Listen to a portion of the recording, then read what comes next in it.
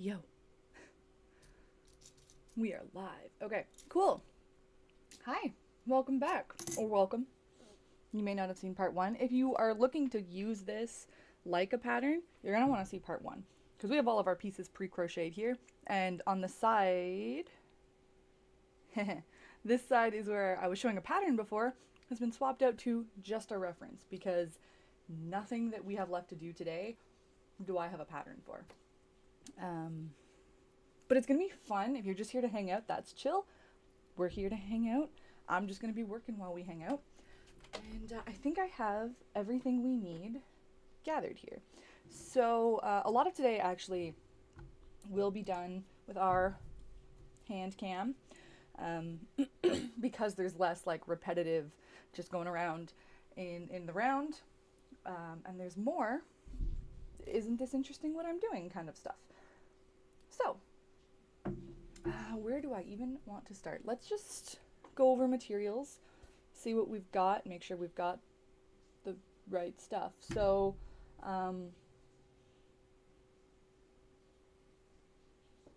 all the body parts are here. It's gonna be interesting. I don't have a good way to zoom out this camera, but I think we'll be able to just kind of make things fit relevant, like what's relevant can at least be on camera. Let me just, hello, Cat's Geeky Crafts, welcome. Right here at the beginning, you're getting to see me get all situated. Okay, so I think the best place to start, I want to do all of this top stitching on the belly, on the back of the shell. That stuff is all going to come first before we do any assembly. And I've got the white yarn now to go around the edge of the shell. And I've got, yeah, the black yarn to do that stitching. I looked at some references to see if black is the right choice or if maybe on the shell sometimes you see more of like a dark brown, but like it seems pretty consistently black. So we're gonna go with that. Hello. Oh, Professor Rosemary. Yo. Professor Rosemary's lab. This is Professor Rosemary is someone that I kind of met through Cupcake Dex's live streams a couple nights ago. And yeah, Professor, the reason why you didn't know I streamed is because I barely do. I have, sporadically, but it's like a New Year's resolution type thing to like start doing it regularly. And so I started this week, just before the new year, as like a trial run to make sure I know what I'm doing so that in the new year, hopefully, they'll be good. So happy to have you here. This is awesome. I think, does it matter where I start? Not really. We're gonna start with the front and put everything else to the side. I don't need my big hook anymore today, actually at all.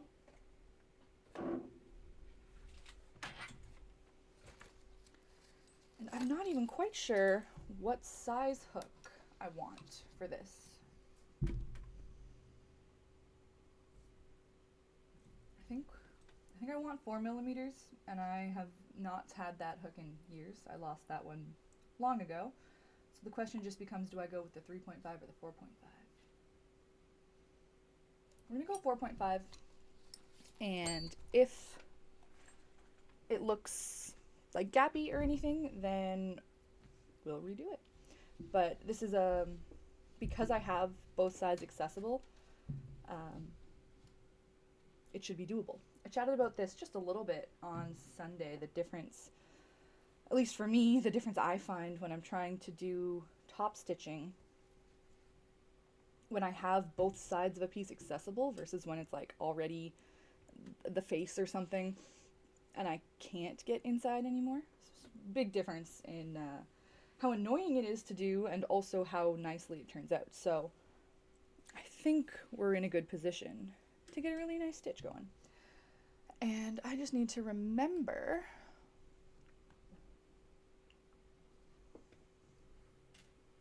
which side is which. And I believe, oh yes, where I ended, that was the bottom. Cool beans.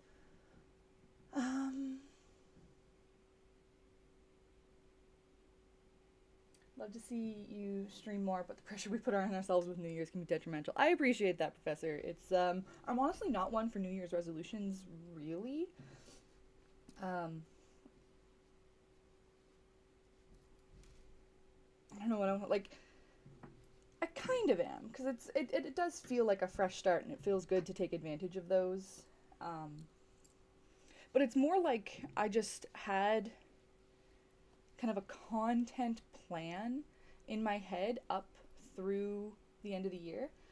And not that I have to be a completely new, better me in the new year, but just that I have a bit more of a blank slate to play with. And I'm excited to explore this direction. But yeah, we'll see. I'm really hoping it's something that I find works into my schedule and I enjoy it and I want to do it. But I just need to have something. I think that was part of the problem in the past, was whenever I had the idea that I wanted to stream, I didn't always have something to stream. I just liked the idea of it, but I didn't have a good idea of like what to actually do. And I did a little bit of gaming, which was fun, just because I enjoy that. How am I going to do the very edge? Okay, yarn. I don't know if we have crocheters in the chat. Professor Rosemary, I know you are on the baking side. Geeky Crafts, Kat might be a crocheter here. So I am going to be talking through it, partially for VOD watchers, and I hope you don't mind that as we go along.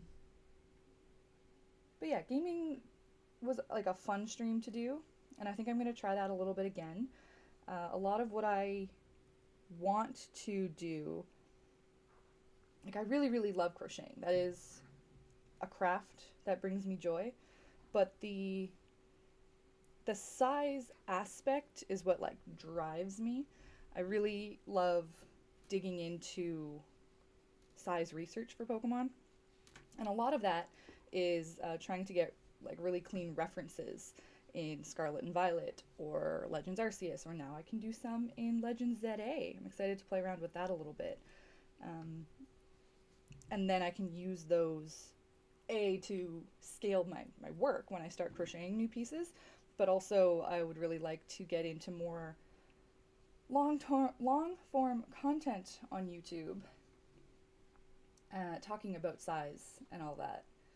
Talking about some of the more interesting Pokemon that I think are measured in weird ways and comparing them and all that fun stuff. So I might start doing more of those research live streams if I end up doing more of the videos that need research. Yeah. Okay, so you can kind of see what I'm doing, hopefully. So yeah, it's just, I'm starting with going straight across. Like we've got, I don't have an easy cursor, but like straight across the top, and then I'll go straight down.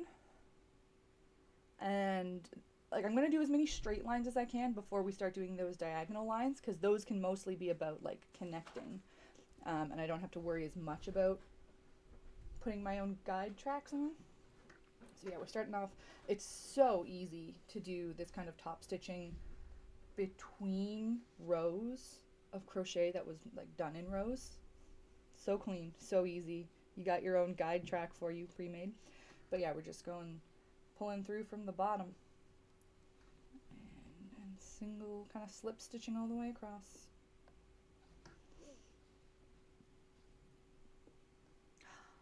Cat's making a ponyta. Oh, and Professor Rosemary, you also crochet. That's awesome.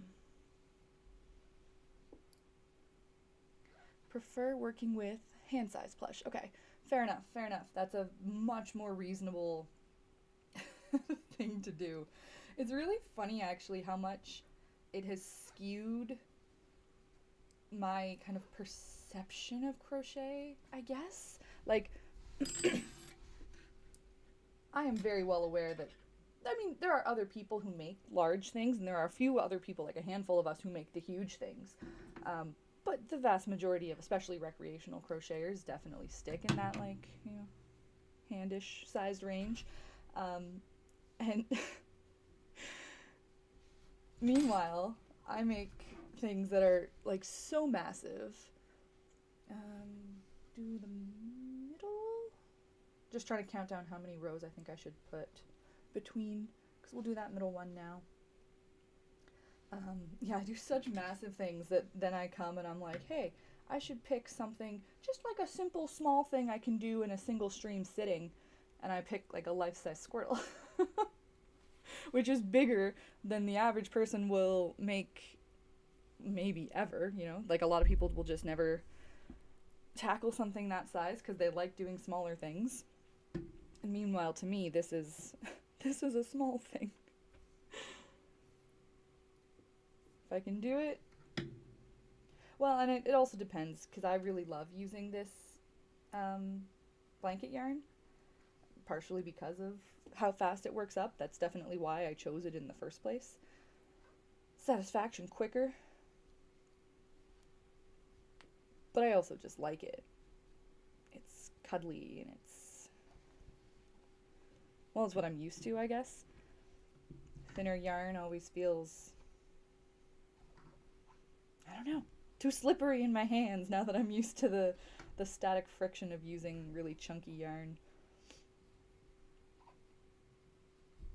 But I think my point is that if you don't use blanket yarn or you don't enjoy working with blanket yarn, then it is completely just unreasonable to ever expect yourself to make something on the scale that I have.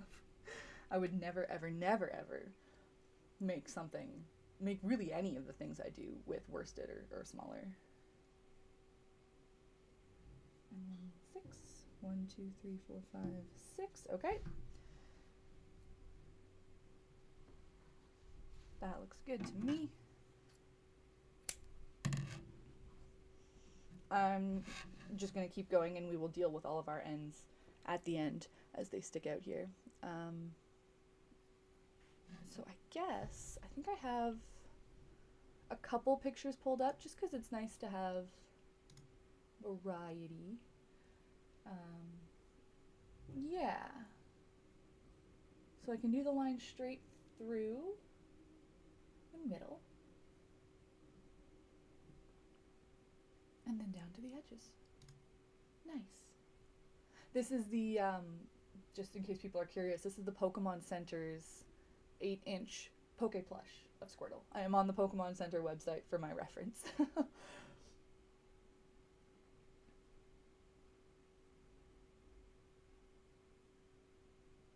My husband is a big Pokemon fan.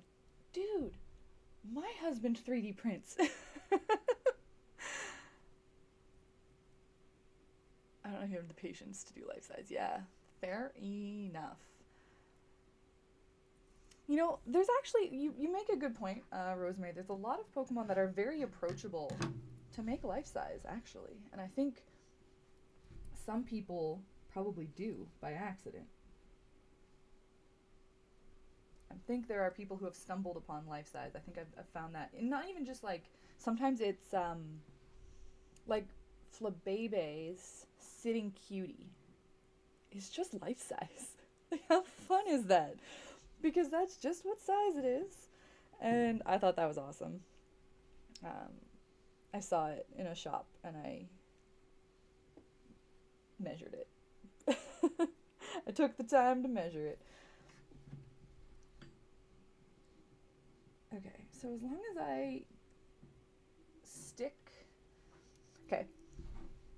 This is where we get into the maybe do as I say, not as I do. Like, I wanted to do these streams to show off how I work for transparency, because I think that's interesting, or like, yeah, just for interest's sake.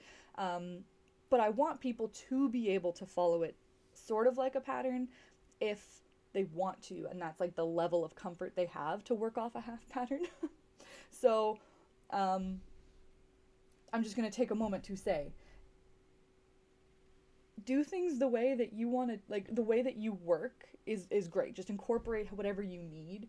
Because I do so much freehand. Like, as I'm saying, like not even marking where I'm going, just trying to keep it a straight line. Because I just can't really be bothered to work with all the tools I would need to map it out for myself. And I am okay with things being pretty good. Like, I'm not a perfectionist with my work. So by all means, if you would want to use stitch markers or whatever else, do it. But I am just going to be seeing, like, this is the line that I want to stick through, and I'm just going to keep trying to insert my hook in midway through there, and I think it's going to work for me.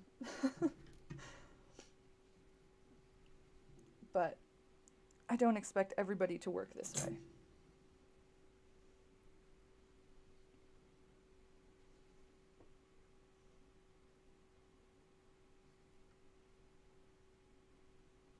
I think one of the interesting conundrums that I have come up with for myself, I'm inventing problems, some of the smallest Pokemon, because I do have Joltik,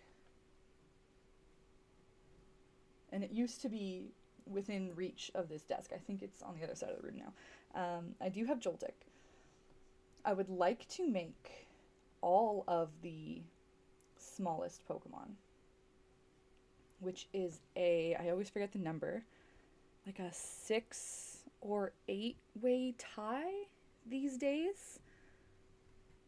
There's a good handful of Pokemon that are all 10 centimeters or 4 inches tall.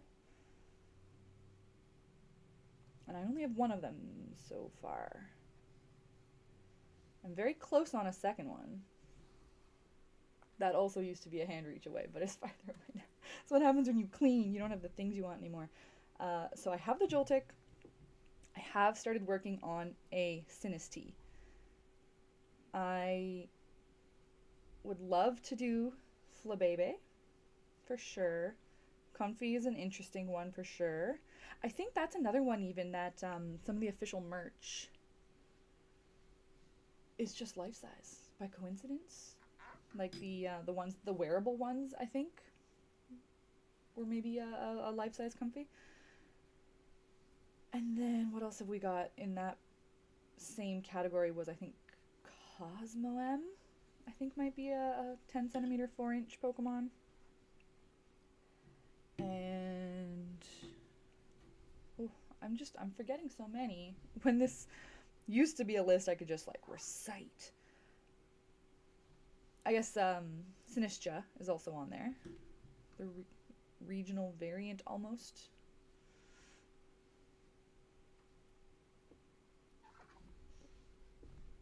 Okay, so I think my stitches are just getting a little bit too tight. I'm just having a little bit more trouble pulling my loops up. But when I start to see like just there's a tiny bit of color poking through between the two sides of my stitches, I'll just kind of go back and just kind of like poke and pull and get things as lined up as I can. These stitches look a little bit tighter than some of my later ones, so I'll just kind of see if I can pull them up. Yeah, that's fine. And then I will try to be a little bit looser with my tension for the rest of this, which is gonna be, I think we want it to be equal distance. So 1, 2, 3, 4, 5, 6. 1, 2, 3, 4, 5, 6. I will mark this with, how about just a needle?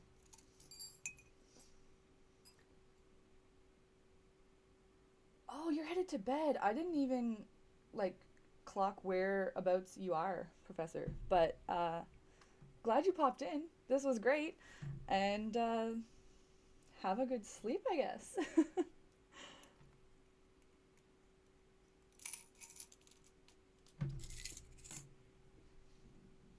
1, 2, 3, 4, 5, 6. So yes, we'll go up until that tapestry needle. Yeah, so I think what I'm going towards here is there's a bunch of Pokemon that are all 10 centimeters, and I would like to make all of them for my collection. But some of them are too small to be made with the blanket yarn. Like, I just can't capture the shapes and details with something this thick. So I have to make it with worsted.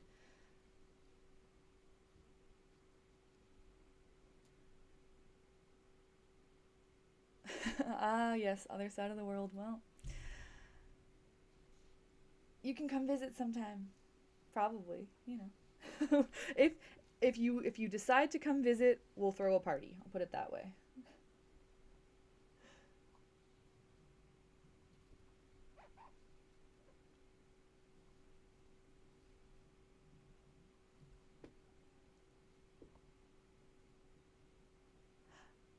Oh, okay. Hey, oh, this is crazy. I think I see who this is. Yeah, Canlin. The font. I need to figure out a way to adjust some of my chat settings so I can actually read who's saying what. But uh, hi, Callan. It is cool to hear from you, and I hope like we're. I'm not. I have a lot to do before Christmas as a Christmas celebrator. I still have a fair bit I want to get done today before I head off to go stay with family for a couple days tomorrow. So I'm trying not to dilly dally too much, but we will be here for, yeah, a couple hours probably. There's enough to do. Okay. It's pretty good, pretty good.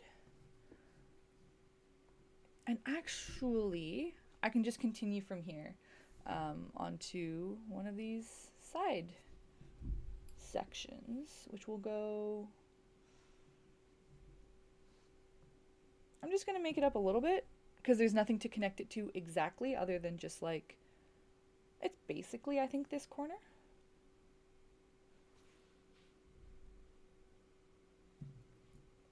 But yeah, it doesn't connect to where. It doesn't connect to here, so that's fine. Oh, I zoomed in. Cool, cool, cool. Yeah, it just needs to be like lower than where these lines are going to go, which it will be.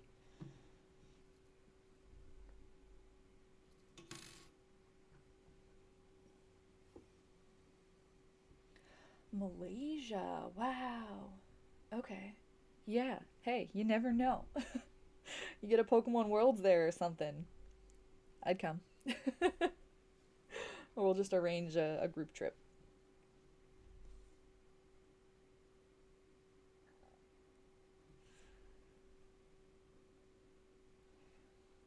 Okay. So this is where I no longer have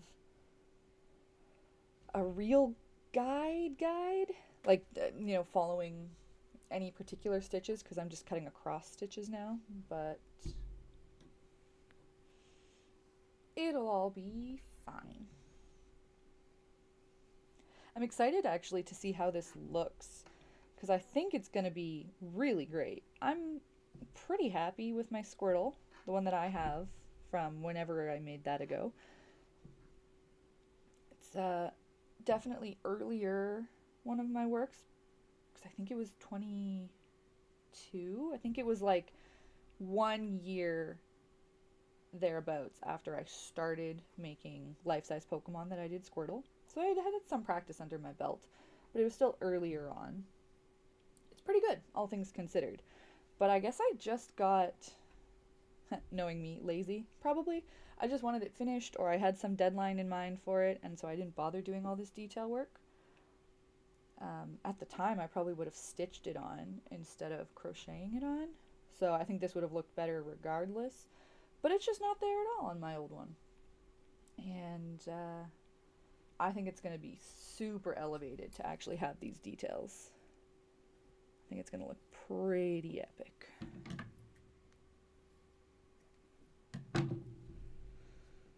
And I had mentioned on Sunday that like part of the reason why we're doing this now, why we're doing this Squirtle, we're doing it live and all of that, is because I was looking for like a chance. I thought it would be good to test out these live streams because one of the things I'm considering, I am toying with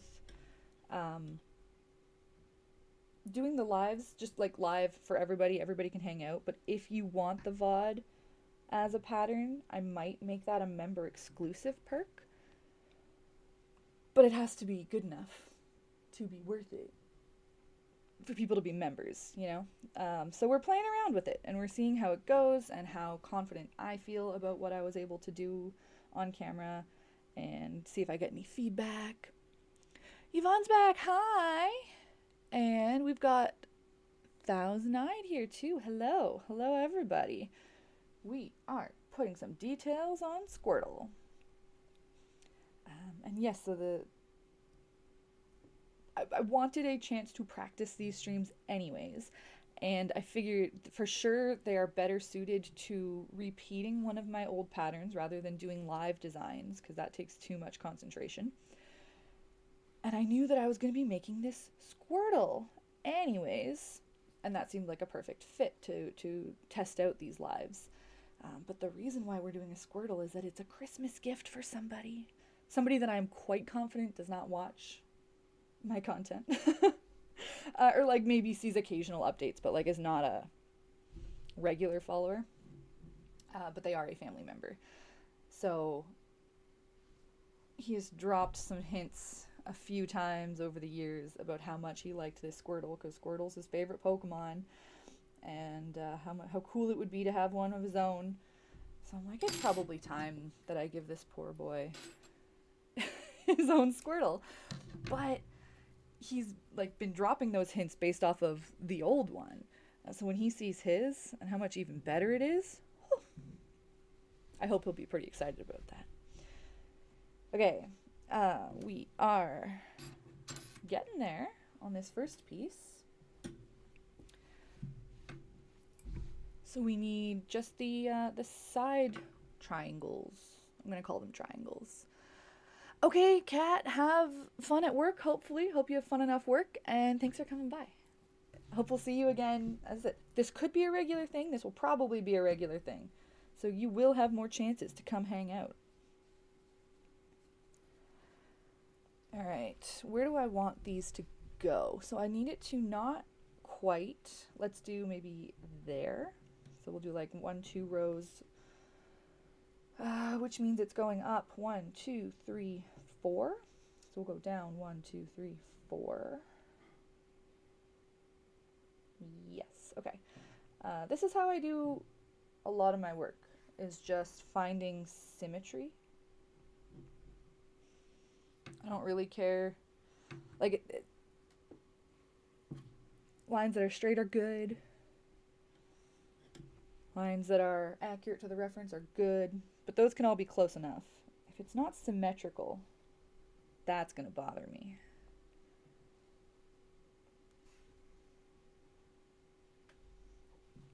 Oh, wait, no, I shouldn't be starting in the middle. I should be starting from one side so that I can do it all in one piece and just turn instead of cutting another strand. Okay, I said here is where we're going to put it. Yeah, so we'll start on the outside edge.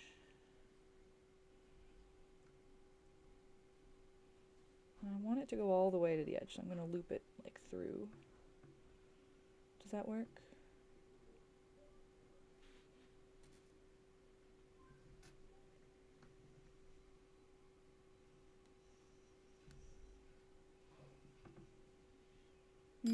No, I don't like how that worked. I don't remember how I did it up here. So that I start... Oh, I think I know what I can do. Instead of just looping it around my hook, I'll do a single, like a slip stitch, maybe? Is that what I need to do? Yeah, okay, because then when I pull up my first loop, I have something to pull through. Excellent. We solved it, chat.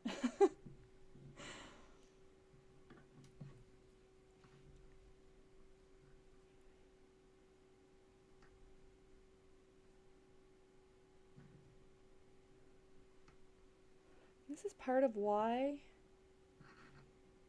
I don't write patterns. This is going to come up again when I do the eyes, because I was already thinking about this, about how I wouldn't know how to write a pattern for the eyes. I never followed many patterns. Like, I just kind of dove into freehanding stuff fairly quickly when I first started crocheting. I don't really know how to explain it other than like, I think it just made sense in my brain, you know? Um, it just kind of clicked in a way that I could run with. So I just started making stuff up pretty early on, which just means that I'm not really familiar with. I can follow a pattern, and I have. And I will, again, at times. Like, I don't do much, like, wearable stuff. So this year, for various events, I made like a top, like a crop top thing, and I made a corset type thing, and I follow patterns when I'm doing those because I don't know how to like contour to a body well enough if I'm just making up my own stuff. But when it's just a plushie, I'm good to go. And but it just means like there are certain things I don't know how to describe as a pattern. Like even this, I would feel bad releasing a pattern that just said like, and then top stitch the details, figure it out. I don't know. I don't know if that's appropriate or not. I don't know if people do that in patterns, but it feels wrong to just leave it at that. But I wouldn't know what other words to put it in. Like, I guess you can do a little bit of a, like, how to top stitch. But again, it's like, I don't want to have to describe the placement of every stitch, right? Like the go between rounds 5 and 6 all the way across. Sure. But then like go down between rounds like 14 and 15 between stitches, you know, like I don't want to have to pay close enough attention to map that all out for people. And I feel like I would have to for it to be like a really good thorough pattern. But when my style is just like eyeball it, that means that my consumers all just have to eyeball it.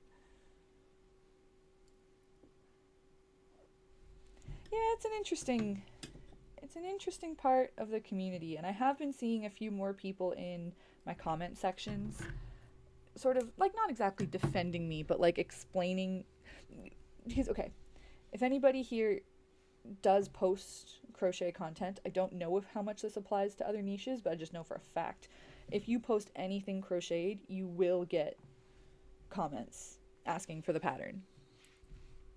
Where's the pattern? Where can I get a pattern? Is there a pattern for this? And you know, it comes from a good place. It comes from people who really like your work, but it is exhausting, and often the answer is like, no, there just isn't one.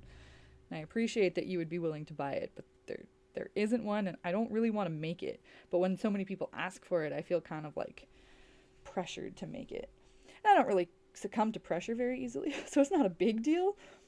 But it does wear on you a little bit over time.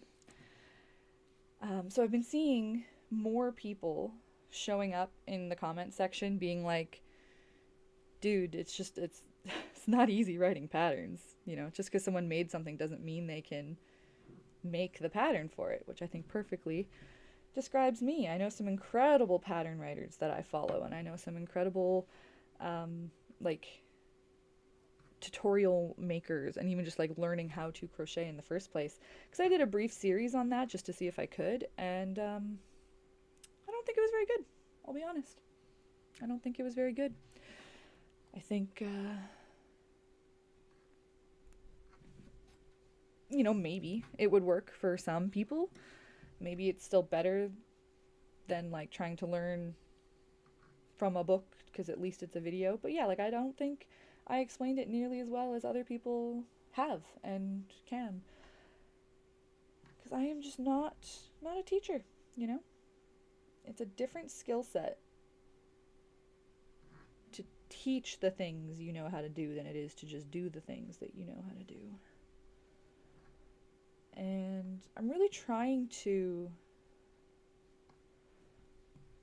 like blaze a bit of a trail. I don't know. I don't know if I'm sure I'm not the first person to ever do this. There's so many people out there on the internet. But when I started crocheting, oh no, that's the wrong. That's the tail from the other piece. And I wanted to do social media around it. It seemed like my only option, especially if I wanted to do it full time and monetize, was to make patterns. Like, that's the way it's done. You go onto social media to post the thing you've made to sell the pattern for the thing you've made, you know? And that's not what I want to do. I just want to make cool stuff and show it off and still make a living doing that. Which is where I have to find, other things to talk about. Find other things that I want to make YouTube videos about that are not tutorials. Find other things that I can, do and engage with people. And I really love going to events, like in-person events. Conventions were a very promising avenue for a while. I'm taking my foot off the gas a little bit with conventions just because as much as I enjoyed them, they're a lot of work and they can be expensive to attend, like just depending on where I need to get and everything. And you usually need a hotel, and it's really, really hard to find a convention with a good budget for my type of creator, as a guest. So it just wasn't worth all of the effort. It wasn't going where I thought it would, but I would still love to do any events that like approach me, right? Like I'm not pitching myself to conventions the same way this year, but if anybody wants me returning, or if anybody, comes with an offer, I would love to do more events. And I think that's another awesome way to, like, again, we're trying to monetize without me needing to get money from my audience. That's the dream. Because I know none of us have disposable income these days, and I just want to make for your enjoyment, but I also have rent to pay. So like it's just this whole cycle, but like you get the ad revenue, you get the sponsors. I want to find people who will pay me to do this so that you can enjoy it without paying to see it.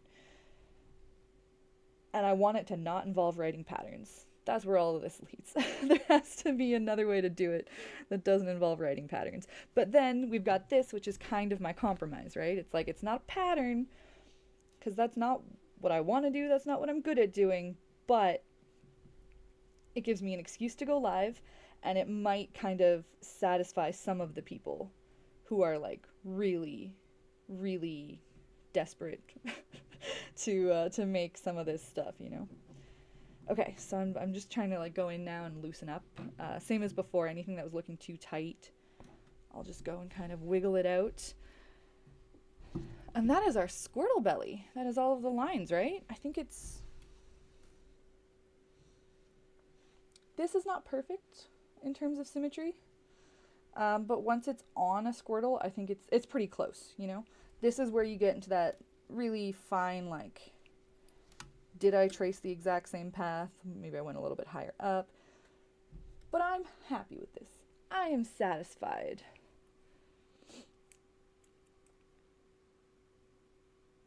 Okay, Thousand Eye also makes stuff and does not make patterns. Respect. Solidarity. And it's, I don't know. It's hard. Like, I think it's because there's an expectation of it. In a way, like, because that is the path that so many creators choose, people do just assume that there's a pattern or that there will be a pattern.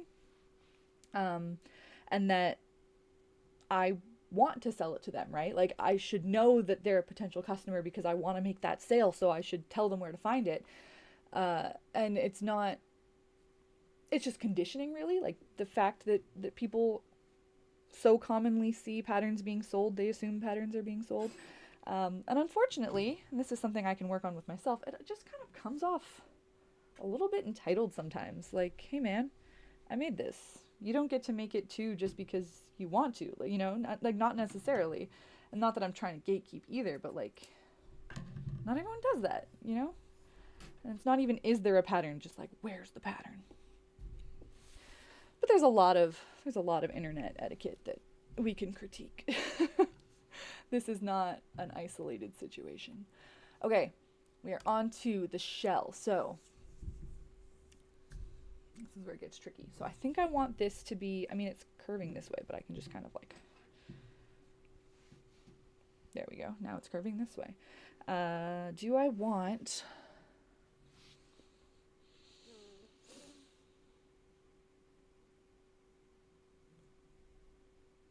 grabby hands, give pattern. Some people, honestly, some people though. So I'm just trying to decide which side I want to be showing. And I think actually I might want to use the wrong side in this case. I like the difference in texture, you know? I feel like having the wrong side against like right side body pieces, I like that. It just gives that contrast. Okay, we're going for it. So I'll do, this will be the top. How big of a neck hole do I need?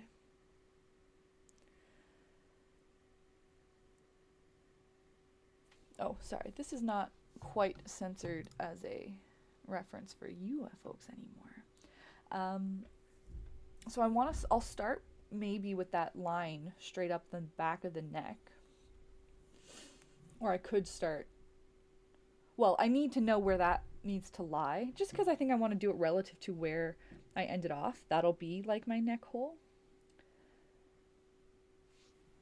Let's look at past Squirtle.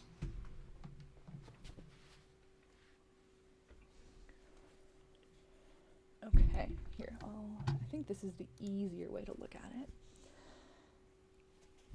And everything's stitched up enough that it's hard to say, but it looks like 1, 2, 3, 4, 5, 6, 7, 8, 9, 10, 11, 12, 13, 14, 15.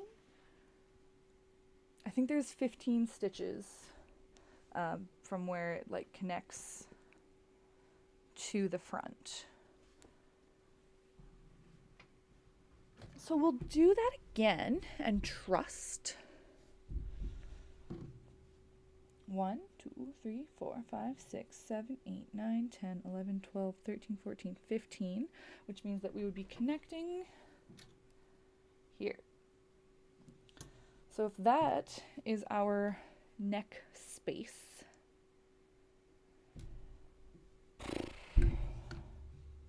flip back. That is our neck space. That means that 1, 2, 3, 4, 5, 6, 7. 1, 2, 3, 4, 5, 6, 7. So this is where we need to connect that first line. And how far down does it go? All right, maybe we'll go all in on marking stuff, because I do want this part to look great. And this is a little too complicated to really truly eyeball. So that's going to be the top.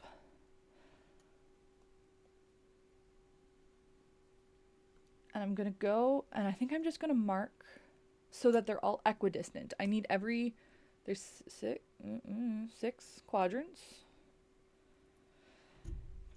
And if we pull up our pattern that we actually followed on Sunday,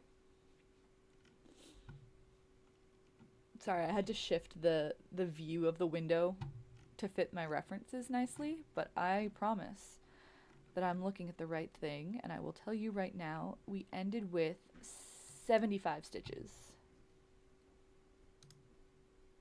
75 is not divisible by 6, unfortunately. But 72 or 78 are.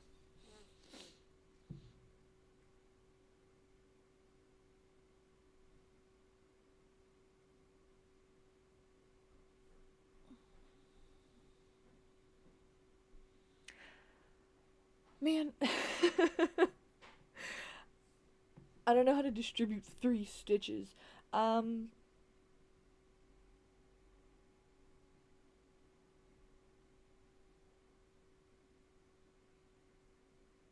mean, it's not going to be significant if it's off by 1 stitch. I think that's what it comes down to. I'm thinking like if I had, like, okay, so if I divide by 6, then I have 3 stitches left over to put in something.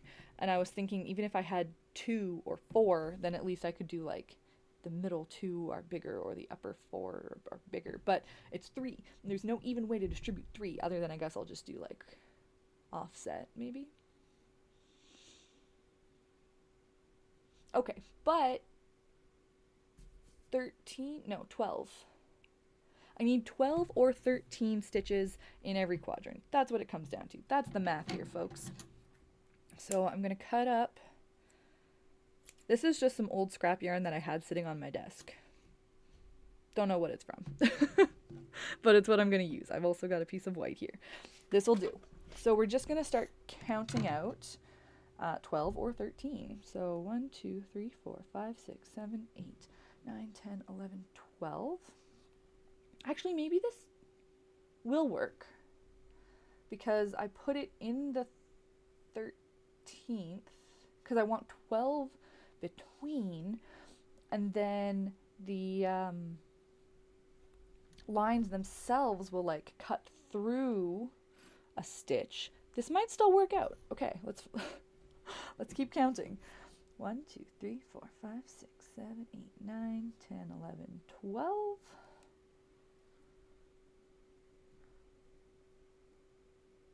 I think at this rate, I'm doing something wrong, but 1, 2, 3, 4, 5, 6, 7, 8, 9, 10, 11, 12. Yeah, I think I'm going to end up, at this rate, I am using 13 per quadrant, which means I'm not going to have enough. I'm going to come to 78 instead of 75. 5, 6, 7, 8, 9, 10, 11, 12.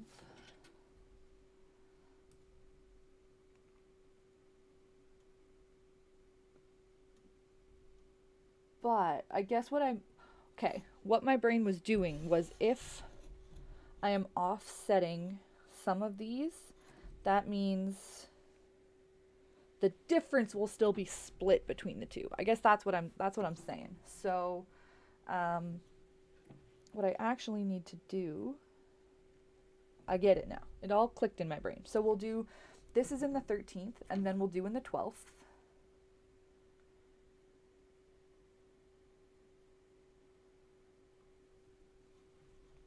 And then we'll do in the 13th, and then we'll do in the 12th. But I think everything will still actually be equal in the end.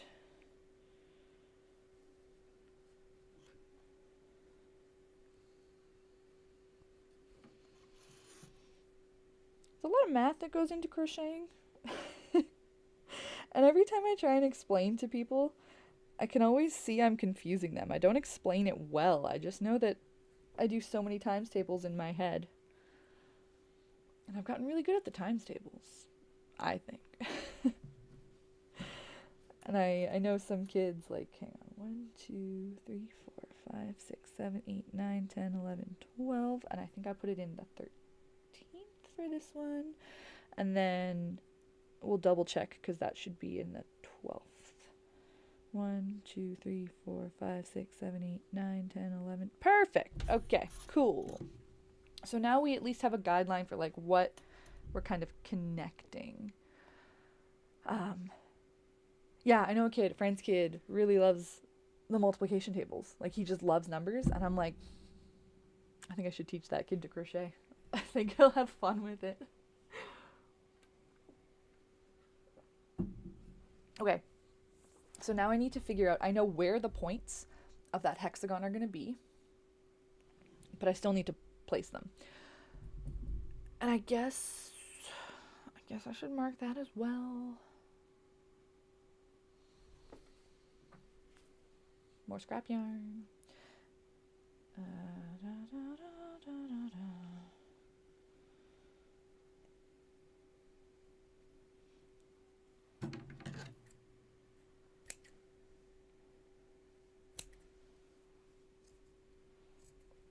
See, I guess this I could put into a pattern, sort of, like marking off equal sixth around your shell, and so how big should the inside be? It's not huge, eh? Like maybe we'll go in 1, 2, 3, 4, 5, 6. I'm gonna try wrapping it around the 7th row in. I don't know which row out that is. We're counting in now.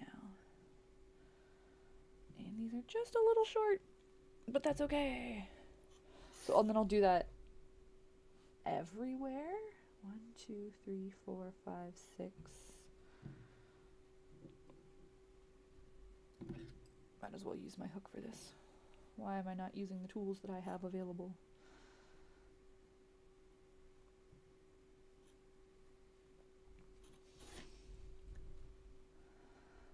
2, 3, 4, 5, 6.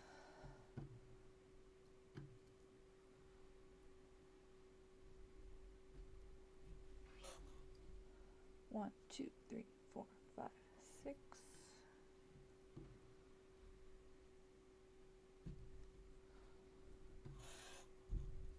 1, 2, 3, 4, 5, 6.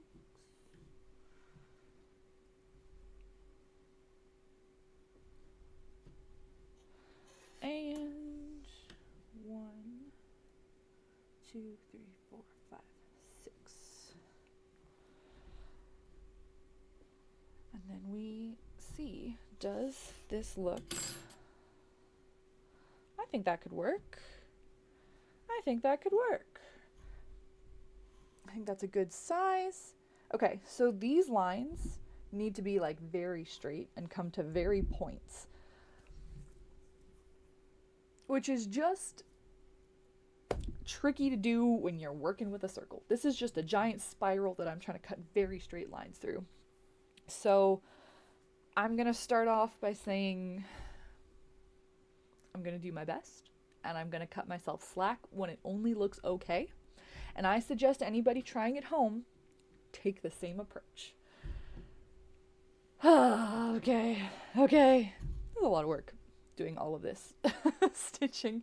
Actually, it would be so much faster if I just sewed it. I'm not gonna, because it looks better this way. I may be giving this Squirtle away, but I'm going to take so many pictures. I'm going to be so proud of it, and I'm going to brag about it. So watch out for that on social media. Of course, I need to come up with the idea of like what that short's going to be, what the narrative of that short's going to be, and I have like 12 hours to figure it out because I need to wrap it. But I think I'll just take pictures like side by side. Yo, Moon's here. It's okay. You're only a little bit late because we still have tons to do. We're working on the back of the shell now. The front of the shell looks pretty great, I think. Toot that horn, you know. So I'm excited to see how the back turns out because we've got everything all marked out, which is, you know, when Katzer's marking things out, it's serious. Okay, so I think I can mostly just kind of cut across. Like, it's really just for the length of line we're doing here, it's kind of just along the seam, which is also, I don't think I would hate that, you know, if instead of making it like a super duper straight line, I just follow the line of the like the work, the crochet. You definitely lose some of the, like, you don't get the harsh edges, the points between the lines, but I feel like it would still look okay, just a more rounded hexagon. Okay, off to a half decent start, but yes, the true test is going to be this vertice. How verticed can I get it? And I think I can just pull that out of my way now. So let's do a pretty harsh turn and see. I mean, I also don't want it to be like super duper pointy, but I just want it to be defined. think that's looking like defined. I guess I've been doing this throughout, and I can just take a minute to say, I often will use my crochet hook as a bit of a guide. Just like, as much as I say I don't mark things out, I do use it just to like connect my 2 points, see the line, and then kind of as I pull back along that line, I can find the spot where I need to insert. So yeah, like that's the point of these streams, is just to show off, like, as much as I don't have patterns per se, and I freehand things, I still have a lot of, I guess, the tips and tricks variety of knowledge to share of just how I do things, how I get things done. Thank you, Moon. I do think I think this is gonna look pretty killer when it's all said and done. Oh, Thousand Die is moving. Hey, I hope you've got like a new place that's great. I hope you're moving up in the world. That's always the dream. And I am all for the body doubling. In fact, that's low-key why I like streaming. Because I can't get distracted, right? If I'm on camera, then I'm not going to put this hook down and start like playing games on my phone. I'm going to keep working. So it's beneficial to my ADHD too. And actually, this is working really well. I think that's like dare I say, it's kind of perfect. That's like a great angle. This is working out, folks. And I almost feel like I need to write something down so I do have a pattern for myself in case I want to make myself a Squirtle again someday. Odds are a shiny or a... Actually, this could apply decently well to a war turtle. I would love to make a war turtle. I think war turtle may be...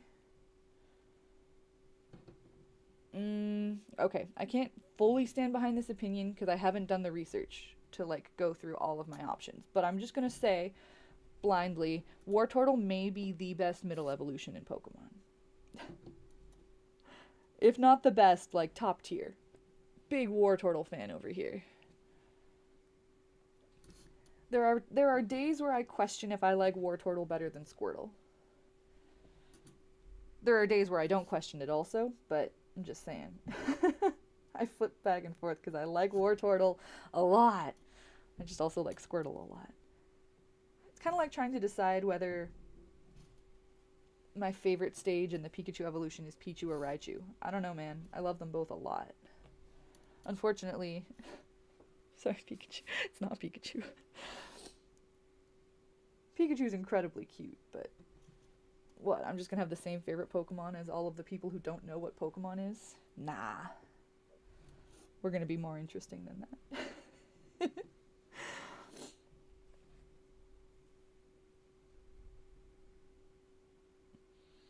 Aw, high five! I'm so glad you like it here. Things ain't fancy, but I think it's fun.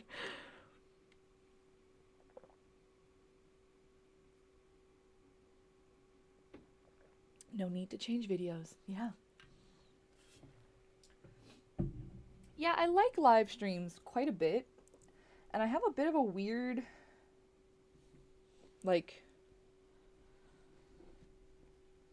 I am mostly a lurker, but sometimes I feel weird being a lurker. Like, it depends on the stream and how familiar everybody seems to be with one another and all of that. But I actually quite like VODs. Like, I will frequently watch past streams while I'm working. But it's not all that often that I watch things live.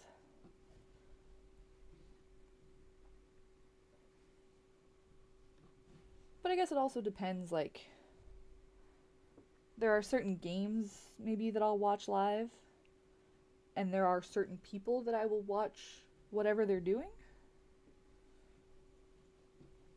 But there's not a ton of both, right? Like, it's got to be a good intersection of somebody you like enough doing something you like enough. Hey. This is actually going better than the top of the shell, I feel like. For whatever reason, I'm finding this easier to work with. It's going faster.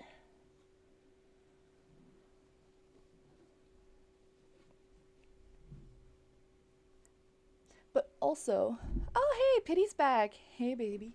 Hey Pity baby. We don't need to be that casual just yet, but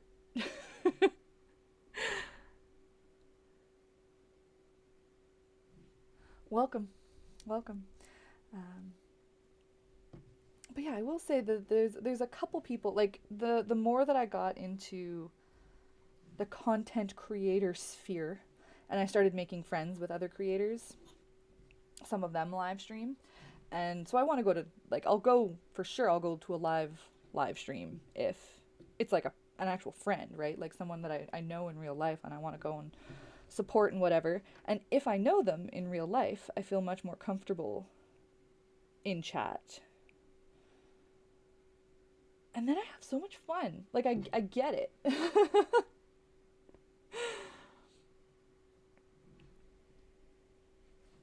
And I'm just not quite there where I'll show up in anyone's stream and like chat in chat. But I do really enjoy being in the live stream of somebody that I know where I feel comfortable chatting. And most of the time, if you ever want to catch me in the wild in a chat, like Professor Rosemary did Sunday night. So after we streamed on Sunday and I ended stream, I got myself a snack and I put on the Cupcake Decks live stream. Cupcake Decks is one of my favorite creators, and she does streams twice a week. I don't make it to all of them. I should make it to more of them, but you know, busy people forget sometimes. This is part of why I don't do live streams, is because I'm so bad at maintaining a schedule. Then I forget when people are live, and then I missed it. But she does twice a week, and it's usually one gaming on Thursday nights and one baking every Sunday night. And the baking ones are the ones I usually go to. She makes Pokemon treats, all different like types of recipes and designs, and it's a lot of fun. She's a lot of fun. And that's probably the most common stream you'd ever catch me in, where I'm not just lurking and you'd never know.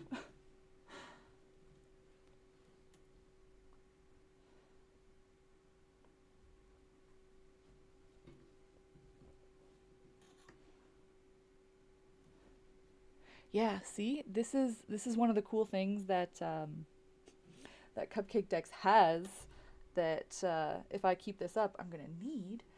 She's got a really great mod in her chat that would, in this type of situation, be dropping the socials of the person that I'm talking about in chat for me.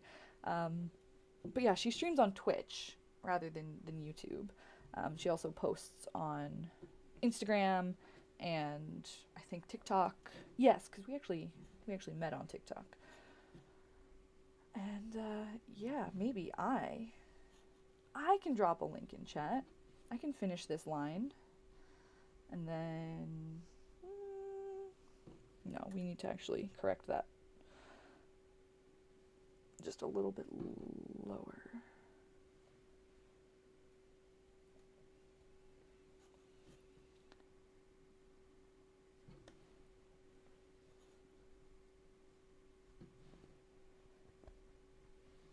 Yay! Okay. That looked pretty awesome. And I will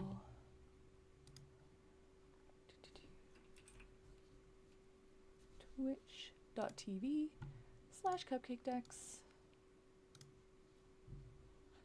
And she always does such a sweet shout out to me when she sees me pop up in chat. She's just like, y'all, Katzer's here. Do you know about Katzer?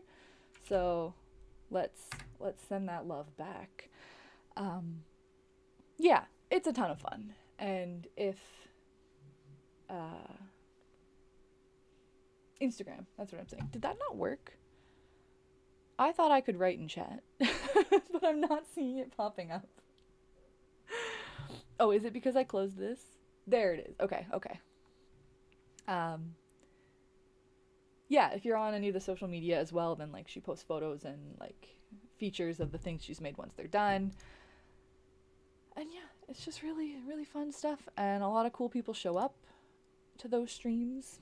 You might see me. You might see Professor Rosemary. You'd probably see Miscellaneous Mouse seems to be there every time I go, which is another incredible Pokemon baker.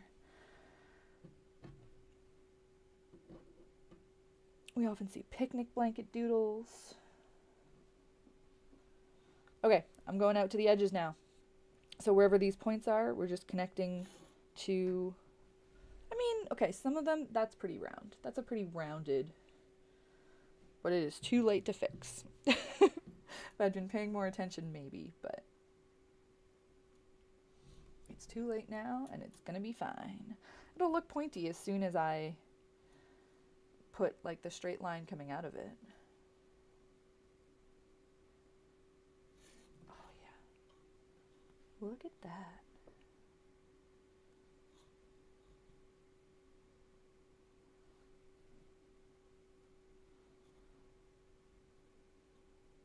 And that's the other thing, is sometimes you want your line to look nice and straight, and that means you end up missing what you marked anyways by one stitch. So that's fine. It's all going to be fine. No one can perceive fractions this well, so I'm still excited about it. Where did I put my scissors?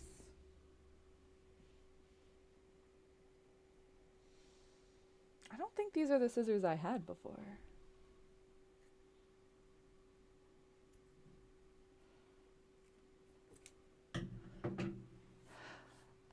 Oh, yeah, Moon, I know that there is a delay live, but on my back end it should be instantaneous is why I was questioning it. But yeah, thank you for the reminder.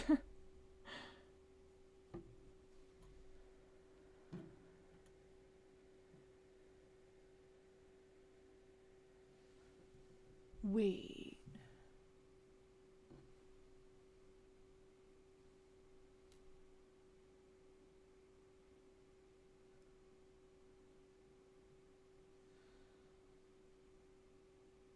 What was this for? Oh, okay, sorry. No, that's the other end of the neck, so it's fine. I was afraid I did something off kilter, which wouldn't have been the end of the world anyways, but no, it's fine, and I know what it's for, and it doesn't need to be there anymore. Okay. That's one down.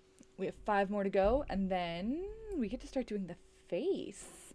It's been just over an hour. We might still get this done in 2. If I'm done by 3, that's plenty of time to do other stuff with my day. I have one other... How do I want to do this?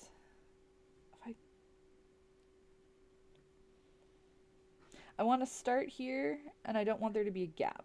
So that's all I'm trying to think through. So I think if I just start behind the line, that's my best bet. I have one other final Christmas gift to make today. But it's not crochet and it's not Pokemon. So it's not relevant to Katsu's niche.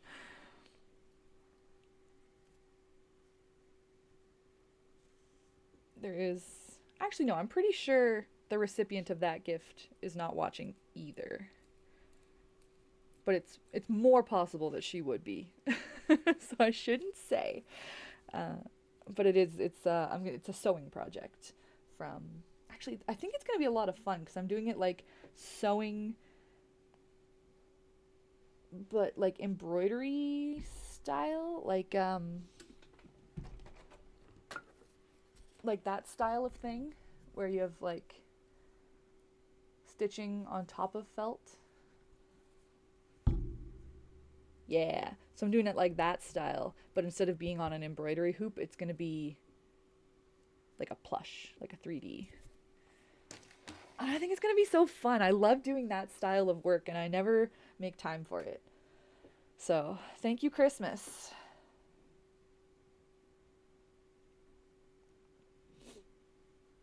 Oh, Christmas coasters. Interesting. Like a resin pour kind of thing. I'm trying to think of there's a few different ways maybe you could make coasters. I did some wooden engraved coasters for Christmas once, but that didn't involve my hands. That involved a laser cutter.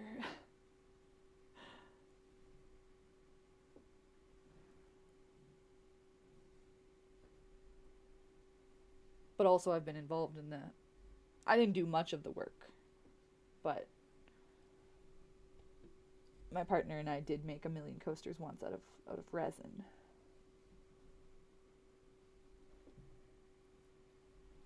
And I feel like that's what I see like people in case. Oh, they're crocheted. Oh my gosh, duh. I can't believe I didn't think of crocheted coasters. I guess maybe because I was thinking about my non-crochet activities, I put myself in the non-crochet headspace.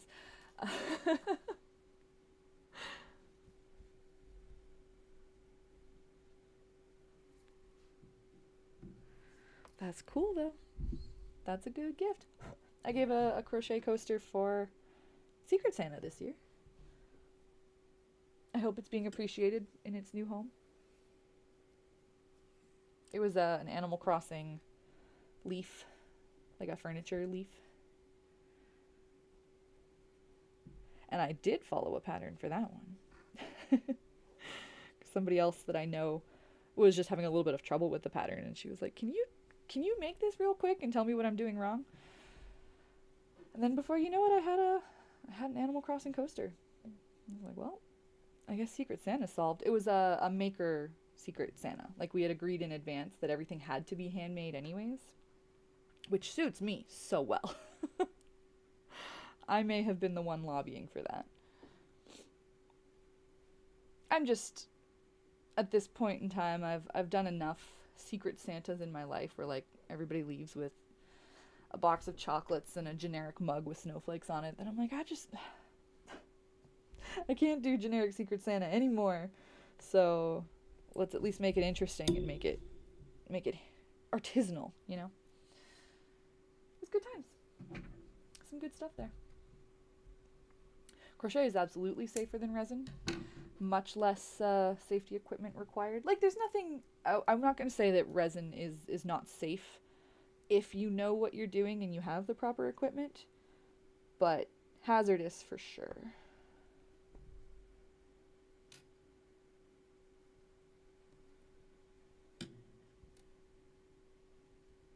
Did I tie this into a real knot? Am I going to have to cut you off?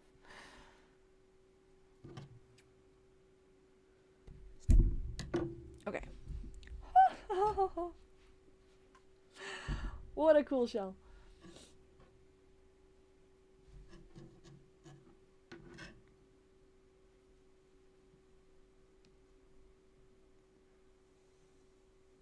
Oh, I see. I see what I've done. I've made a mess. I thought this was still like an active loop, but it was not. I had finished that off. Okay, moving on.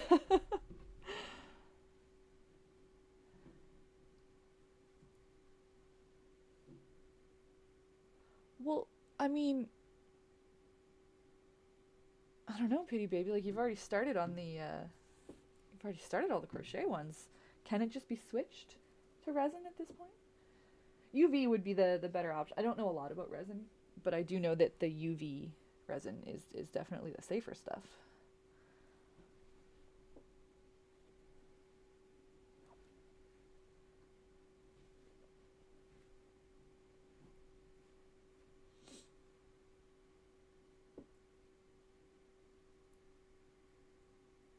But you also need the UV lamp, which I mean maybe you have. It sounds like you have done this before, but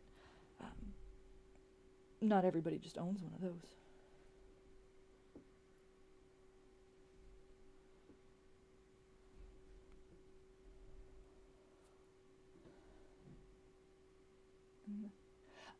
Oh, sorry, you would opt out of Secret Santa, not you would opt out of resin. That makes more sense. Yeah, if I was in a workplace Secret Santa, I would opt out if I could. I always, like, we used to do them in school too. Like, in middle school, they would have the whole class do Secret Santa, and God, it was miserable. I hated it. I didn't want to buy something for a classmate that I wasn't friends with. I didn't want to have to come up with a gift list for classmates who weren't my friend to buy me something. Like, the whole thing was stressful. But it was such a... I didn't want to be the only person who opted out, and then, like, on the 21st or whatever the last day of class is, everyone's giving gifts, and you're just like, can I go to the library? Anyways, this was a friend group thing, but I still find it equally stressful, sort of.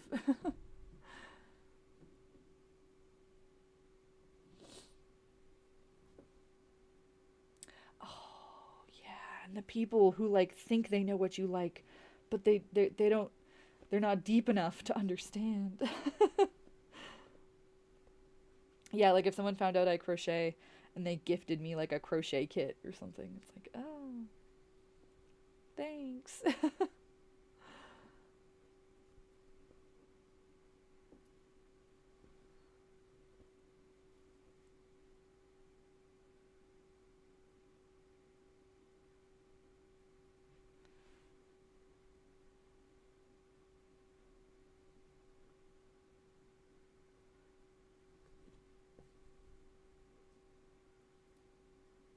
Oh, hang on, man. I just realized I could have been listening to chill music this whole time. I think you hear that. Oh yeah, that's totally capturing on my mic. Not better. Not just even better vibes.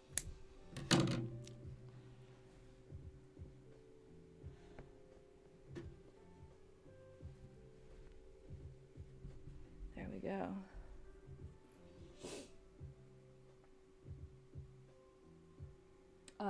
Haven't done the resin casting, just down a rabbit hole of information.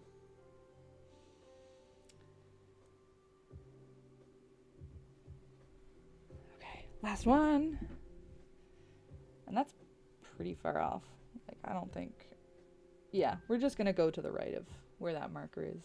That's okay. See, this is the other reason why. What's the point? What's the point of marking things out when I end up freestyling it anyways? I feel like that's a trend in my life, whether it's patterns, whether it's a schedule I set for myself. It doesn't stick, so we just freestyle. So why not freestyle from the start?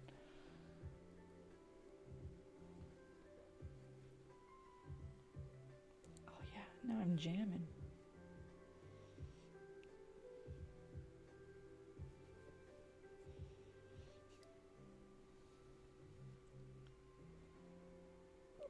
See, now, I think I'm going to be really jealous that I don't get to keep the Squirtle that I'm going to end up being super proud of. I mean, you know what? Hang on. I shouldn't talk too soon.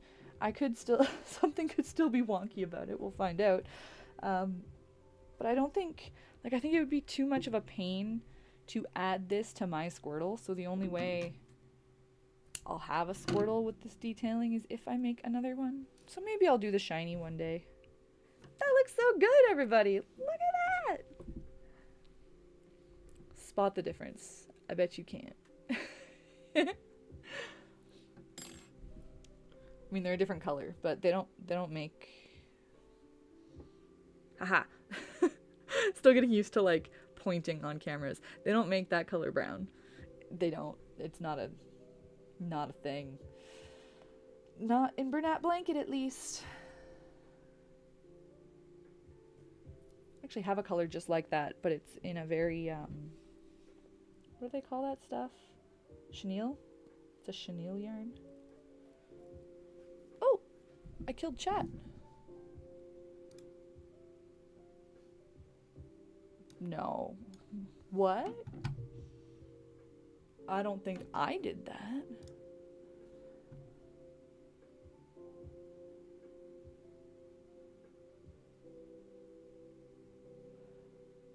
I don't... okay. I thought I was gonna have to restart it. I was just trying to, like, figure out what happened to chat. I don't know. It just... But it's clearly back now.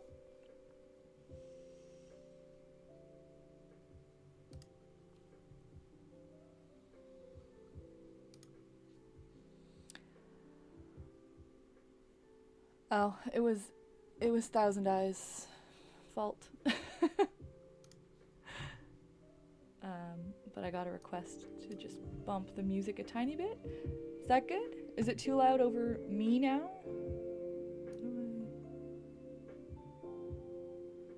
Maybe there. Oh, and now I just need to find.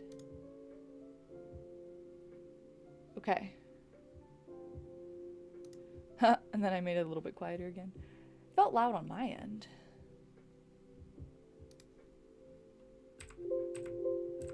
Blip. Chat's back. Like the backlog is back. What?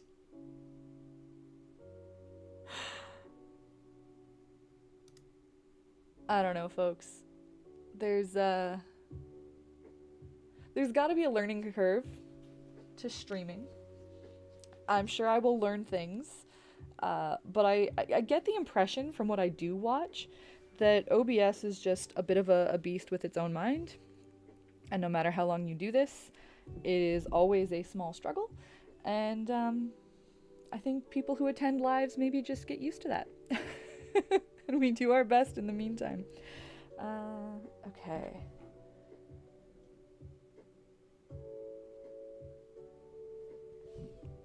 Did I miss a stitch there? Weird. So yeah, I'm just seeing what I can tie off. I tied these together because if I can get away with not like weaving an end the way that ends are intended to be woven, I will. So I'll just like tie knots because this is the inside. It can look like anything and no one will ever know.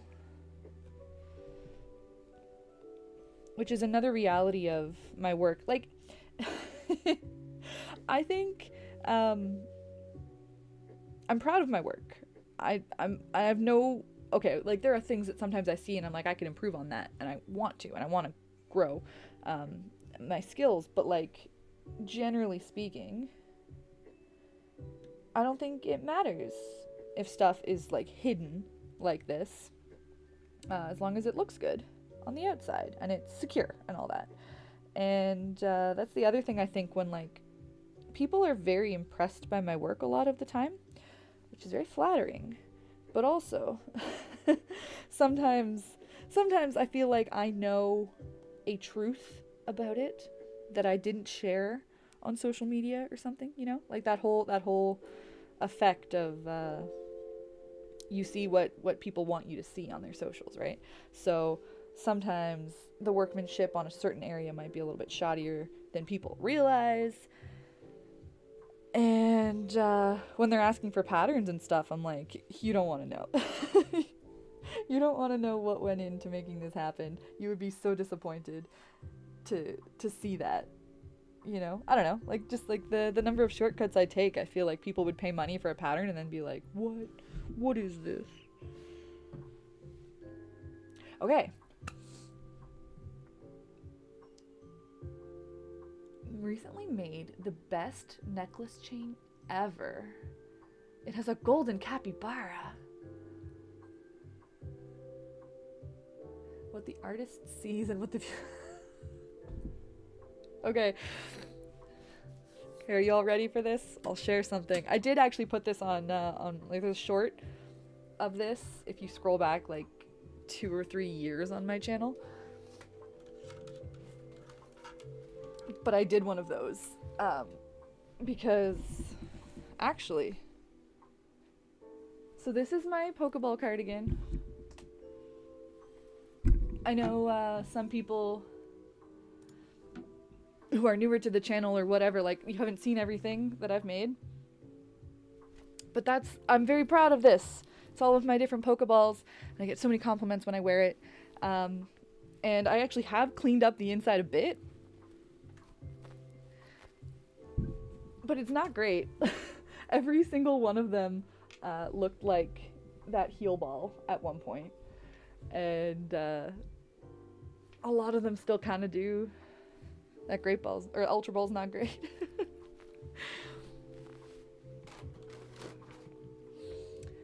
And that tapestry back there, you can just kind of see there's like some fuchsia. It's because I made a back panel because I didn't want to clean up the back. So I just covered it. Yeah. You will not catch this girl weaving ends very often. Okay, I just realized I've got this white sitting on my desk. So why don't we go around and do the outer edge of the shell before moving on to the face. Goes, yes, all the way around.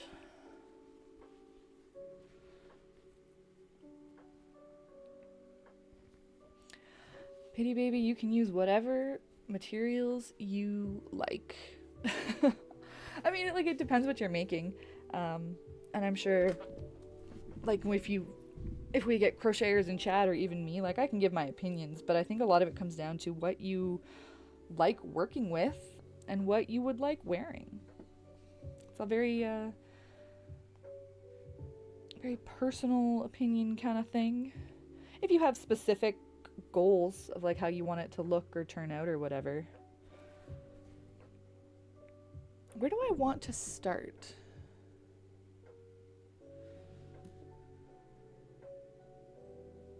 Just trying to think if it matters, because it'll overlap a little bit, like there'll be a slight blub. If I want to hide that at the bottom, maybe. I guess I'll just continue on here though. Let's use this up. I've got this tiny ball to use up. And I probably will not be enough, but that's okay.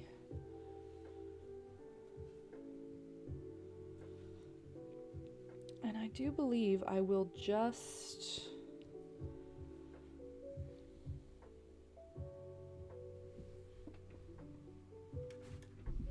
So I think on this Squirtle, I did the white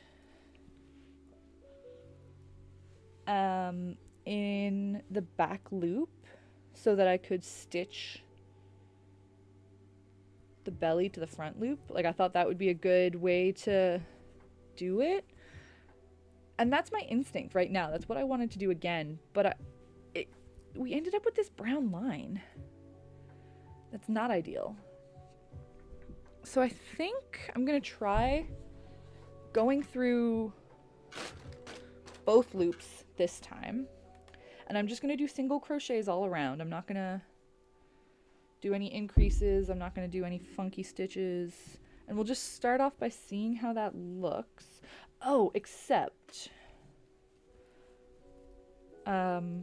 because I'm not going to go out of my way to do any kind of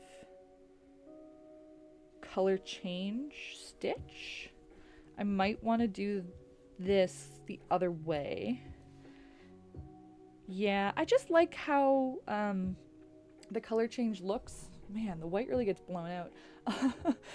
The way the color change looks on the right side better than just like the shape of how it looks on the wrong side, and you tend to get a little bit more of like brown between the gaps, I find, on the wrong side.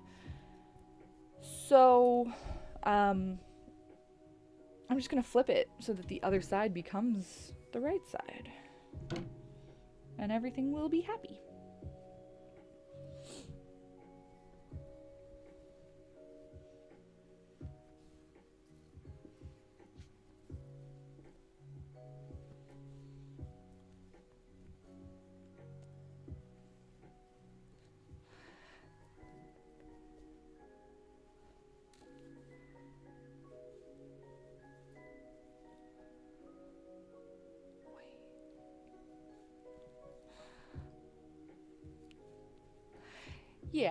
Yeah, there's definitely something to be said for people who don't do your craft at all, the type of praise that they have to offer. Like, not that they don't mean it, right? They just don't even understand what skill goes into what.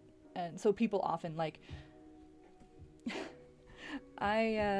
smaller known fact, it comes up on the channel occasionally, I am a juggler. And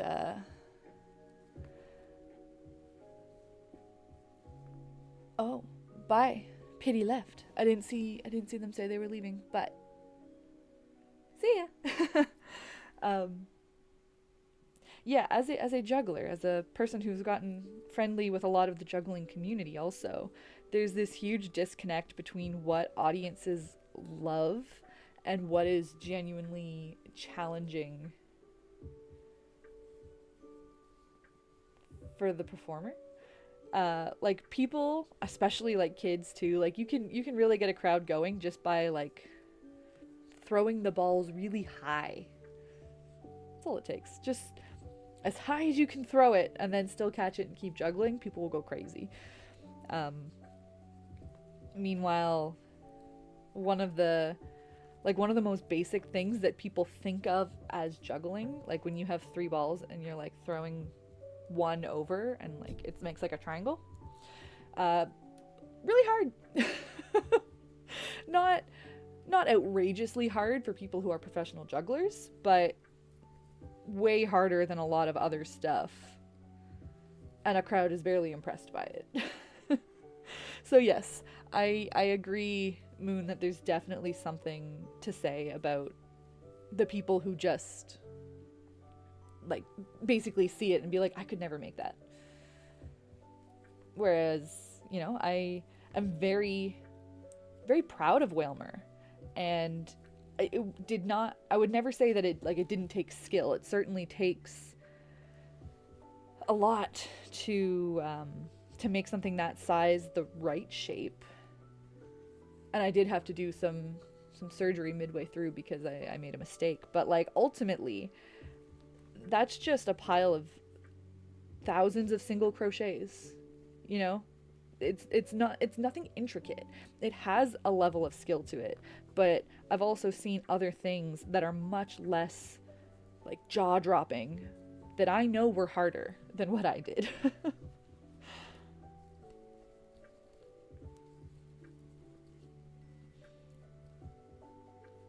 And just the fact that the same thing happens to me too, in that sense of like, even as a crocheter, but like within my niche, there are some people who, as I was saying, I don't really do clothing. So some people will make really incredible tops and things, and I'm like, that's impressive to me. I don't know how you did that. So so I'm impressed.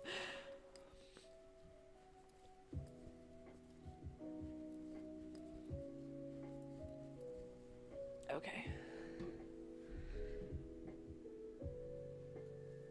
This hasn't been super on camera, but it's also not super interesting. We're just single crocheting around the circle. And we are almost there. I'm just making sure that all of these ends are just tucked in when I crochet over them. So they're only on the inside, nothing showing on the outside. The question then becomes, do I need to do a second round? Maybe. Maybe it wouldn't hurt.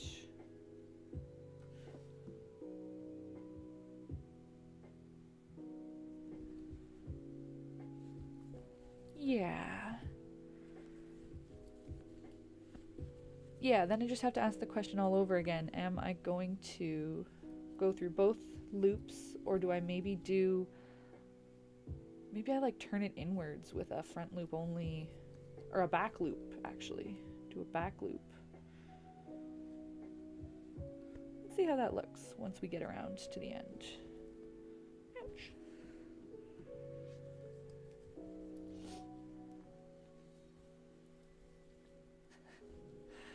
Yeah, it's the sheer size for sure that makes it really a challenge at all.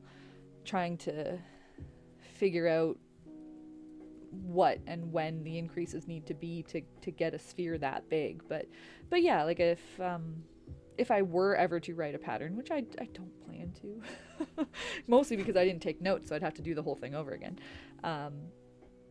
Anybody could do it. Like, I think it's honestly like a beginner pattern with enough patience and budget.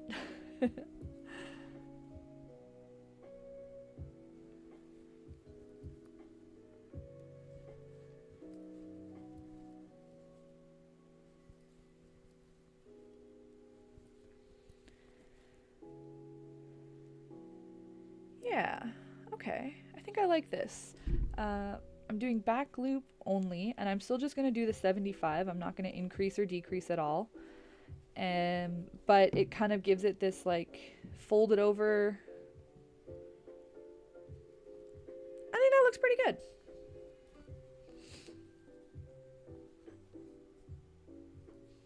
And it gives us a little bit of, so if that does do a nice fold, then it just, the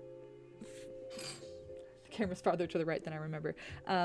It gives a little bit of cover for where this will connect to the belly piece. And if I want, I can even go back and sew it down. Like if it's not covering as well as I want, I can actually stitch it down. But it gives us options.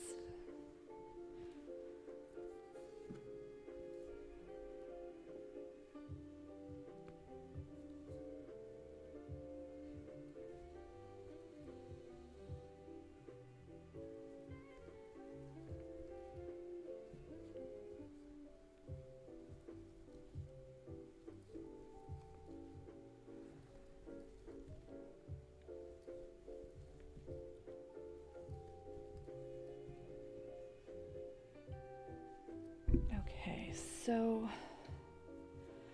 for the eyes, I'll start talking about it. On our previous Squirtle that I've shown off a couple times, it was just felt that I cut out and stitched on. I think it looks pretty good. I don't really do that very much anymore these days. I find it's kind of annoying. Like I'm never satisfied with my sewing. It's fine. I find it hard to get nice, even stitches that are really secure and don't kind of bulge weird using thread to sew onto yarn like this. Because there's only so many loops and you can't go through stitches. Like you can't go through the yarn. The yarn is just one solid piece, unlike a worsted or something. So more and more I'm switching to crocheting facial features, which I enjoy and I think usually looks good, and I have a much easier time stitching those.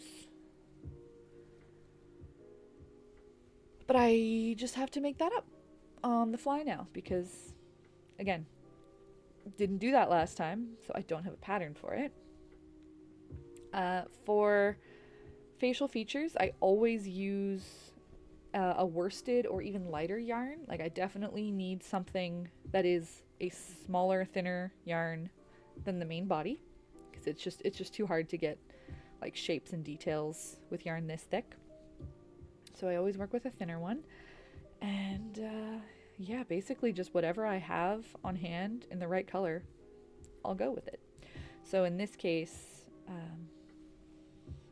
like the white and the black we can use again. Those are both worsted. This is what I have that I think I'm going to use for the color of the eye, just because I think it's the right color. You do see a little bit of variance. I mean, you see this with every Pokemon. There's a bit of variance depending on which reference you're looking at. That's just how they do. But generally, Squirtle does seem to be a like a kind of burgundy-ish red. Sometimes they actually come out a little bit more purple, but I have this color, and I think this is a pretty good fit for at least like what we've got pulled up right now from the Pokemon Center. I think it's actually a really good match to that. Whereas some pictures show it, as I said, a bit more purple or something. As long as it matches one of the references, then you have evidence. And the people who look at things once they're done don't have any reference. That's the greatest thing. I talked a little bit about that, and I think I lost my train of thought before I totally finished it on Sunday, but the difference between like what people think something is versus what the reference shows. Like, I don't know what color people, if anyone wants to tell me what their opinion is, what color Teddy Ursa is. Because I can picture it. but I also picture him like a bear, you know? So it's like he's like an orangey brown, I guess, is what I would have always said. And then when I was making him and I was going through my yarn stash trying to find something that color matched, Teddy Ursa is like the exact same color as Trapinch, which feels wrong to me, at least. And the same can kind of be said for Ditto. A lot of people have a lot of feelings about what color Ditto is, regardless of what official sources might say. So sometimes you just go off what you think it should be, even if you can't find a reference to support it, because that's what people want.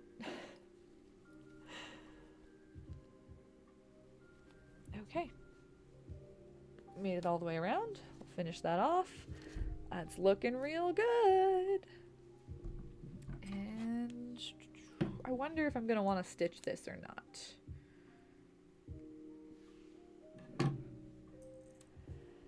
It's a pain to work with this as a loop, but I might leave this connected in case I need to cut it long to stitch with. I think there's a decent chance that I will want to do that. Okay, so I'll just put that in the basket and put the whole thing off to the side, and we can get into face stuff.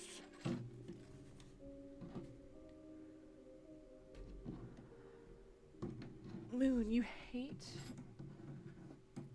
tying yarn string if you can't get it to stay.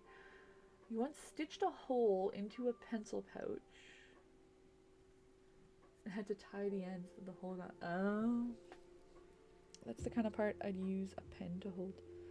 Yeah, okay. Quick hydration break.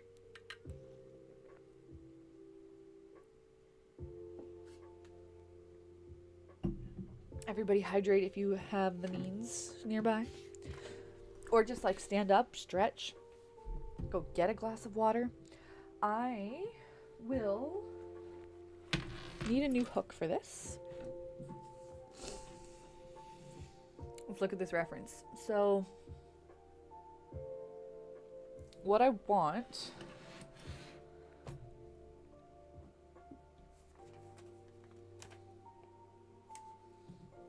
get a scrap of paper.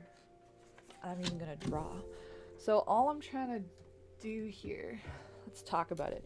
The shape of the eye is like flat on the bottom, rounded oval. God, camera's not gonna adjust well, but that's what we're going for. Now within that, it's basically all red with just kind of like this sliver of white on the side, and then black pupil, and of course the white kind of shine.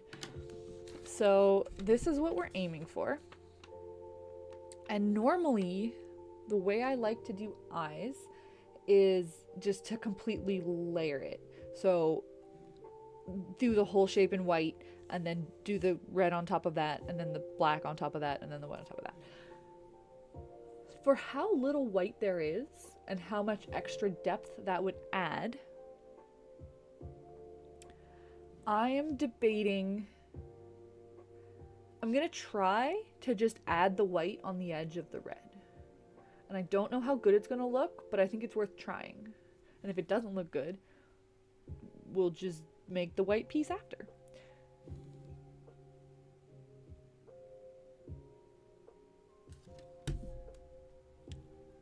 For this, as I was saying, this is a color that I think is a very good color match. It's actually an even thinner. I think this might be a weight 3. Maybe.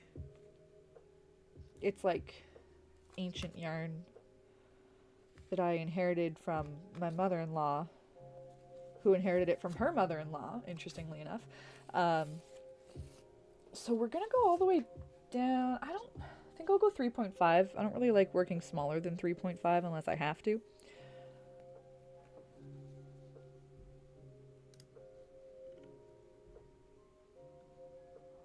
Chat being weird again. Don't be weird, chat. Don't be weird. Moon, I can see a message that you sent like on the back end that's not appearing.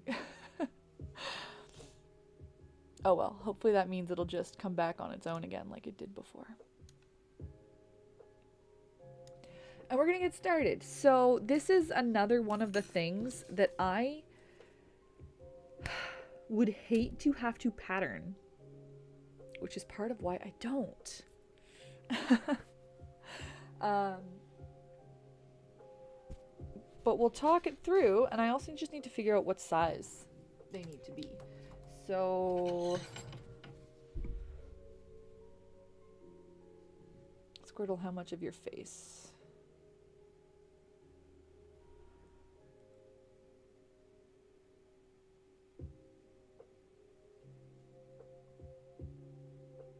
I'm gonna say maybe 1, 2, 3, 4, 5, 6 rows.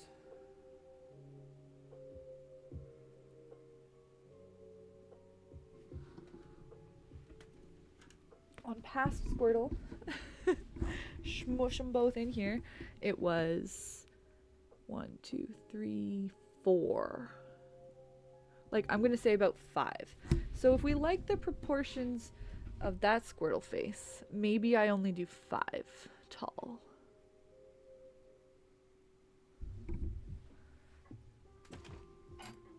But I think how I'm gonna do this actually anyways, similar to the technique to use to put the lining on the shell on the eye. Oh, interesting. Do like a top stitched.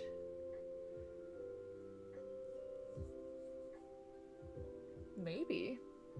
I've never done that, like... Yeah, some old yarn here. You almost don't want to use it, but ultimately you should use it. You can't just keep yarn forever.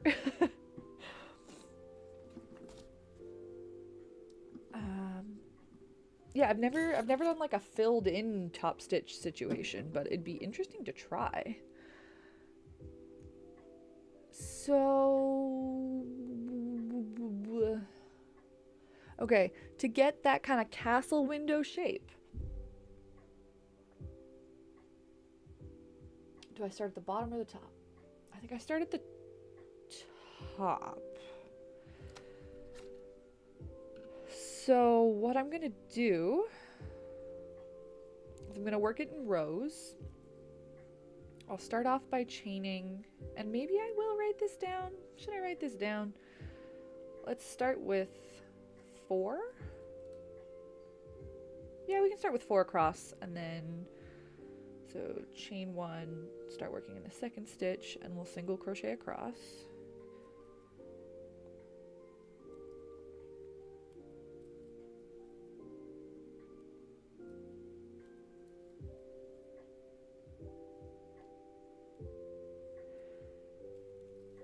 And so this is going to be the top, and I'm just going to add a stitch as I go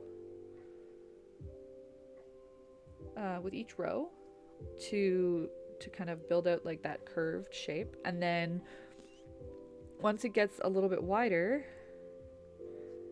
then I just kind of keep going back and forth to give it the length I need. And we can adjust length from there as necessary. Ugh. So fiddly. I'm not used to working with yarn this size. Tie the shine white yarn behind the eye. Bring it over the eye until it's the right size. Interesting. We can see about that.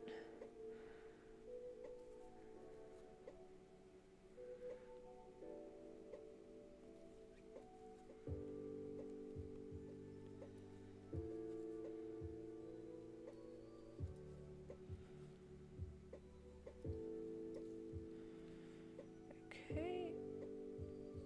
So we're at 6 across. And this is not increasing fast enough. I think I should do a sharper... I think? Okay. Hang on. We're going to do 2 increases every round. So I started with 4. So this is my second row, and I did an increase on the first stitch. I'm also going to do an increase on this last stitch. So there's 6 in the second row. Chain, and we'll do the same thing. increase in this first stitch.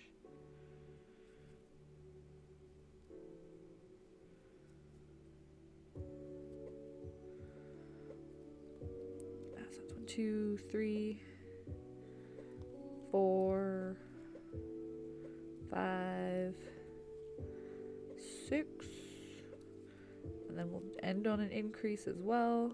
So in that last stitch we'll go 7 in the same spot, 8. Yes, I think that is a better shape.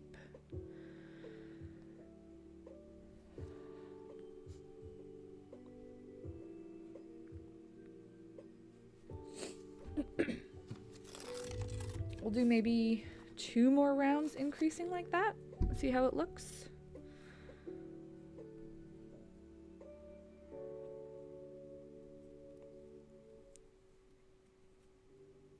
So this will bring us to 10.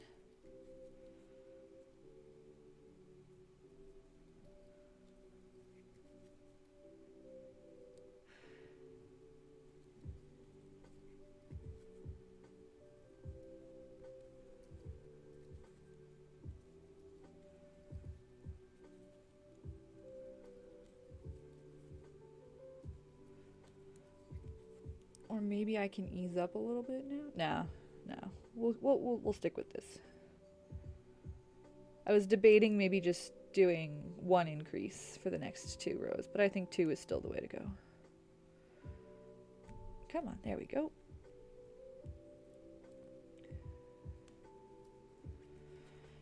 Man, I cannot believe it is already the 23rd. Happy Festivus, eh? To those of you who observe.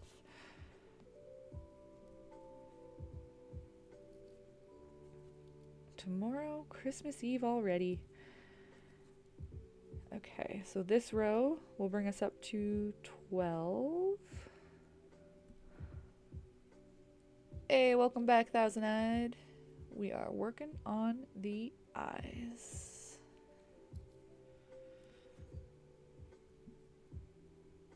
And yeah, I think we're still on a good track.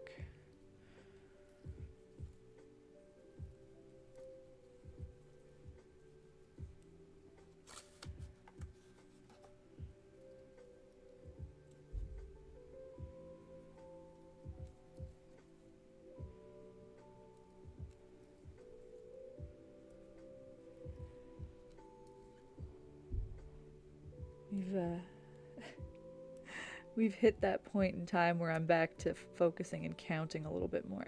Wasn't that great when we were top stitching and I didn't have to count at all? Okay, so I believe this is now 12 stitches. And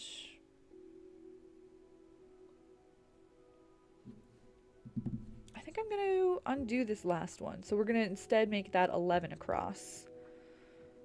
I knew I would have to slow down my increases at some point. And now we'll increase 12 in this next row.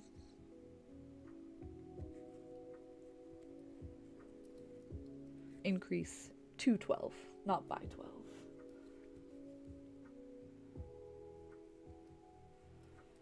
And then I think this is wide enough that we'll just do like back and forthsies all the way down.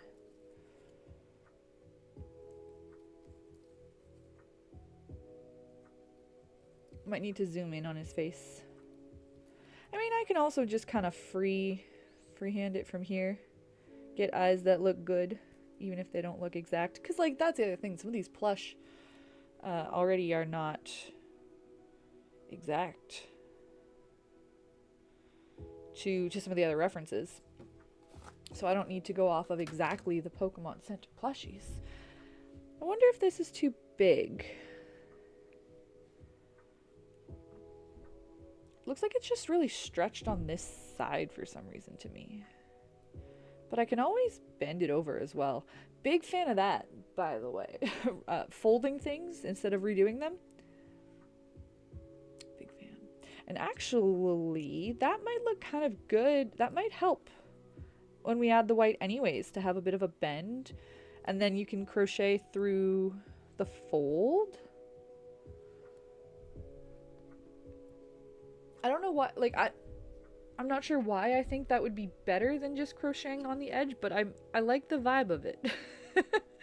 Okay, so now we have, see if I can even get this to focus on camera, but 1, 2, 3, 4, 5, 6, 7, 8, 9, 10, 11, 12 stitches across. And I'm just going to go back and forth until it's long enough, staying at 12. And I just decided it was going to be 5 rounds long, and it's currently 2. And I think I'm going to write down this pattern.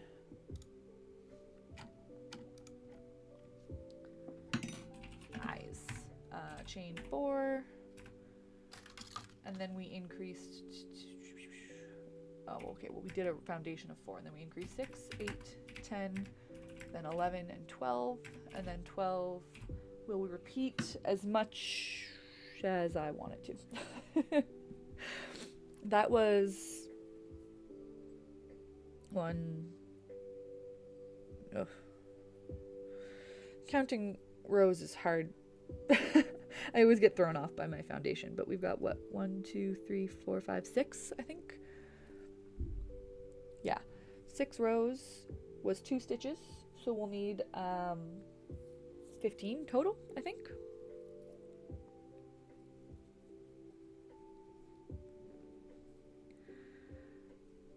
And we're just gonna do, yeah, single crochets all the way across. This tiny, tiny yarn, so small.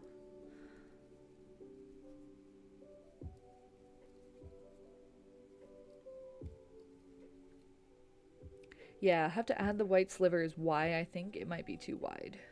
I think otherwise it would be fine. But yeah, folding it over could just work. Am I going to keep track of this? Probably not, but that's 1.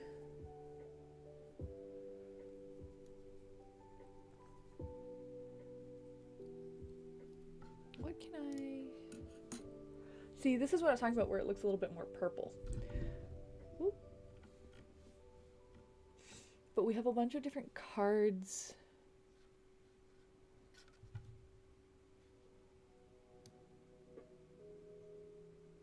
That we could look at. Sorry, I'm just trying to adjust what we can see, and it's not working the way I want it to.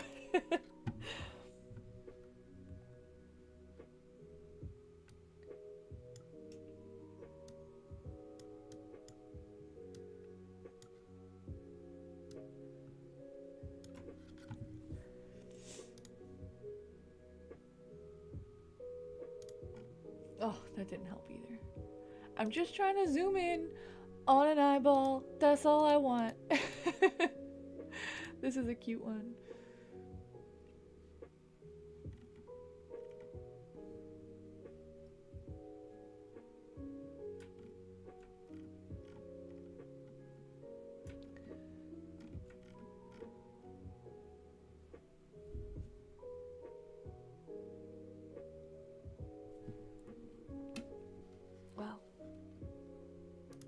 At any rate, we're just going back and forth. I can do casual mode. Yeah.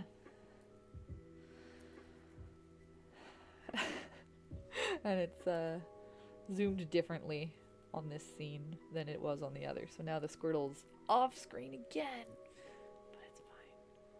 I think I could just... Haha. See, that's also almost pink in that art. I'm not curious. Maybe the anime is what I should be going off. Because when I talk about how people have just kind of vibes of what they think a thing looks like, it's usually because they grew up on the anime. In my experience. So whatever Ash's Squirtle looked like. It's probably true of the recipient of this gift too. That's probably what he would know and kind of expect. I have 2 monitors, and quite frankly, I would make good use of a third given the opportunity. I don't know how anybody would manage streaming with 1 monitor. That sounds very challenging to me. Yeah, I've got the actual stream like display in front of me close to my camera, so I can look at like myself, make sure I'm on camera or just look in the camera very close by. And then on the other side I have chat, which is why I'll often like look over here, because it's just, I can see it on this screen but it's bigger on this screen, as well as my references pulled up on this screen, and I have stream health analytics stuff on this side. Yeah, I mean, if you had a big enough monitor and you could just like minimize all the windows, you could still see it all, I guess.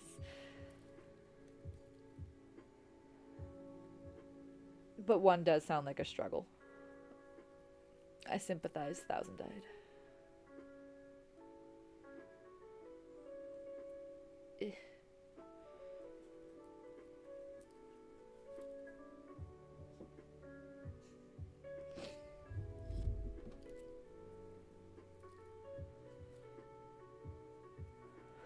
But to address mood, no, Pokemon can't make up their mind. They're not about a darn thing. There's one of my favorite little interesting facts that I will be putting into a short simple video, but I want to make a video talking about Hoppip and Jumpluff. Oh, yeah, dude, if you're streaming art, so like you need to see the art.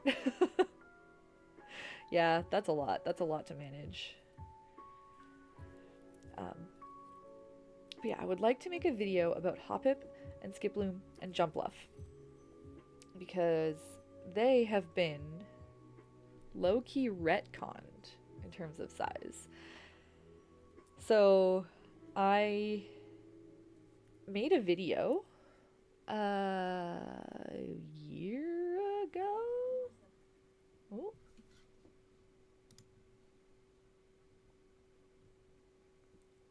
Hold on. The music ended.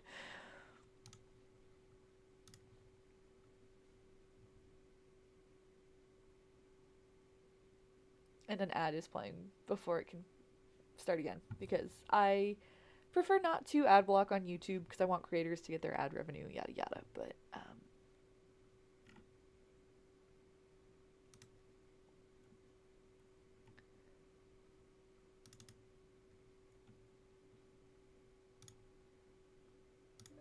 okay, we're back.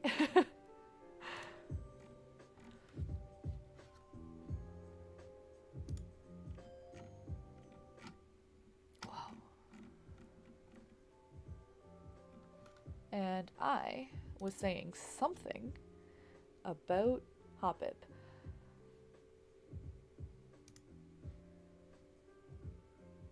Yes, okay, so back to work, back to story. I made a video and I forget when it was, but it was probably like at least a year ago.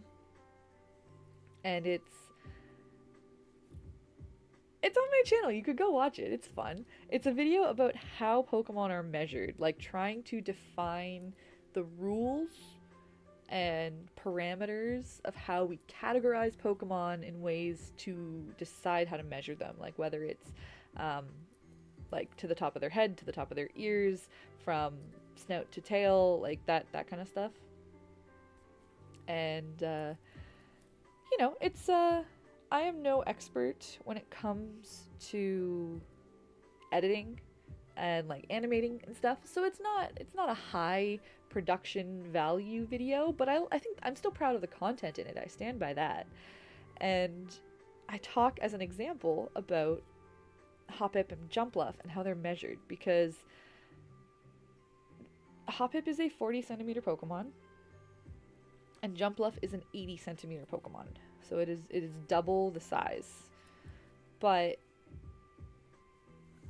their bodies are roughly the same size, because when we measure Hoppip, it's only the body we're measuring. We don't count its leaves. But when we're measuring Jumpluff, we do count its cotton puffs. So their actual like colored part of their body is roughly the same size. Sometimes. Depends where you look. And this is where I get into the conspiracy of it all, you see, because I use that as an example in my video, and that's how I explain it, is like they have the same size body and this is why. And I based that conclusion on, first of all, like that was kind of intuitively how I thought they should be measured. That's what my expectation was. And then I went and I confirmed that in Scarlet and Violet and Pokemon Home. Because Pokemon Home has a really cool size comparison feature that I want to utilize more. I just don't have a whole lot of Pokemon in my Pokemon Home. And that would just be a lot of effort to transfer them all in. But I will someday, because it's a very useful tool. But recently, I was thinking about it again, and I opened Pokemon Home, and I noticed they changed it, and Hoppip was tiny. So they had actually changed the proportions of the models, or not even the models, the art, because it's just the 2D art that you compare, in Pokemon Home, so that now Hoppip's leaves do count towards its height, which means its body is like itty bitty. It's half the size, like half the height. So it's so scaled down, and it means that my life-size Hoppip is now incorrect according to Pokemon Home. But I was so sure I had checked there. Like I was like, but this was my source. This was my reference when I made my other video, right? Like I'm not crazy, am I? And I went back and I found the old footage, and in fact, it absolutely is true. Like I'm remembering right that it used to be different. So now they've changed. They've updated Pokemon Home to rescale Hoppip. And I think about that so often. That impacts me deeply that they can do that. Because that's the thing about, they can't do that to like all of Scarlet and Violet. Hey, Malin. Welcome. Welcome. I'm happy to have you here. Happy to hear you're a big fan. You are here just in time. We're working on an eye for Squirtle, and I'm ranting about sizes. Because yes, I was bamboozled by the Pokemon Company. In fact, Thousand Eyed, with your permission, maybe I will steal that as the title of my video. I want to make like a 5-minute video talking about this, and maybe the title of the video will be I was bamboozled by the Pokemon Company. But like, yeah, they can't go back. I mean, technically, I guess maybe they could release a patch for Scarlet and Violet that changed size data, but I feel like it's too big of a, like, they wouldn't. It seems like too big of an undertaking. So I can still go in and wander around Paldea and see the giant Hoppip. That's still allowed. But I don't know, something about that, the implications of it all, you know, that they can just go in and change those things. And like this, we're talking about a Johto Pokemon, right? Like it's not even like a new Pokemon that they released and then you know, decided needed to be adjusted, like balanced. It's like this is a near 30-year-old Pokemon that you've just decided to change. And who knows, maybe it'll be changed back. Maybe if I make my video about being bamboozled, they'll change it back.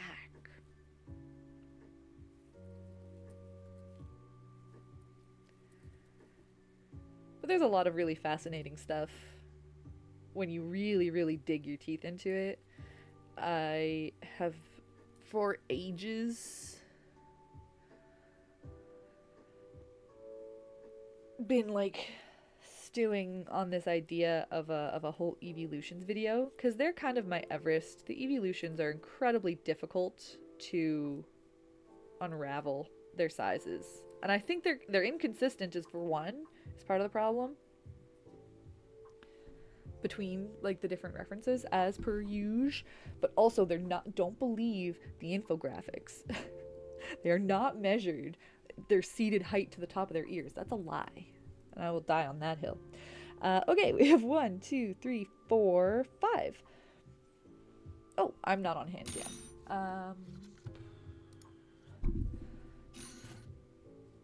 Do we think, I mean, okay. Looking at this picture, they look too wide. But I can always fold.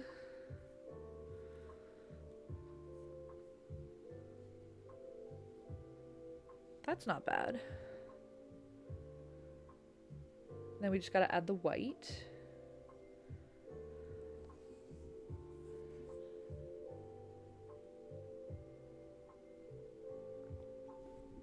And I think it's long enough.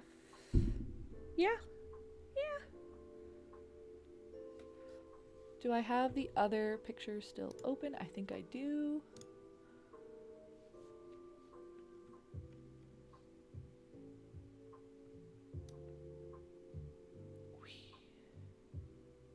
There we go. See, I think that eye just looks wider than that eye. That's a very long, skinny iteration. Okay, so what I'm gonna do, just to, because I want to just clean up this edge a little bit as well, I'm going to continue on from where I stopped down here. I'm gonna do the fold. I'm gonna do that. And what I'm gonna do right now is I'm gonna stitch along the outside. So I'm just gonna go through the fold and I'm gonna pick up both sides to start. And then carry on as normal. So for some things like this is basically, I'm just single crocheting, I'm going back around. This is basically like I was just doing another row into this last row of stitches. And then when I get to the end, I want to keep this a nice clearly defined corner. So I'm gonna do a single crochet. I'm gonna yarn over and insert in that same spot to do a half double. And then another single, in again all in that same stitch, which I think just kind of helps give you a bit of a like a harsher corner. If you have your own techniques to get a nice clean corner, do that. And now I'm just gonna crochet all the way along this like rough outer edge, inserting kind of wherever I think makes sense. So usually I think that's gonna be kind of at like in these divots is just where I end up inserting my hook. And it's just gonna even it all out. You just want to be careful that you're not doing too many or too few. Like you want to have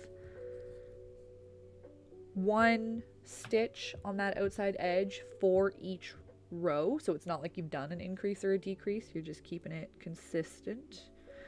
But I do find that approximate works just fine. So eyeballing this type of stuff too. You know how we do.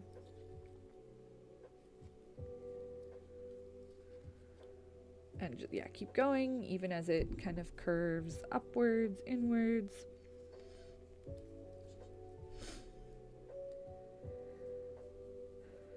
And this is our good side, so we want this tail to be on the inside here.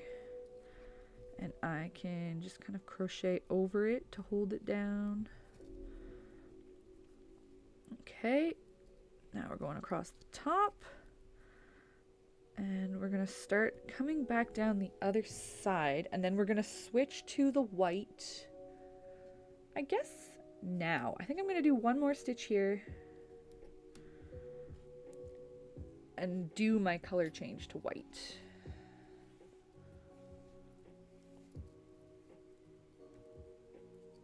Okay. So the way I do my color changes usually is that like I've started the next stitch, I pulled up one in this red color, and then the next yarn over, yarn through, I do in the new color. Okay. So we are now in white, and this is where I've folded. I'm just gonna try and insert my hook like along the folded edge, really. We're just gonna see how it goes.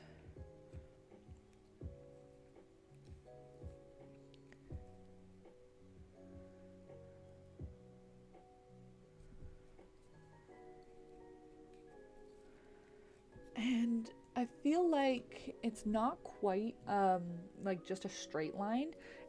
It flares out a little bit maybe at the bottom. So I think I'm just gonna go like halfway down, doing these single crochets.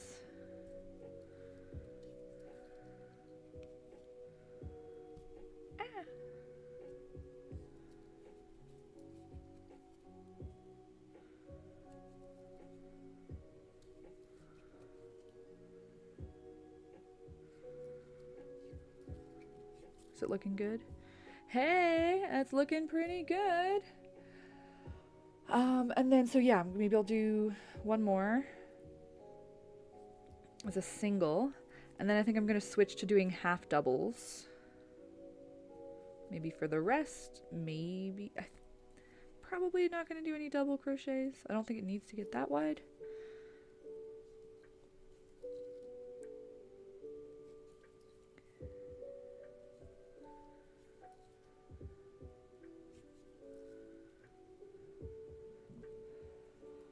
Okay. It's hurting my hand a little bit. Like it's just very tight to work with and it's not what I'm familiar with, but I think it's gonna pay off.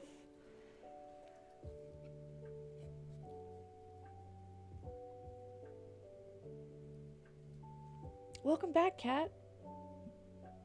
I kind of saw that someone said they were back and I just remembered I forgot to look at chat. So welcome back, Kat.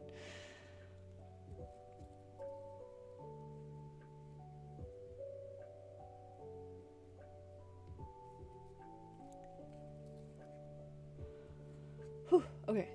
Okay. Do I like that? Let me angle it better. Not quite. When I switched to the doubles, it just looked like it made the, I feel like it actually looked a little bit better on this side even, which is a bummer. So what do I want to do about it? What do I want to do about it? Well, it didn't give the effect I wanted. So okay, here's what we'll do. Undo all these halves. Half double was not the solution. We'll just crochet to the end in singles.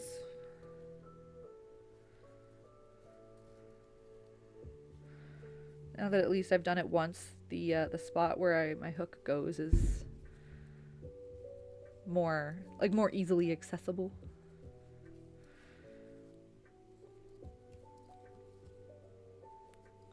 Okay. So we just go all the way to the bottom in singles, and I think what I'll do is I'm actually gonna chain one, and we're gonna work our way back halfway up in singles.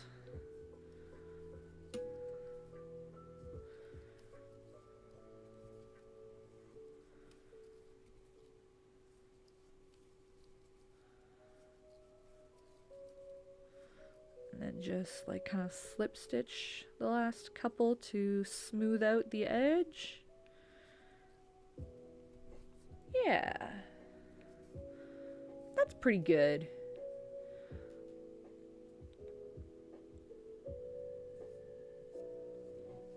Okay.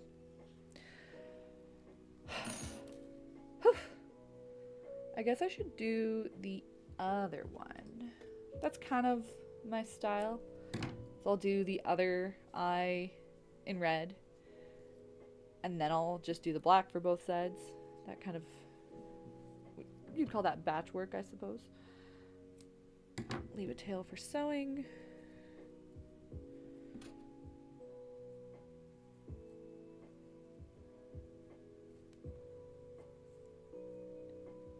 But yeah, look how nice and clean the edges end up for going back over it around.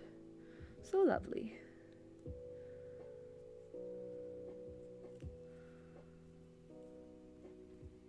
I think this is gonna look pretty good, all said and done. Now we just gotta do it all over again. In other news, it's been about 2.5 hours. It's already 3 o'clock here. I am not done.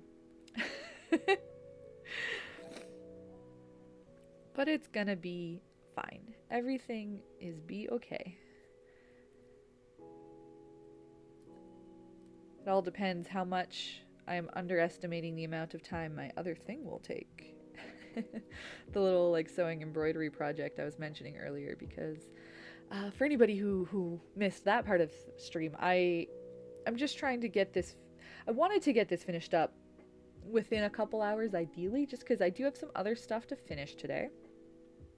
I leave to go stay with family for a couple nights tomorrow, so everything needs to be finished today. And I have one more Christmas present that I have not started, but I don't think is gonna take that long. But those are famous last words that every crafter has said on Christmas Eve.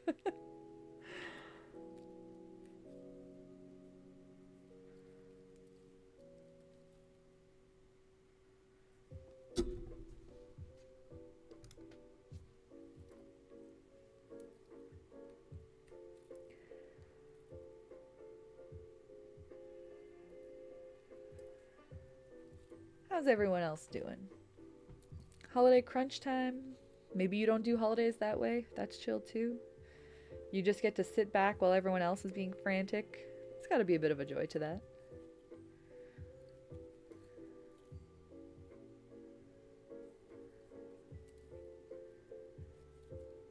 Okay, so we did 4, 6.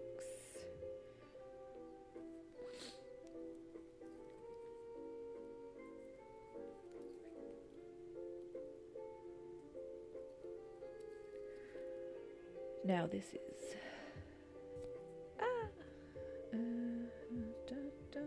there we go. That's 8 across. Oh no. Christmas Evie. Oh, but you have my sympathies, thousand-eyed. Retail tomorrow is going to be something. That's for sure.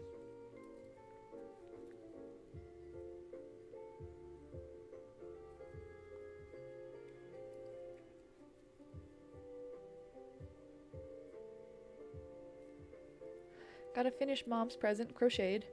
Yeah, see, so this is I feel that Moon, like the duality of getting everything done for Christmas and the presents that you want to make, and you know, sometimes it's not something you can make, but something you have to track down, or like whatever, you know, it takes effort getting ready for Christmas. And then to have the content has to be ready too, because I try to keep to a pretty regimented posting schedule, and I really don't want to work like editing and posting on Christmas or Christmas Eve or Boxing Day. Like, I would like to just have everything ready to go. So that's most of what I have to do once we finish up here, is just get a couple more shorts all ready to go and schedule them so I can stop thinking about it.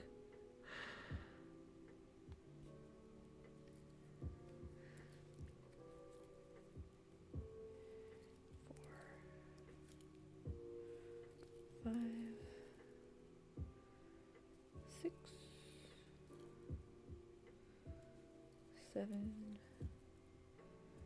8, 9, only 10. Oh no, there's 11. Okay. It's hard to even see stitches when they're this small. Okay, there we go. 9 hats to finish.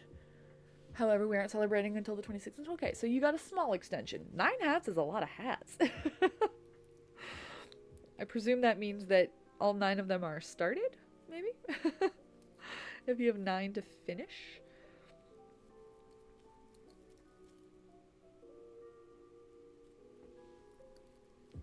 But that's good. That's good that you have people in your life who understand realities. They're not going to expect much out of you. I think that's good to hear.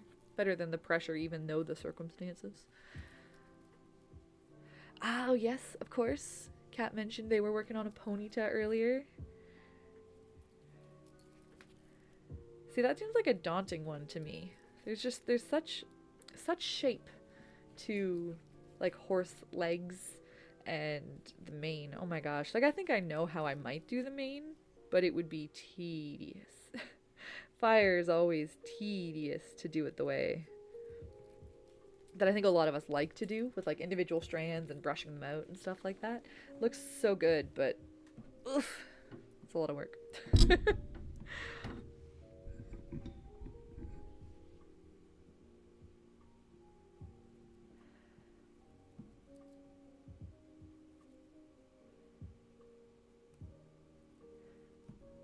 Oh, okay. Start and finish all 9. Okay, cool.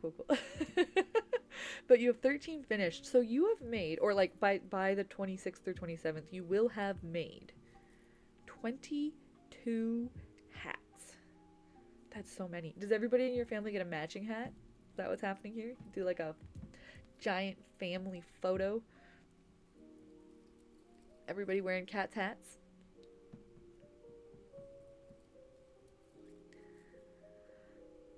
By Ketche. I am unfamiliar with Ketche? Kesh? Kek?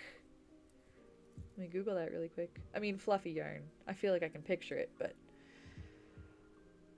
that's almost worse. I hate working with fluffy yarn.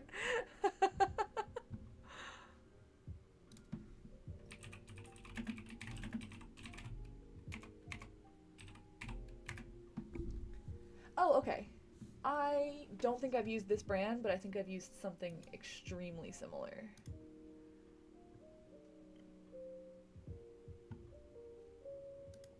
And it was awful.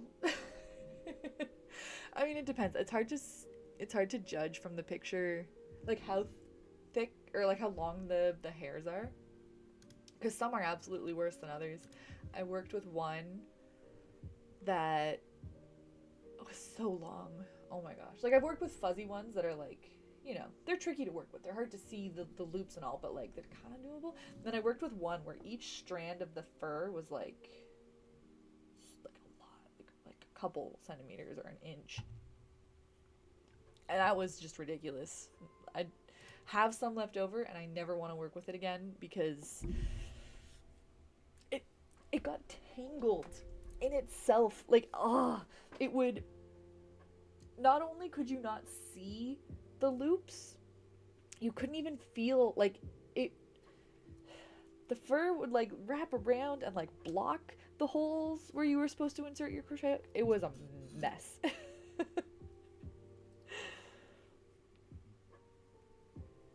If you ever hear me complaining about how much I hated making that Gabumon back there, it is exclusively because that was the yarn I selected. That is what made it miserable, was working with that yarn. I made up so much. I was putting my hook anywhere I could get it through that piece, and then just like making sure I had the right number at the end of the row. That was all I could do.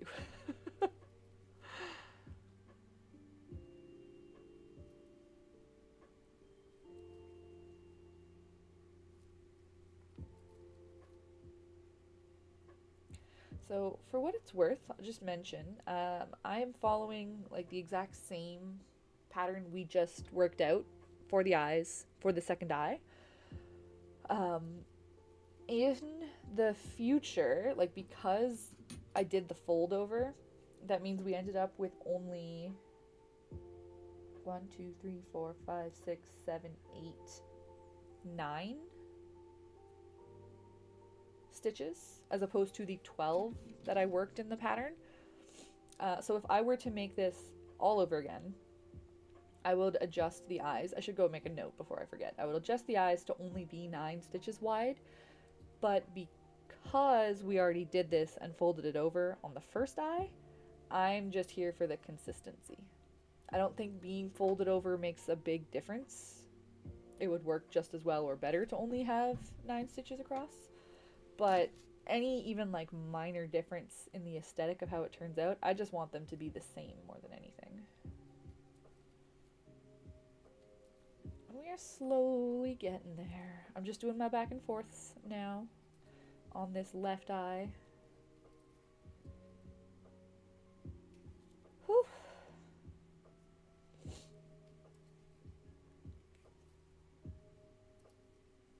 I actually didn't count how many we had total in the end. How many times I went back and forth just repeating the 12 stitches.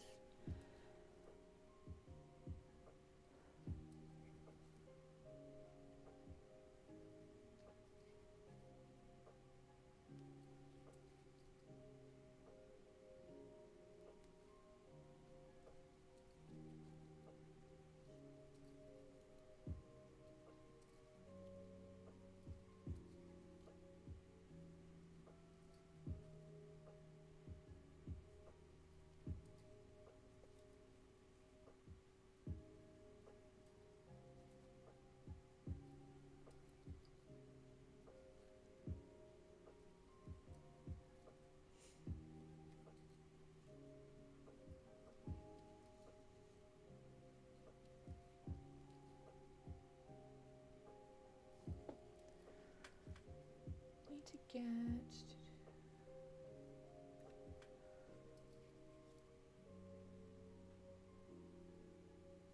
I wonder if we'll just top stitch the face as well.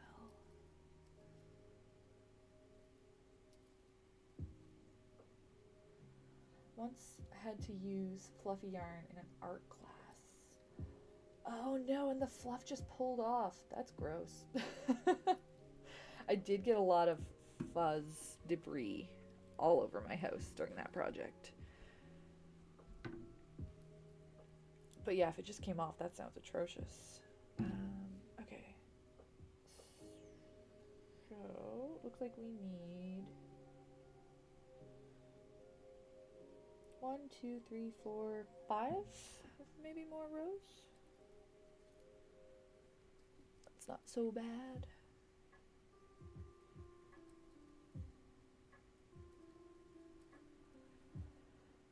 We're getting into the home stretch, folks. Yeah, so it's, the eyes are getting there.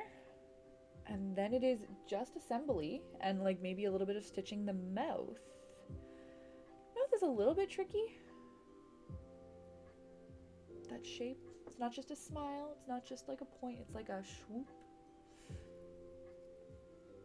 Which is mostly just hard for symmetry reasons. I'm sure I could get one side that looks great. Could I get both sides to look great?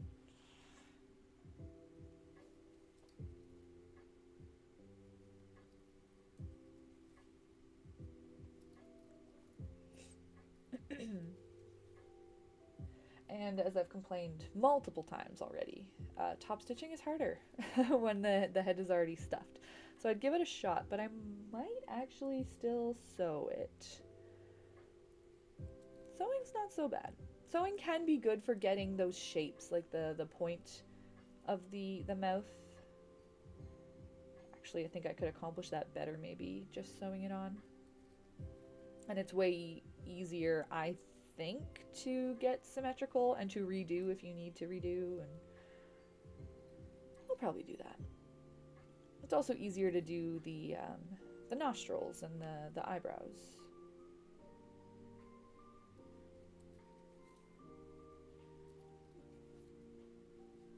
Sometimes we do the easy things. It's okay to take the easy option, folks. when it's 3 p.m. on Christmas Eve.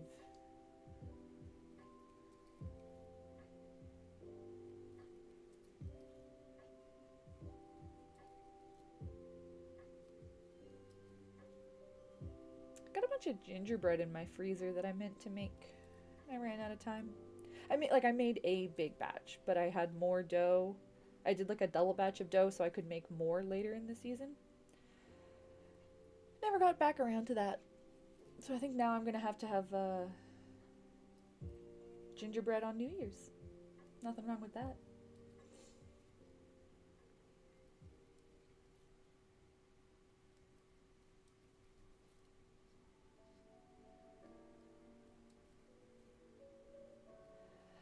Ah, Moon out here doing the fancy stuff.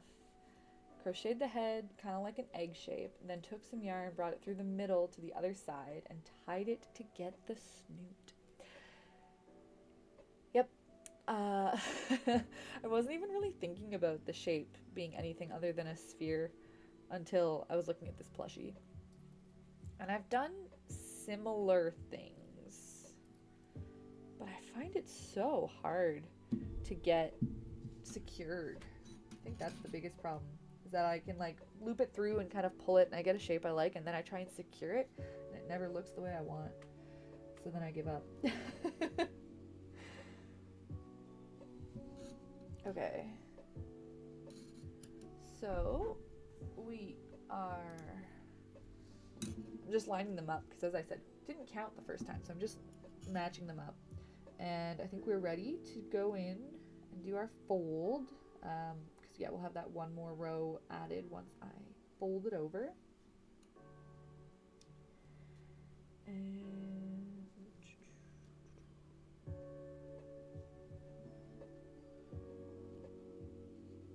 yeah, I just want to make sure that I'm making a left eye this time and not two right eyes. This should work. Okay, it's not just me. Moon agrees that securing it sucks.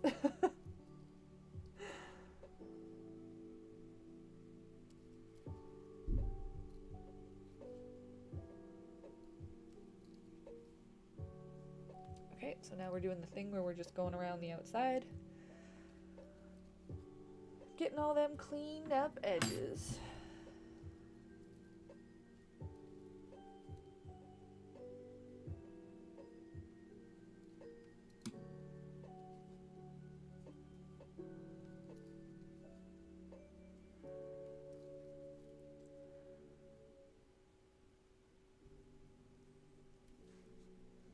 I think actually my corner turned out pretty good on that one. So we're going to do the same thing. Do the single crochet, double crochet, single crochet, all in that end stitch before kind of turning up the side.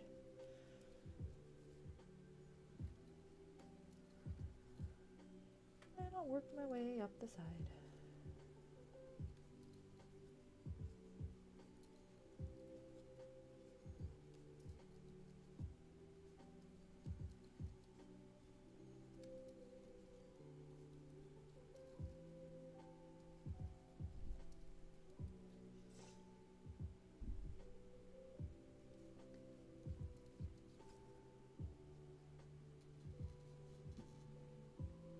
I'm just gonna, yeah, keep looking back, keep referencing to try and remember exactly where I did the switch to white.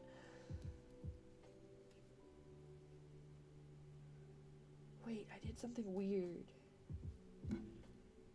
So I was working on the back side of the piece last time. What have I done? How have I done?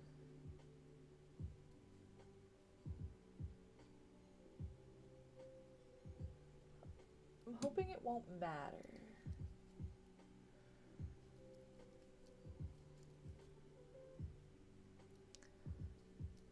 Well, hello, tiny fox bones. I don't believe we're talking about chenille. At least I'm not.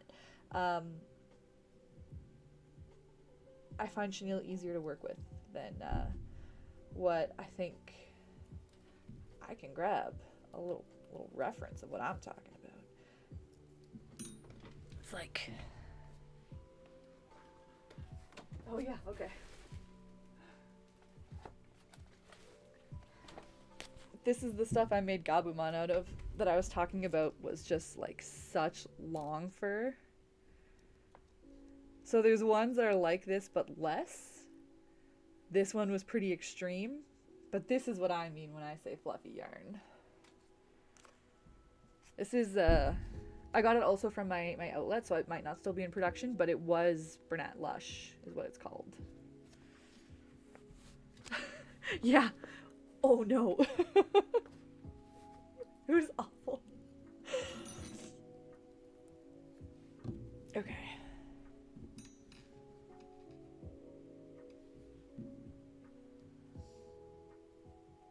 I think this is actually where I should have switched. So undo that last stitch and we'll do the same kind of color change. We'll go through with the red and then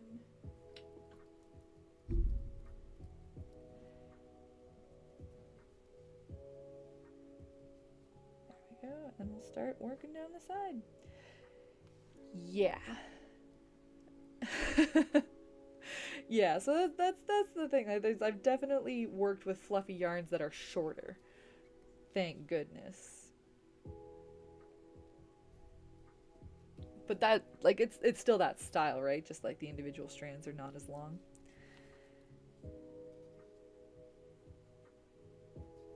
Okay, let's see if...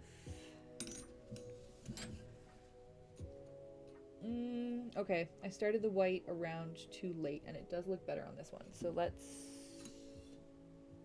It's kind of like right at the top there. So I think I'm actually going to undo 2 stitches of red.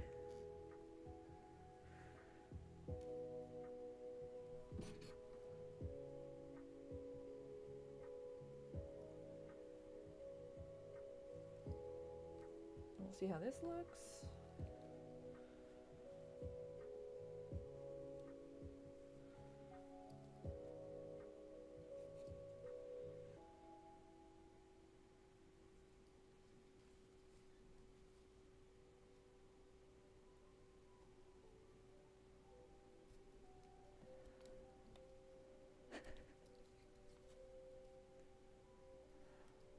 It's nice to have people in chat who can instantly understand my struggle just from seeing that yarn. Oh, okay, so Kat, you have like secured the yarn for your ponytail, but you have not begun working with it. Okay, you'll be fine.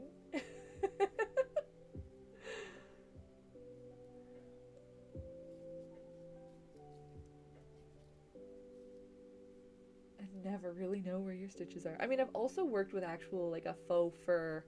I think it's just called Go Faux. And that also is mostly a matter of just, like, work by feel.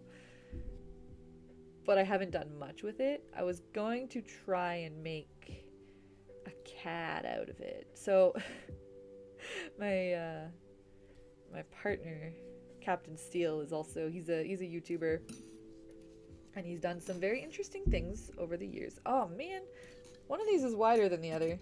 That's a bummer. I almost need to, maybe you just won't notice if they're farther apart. But yeah, it seems like actually this side ended up, or do I fold it? And then one side is folded, but at least they're the same size. I'll probably do that, like, as I stitch it on, just fold it over. Bummer. Okay, I'm just gonna go back up to add the width like we did before. But what was it? So yes, Captain Steel makes very cool things. He does like engineering type stuff. Right now he's on a Beyblade kick.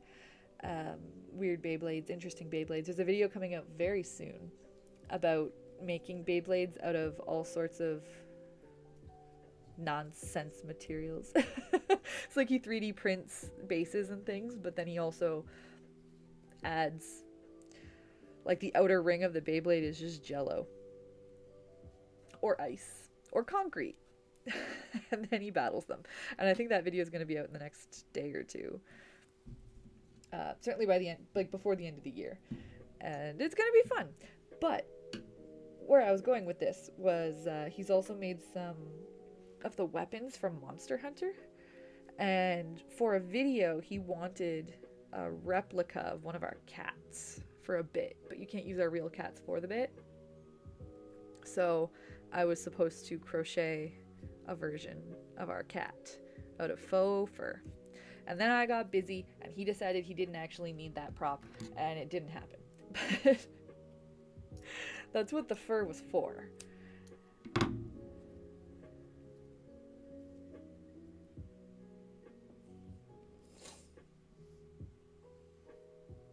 $60 for the mane, 40 for the tail. Yeah, that's very doable. It's all gonna work out.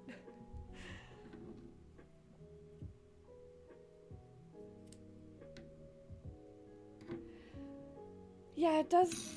So this is an interesting thing I've learned. Yeah, like Moon, by making more and more Pokemon, a lot of them are like low-key cross-eyed. And it just looks okay in the end, but it's a trust the process moment, and sometimes the process does let you down just a little bit. I don't know, something about the different medium. They come out a little bit cross-eyed sometimes, but I think this is going to be okay because the black pupil is very centered. That should pull it back together, I think. But we're going to find out because we're going to work on the black section right now. But yeah, I definitely need to... Yeah, that's definitely better. Anywho, white can go off to the side.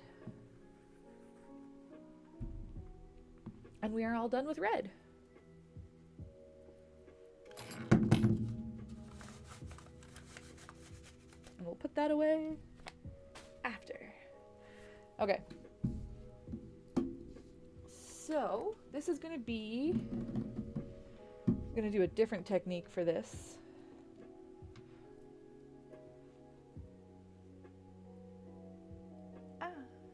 So often what I do when I want an oval, like the black part of the eye, I could do it kind of the way I did these and then just decrease at the end and go around.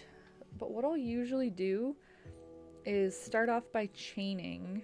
I don't know how many I need here, probably just like 4.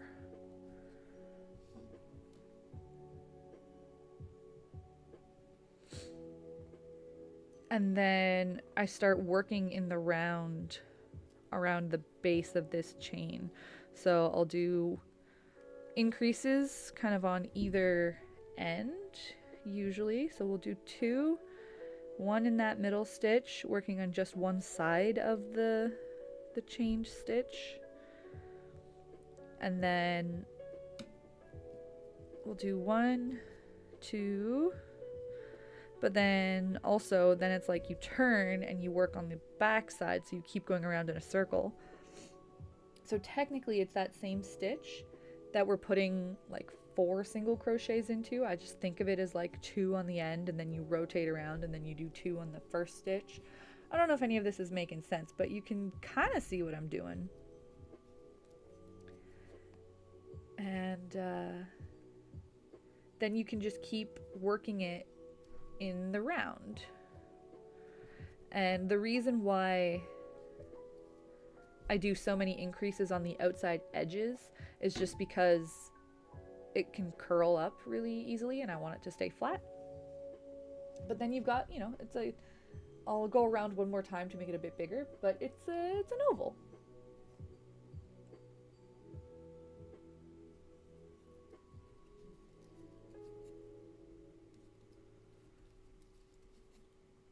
And then it gets a little bit easier to see what you're doing once you're just working in the round as opposed to working into the sides of stitches.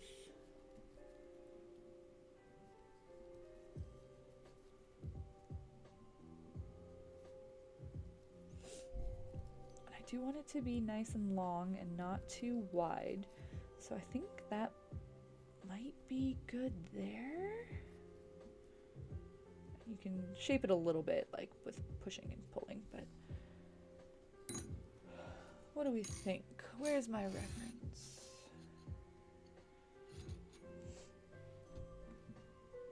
It's not bad. I think it will be too wide if I go longer, but I think I should have done a few more stitches to start. So it would be just a little bit. All right. That took 20 seconds, so we're gonna redo it all. So instead of chaining 4, maybe I'll chain 6.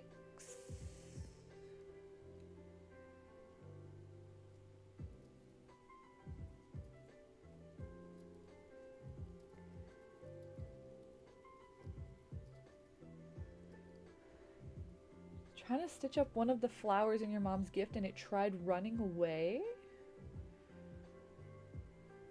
What? The flower ran away from you? Did a little helper help it run?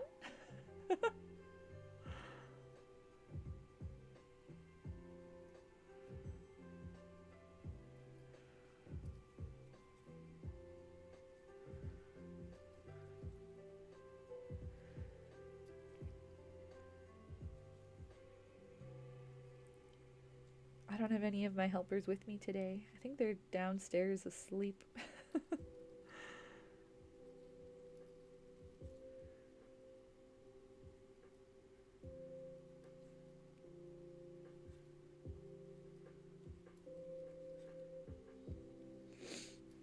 Oh, yeah, it kept being pushed away instead of the hook going through the loop. Yeah.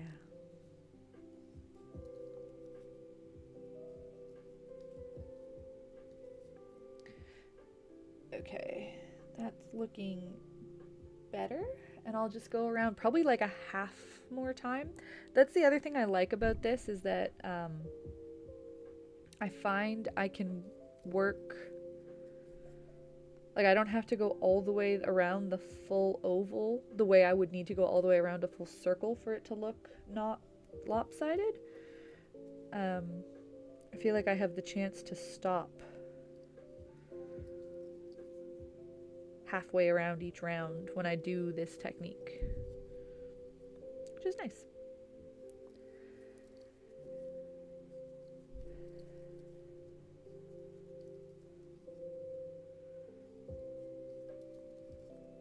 Okay, and I'll do a couple of my increases right at the top, and then if we slip stitch in there. Oh yeah. Look at the perfection of that size. I'm happy with that. Excellent. One more. Chain 6 it is.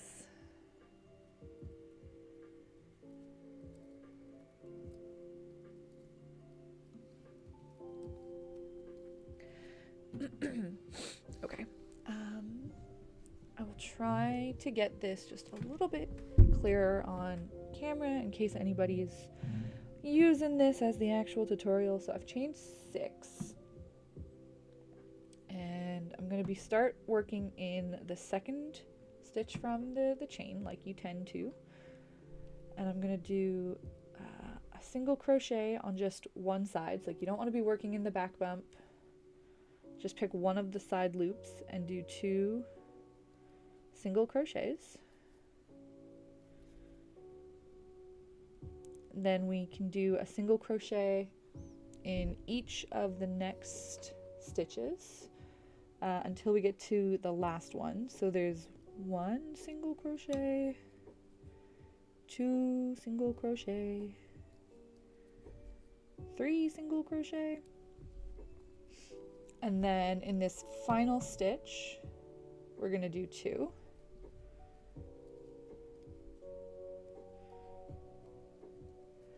And now instead of like turning the work to go back the way we came, we're just going to keep going around the same direction we're going, working in the other side of that same original chain, and do the same thing. So we're going to do 2 single crochets in this first one, and then 1 single crochet in the next 3 stitches. It's a little bit tricky, I would say, to see exactly where to insert your hook at this point, especially when you're working in black, but you just do your best. And in Katzer's humble opinion, it doesn't really matter as long as you have the right number count at the end. And then again, once we get to this last one, we're gonna do 2 single crochets in here. And then you can keep going on in this same direction with that same kind of pattern. So in this first stitch of the new round, we're gonna do 2 single crochet, and then around, just doing 1 single in each stitch until we get to this kind of crest.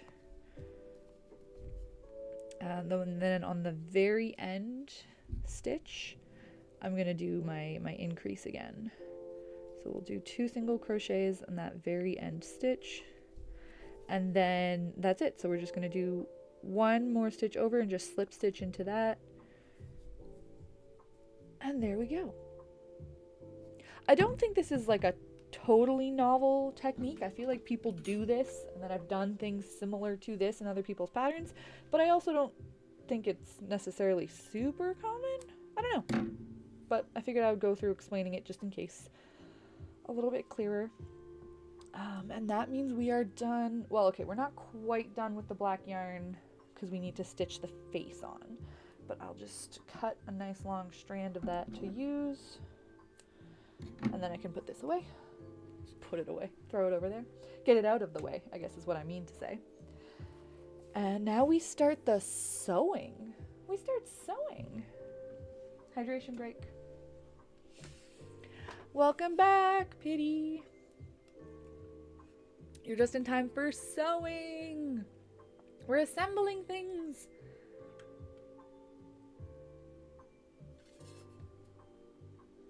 Actually, have I spoken too soon? I think I'm just gonna make the I liked what Moon had to say about trying to surface stitch the like white shine part, but I think that's too experimental for what I'm up for today. So I'm just gonna do, we'll see if just putting like maybe 8 in a magic circle makes it big enough.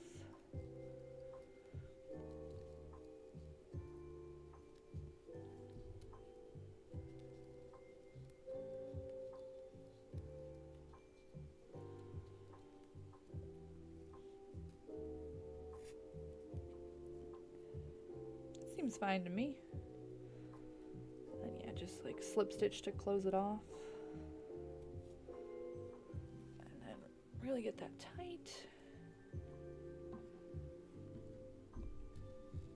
That's pretty good.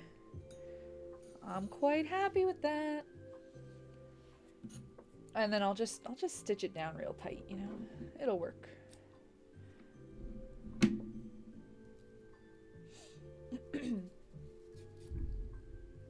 I can get even layered pieces like this relatively flat when you stitch them real well, you know. So we're gonna do that again. What did I just do? 8, I'm pretty sure.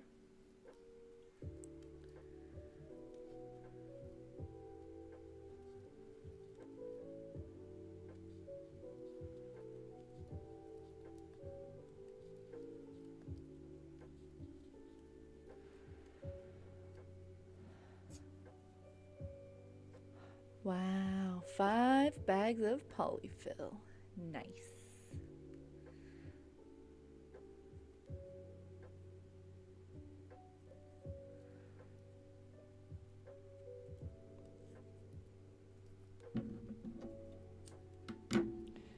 And now we're done with the white.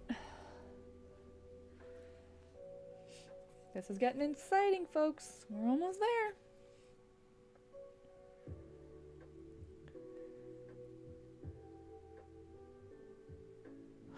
New kitty helper.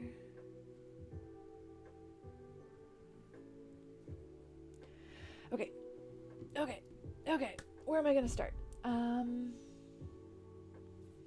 Let's clear the space. I can even push my keyboard farther back. Get the hooks out of here, get the kit out of here.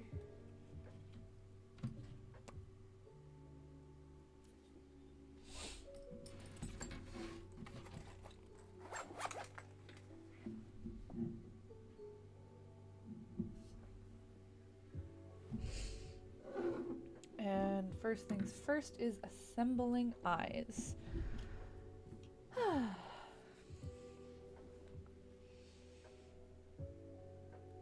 We are 3 hours in, folks. Let's say we're done by 4. Let's say we're going to be done by 4. Not that it isn't swell hanging out. Just that there's other things to do. Okay, so first of all, I like to try and get the tail that we're hiding. I just put away my hooks, but I like to try and get it through to the back side of the piece, and then I can actually sometimes tie down with that.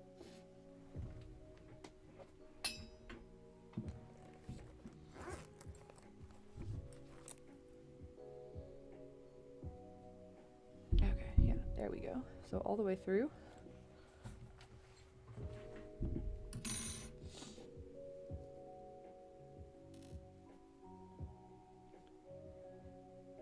Make sure I'm positioning this well, because this is the one that we're still going to fold over, but that looks pretty good to me.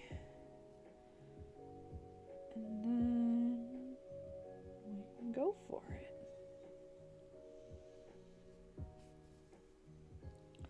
Just going to do a pretty simple running stitch around those outside edges.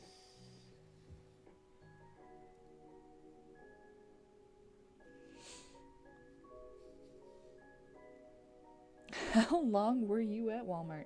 I don't remember when you left, unfortunately. So, I don't know. I find those errands always take longer than I think they will. Especially, you know, if you're like driving there and whatever. And personally, I often stand and agonize over decisions, you know, like picking colors and stuff.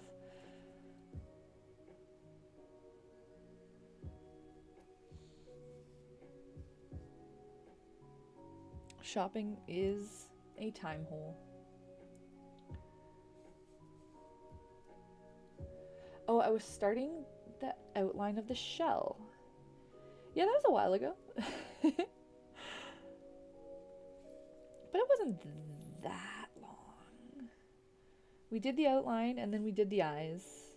And I feel like each piece, like each individual eye, the red part took like 15 minutes or something.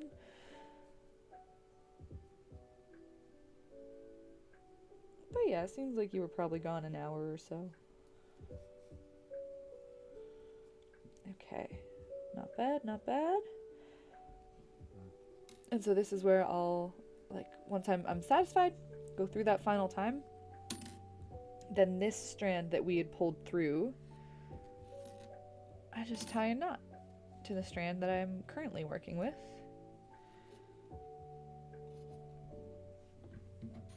And there we go. So much easier than tying other kinds of knots. Snip, snip. Okay. So same thing, especially when I'm working with pretty small pieces like that's just a magic circle. I really want to use this tail at the back, like the part that I pulled through the middle. It's so hard to show what I'm working on with white. But I figure out where that needs to sit.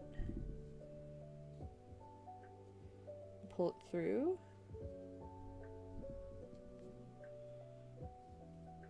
I said pull it through. There we go. Okay. And then that gives you a bit of like that anchor point you can pull on behind it to secure it. Twist this around a little. Goes basically right to the edge perfectly.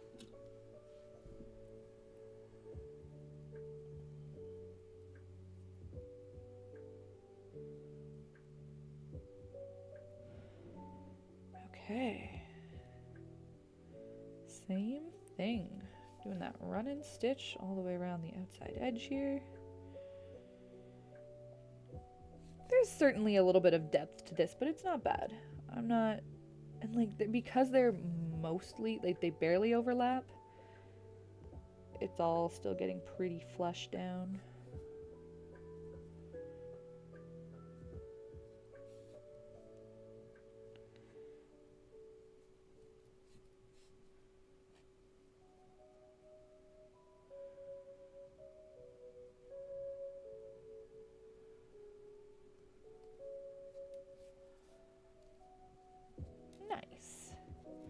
Okay, and then same, oh wait, a minute. I already forgot that I was supposed to fold it over, but it's fine. I think that'll still work fine. Because yeah, it is just about the, yeah. Okay, and then same as before, I'll flip it over. This piece that I was sewing with, it's tied to this piece that we pulled through in the beginning. And everything is secure.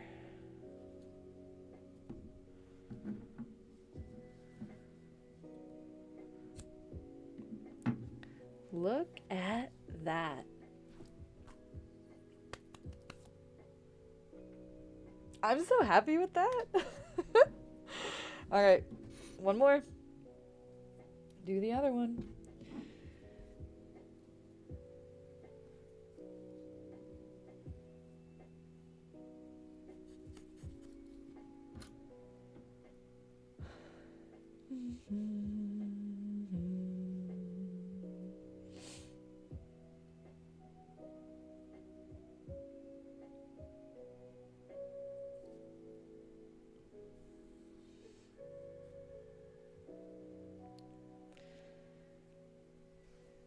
Okay, so it looks like we were about just like 2 rows up. Oop, pardon me for bonking the mic from the bottom. Yep, that looks pretty well placed.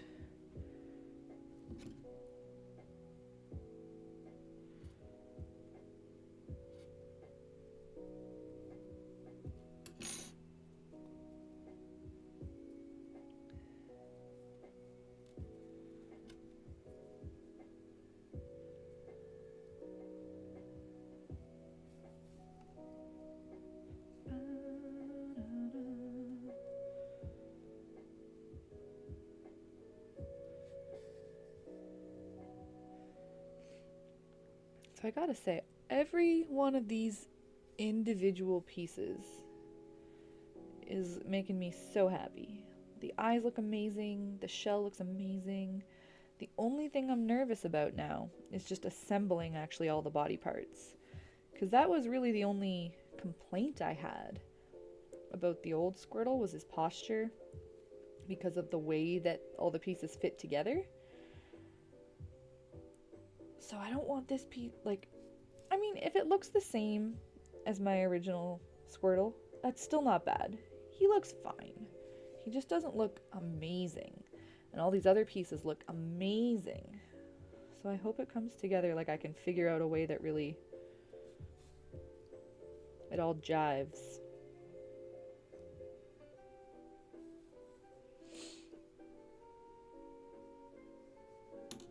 Your coasters should look like flowers, yes? I'm gonna catch up on chat. Are your coasters not supposed to be flowers? Is that the problem?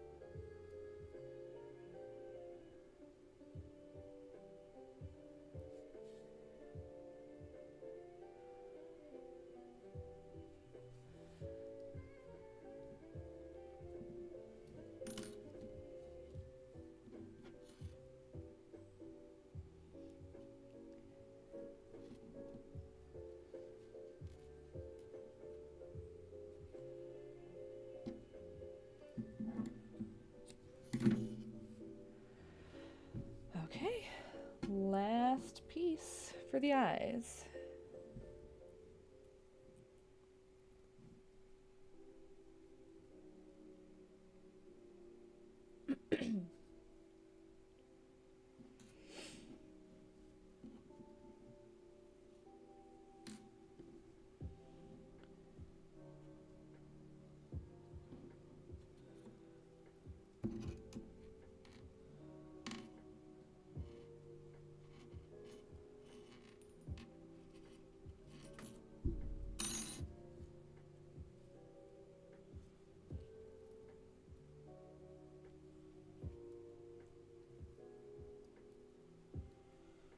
Okay. Okay.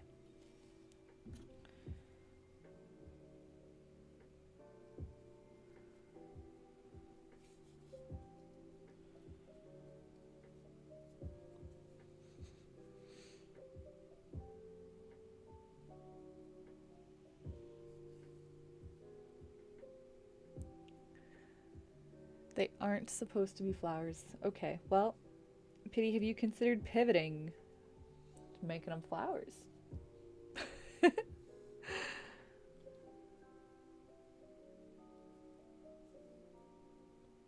Oh, hello, lurker.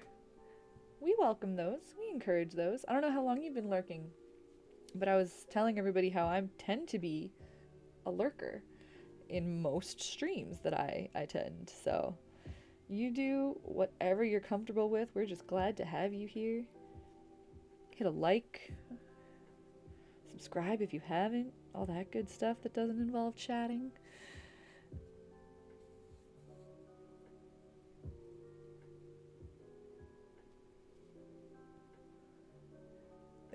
There's a bird that says meep. Is it a road runner? It's the only one I can think of.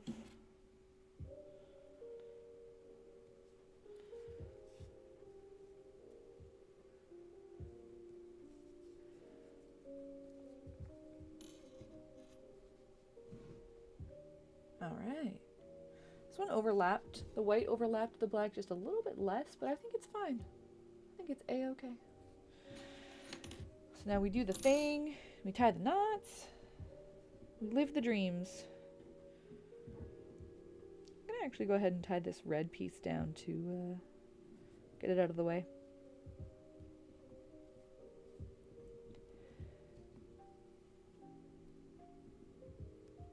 Somehow this eye ended up much messier in the back. More strands of things.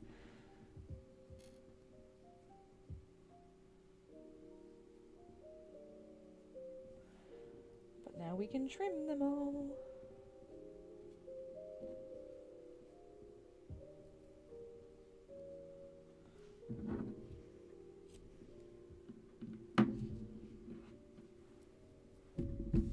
Ta-da! Okay, now we gotta get it on the face.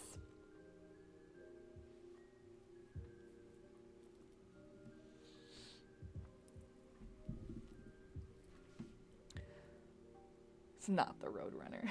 Maybe.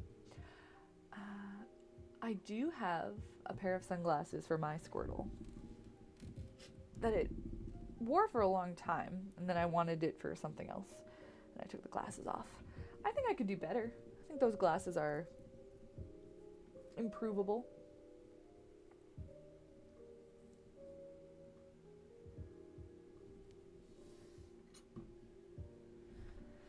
Okay. Is anybody else nervous? I'm nervous. This is the part where it matters. And it's going to be just a little bit tricky. Like, I do want to show this to the stream. That's part of the point of being alive. But I also want to be able to see what I'm doing myself. That's also important. Oh, he's cute. His eyes are maybe slightly big for his face. But I think that's pretty good. I think it's pretty good. Yeah. Let's just go for it. We're going in.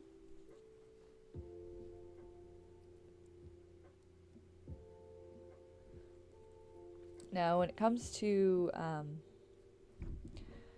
sewing things onto the face, usually what I do is a back stitch. And this is just because I want like nice even stitches, but I find it hard to get my needle in and out in like a shorter distance than that, which just means that I end up leaving, you know, a pretty kind of wide gap between where stitches are. But with a back stitch, that means I can go back halfway. Just seems like it's a good way to kind of cut the difference of how wide your stitches are, because there's only so much you can do to get your needle in and out, right? But this way you still get it nice and tight and good coverage.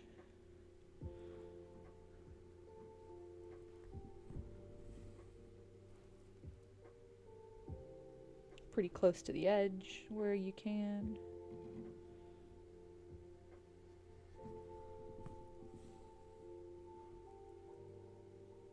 And I'm thinking if I just go along this edge, that's gonna work fine. I won't actually stitch the white down, it'll just be held down, you know.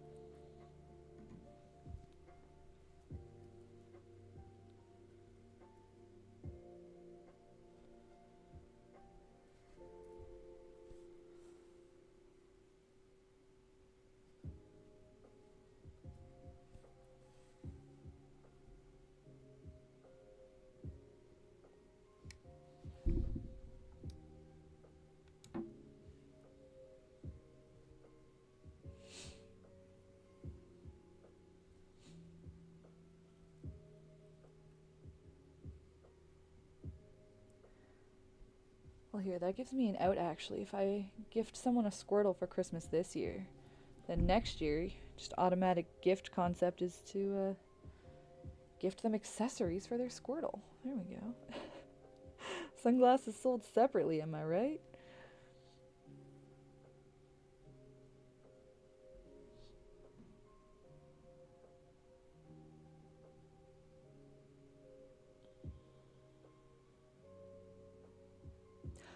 Aw, thank you. Okay, so I apologize.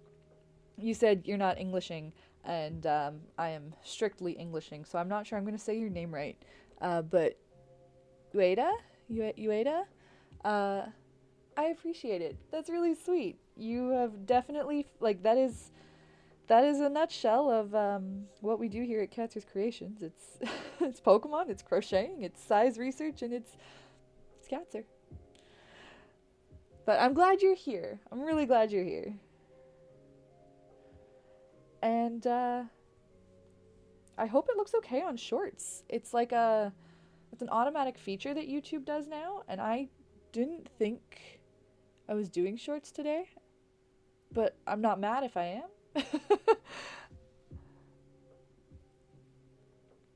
But yeah, if you came across me, that's awesome. That's all I need to know. Okay, that's one eye. And just to finish off, so I tied a little knot. I didn't even think about it. I'll talk about it on the next eye maybe. And then I'll just like go back in and out wherever just to get that tail on the inside.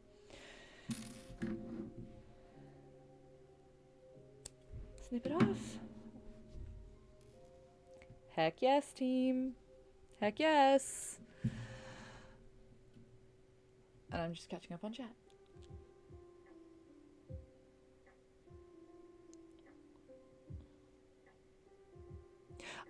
It literally meeped. Okay, well now I have to look it up.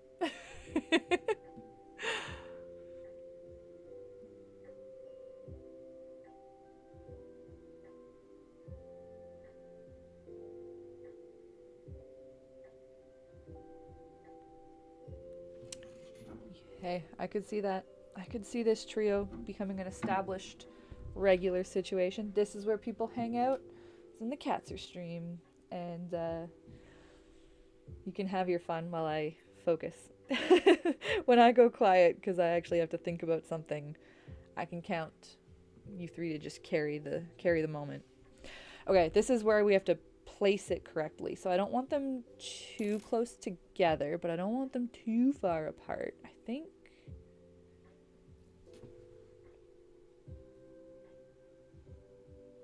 Yeah, okay. That seems like a good sweet spot in the middle. And reminder that we want to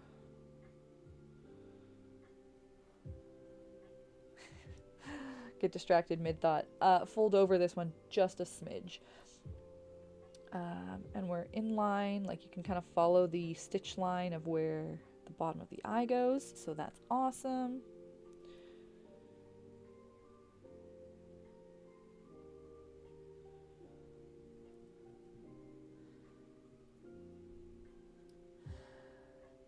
Good eyes.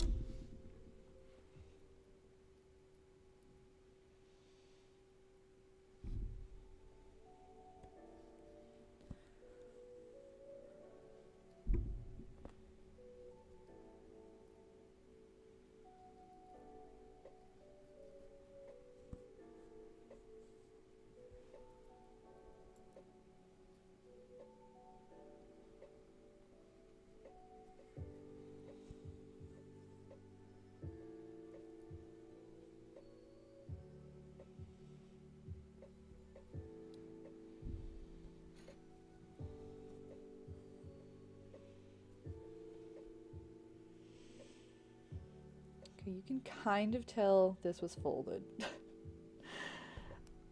Maybe, like, okay, I can kind of tell this is folded, and all of you watching can probably kind of tell. I think it's fine. I don't think it's very noticeable at all. I think that bothers me more. What is that about? See how, like, the white comes on this side, but on this side it was so smooth? What did I do different? I hate those moments. Those what did I do different moments. And sometimes the answer is nothing. Have you ever had some of those? Sometimes I follow my own pattern and it comes out so different. And I'm like, man, crochet, get it together. As an art form, you know? Okay, I am clearly running out of yarn. So I'm just going to try my best to tie off. What I usually do is make a little loop around another spot, like a post where I've been through before, and then use my hook to go back through. Oh, this would have been so much easier to show off on the first side when I had yarn to spare. Point is, you tie knots however you tie knots, and you get it nice and secure. And then you tuck in that strand. Excellent. Beautiful. Okay, great.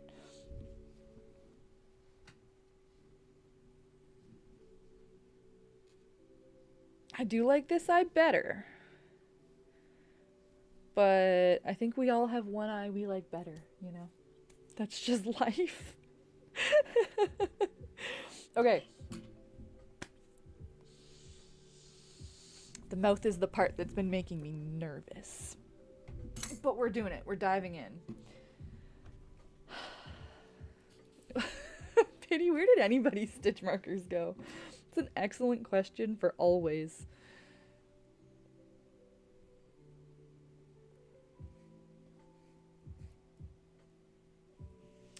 Ah, baguette.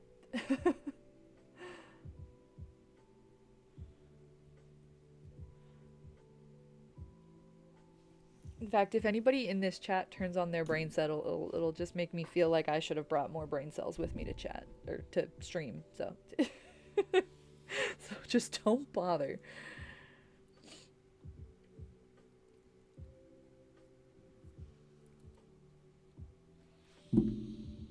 Want to crochet. Need to crochet, want to yap. Oh god, this is the hard part. Okay, so it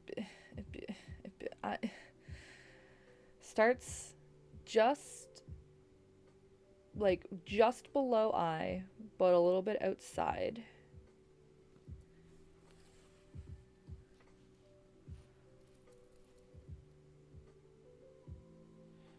And this, okay, so this is where I'm starting, and I'm gonna tie just a little, tie a little knot there. And then usually I'll go back through that same spot so that I can kind of tug the knot around. And in the meantime, figure out where I'm going. It levels out pretty quickly. So this is how I do my sewing, folks, when I do it as sewing. So come out where like the next kind of anchor point's going to be, and then I'll come back underneath the previous stitch I made, and then I went like underneath this way, so now it's on that side, and then I'll insert my needle in that same spot just around like on the other side, so it'll come over, and then this comes out again where we want the next one to go. So I think here maybe. You can kind of play it by ear, like how far apart you make these stitches. You don't want to pull it too tight when you do this, because then you end up like pulling your yarn in or getting it like you want it to look seamless is all. So just like a gentle kind of tug, you get it nice and taut but not like tight, is usually your best bet. And yeah, how far you go with each stitch is up to you, as far as you can reach and kind of manage.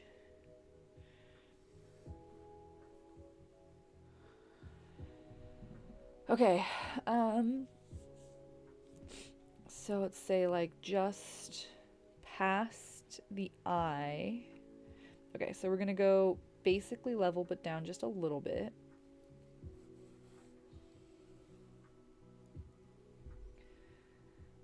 And then this is where it'll go to a point. Is it too low? Have I done this all too low? Maybe not. I think I want it to go exactly there.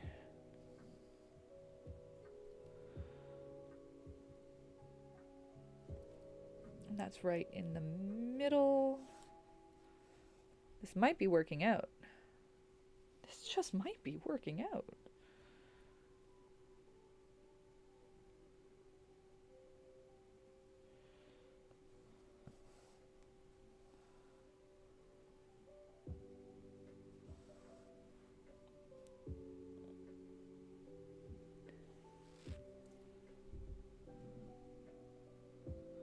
And this is where I start counting again, that symmetry thing. So like from here, the next spot was over 2 and up 1. So from here, over 2 and up. I'm going to fudge that a little bit just in terms of proximity to the eye.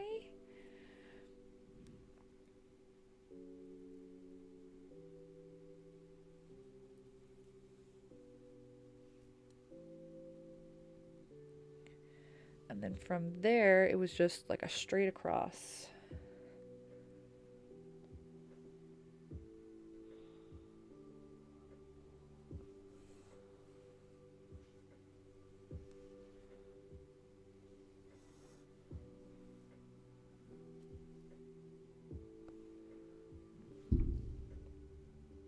And then, yeah, from here, we're like 1 in from the eye, and it goes up and over.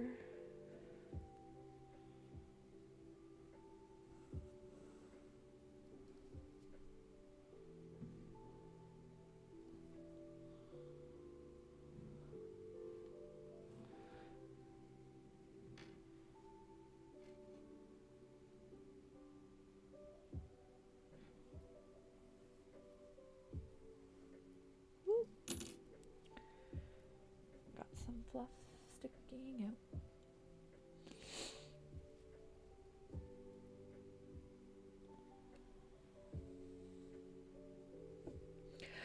Oh, that's right. You told me you use pens. I remember that. Moon, you mentioned that. Hi, Fluff. Welcome. You've come at a very exciting moment where Squirtle actually has a face coming together.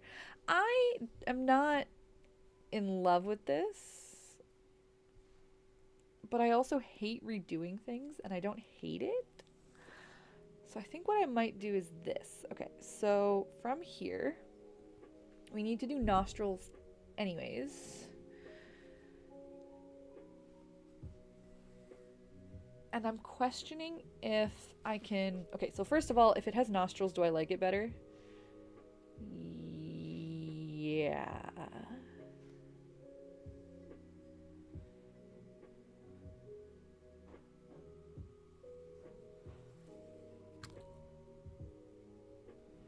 And then I'm just going to move the needle up here because it'll become... Okay, I was hoping that would happen. As soon as he had nostrils, I liked it better. I feel like he looks a little bit funky on the camera, as things tend to want to do. But he looks even better off the camera. That'll do, folks. That'll do. And then he just needs... eyebrows.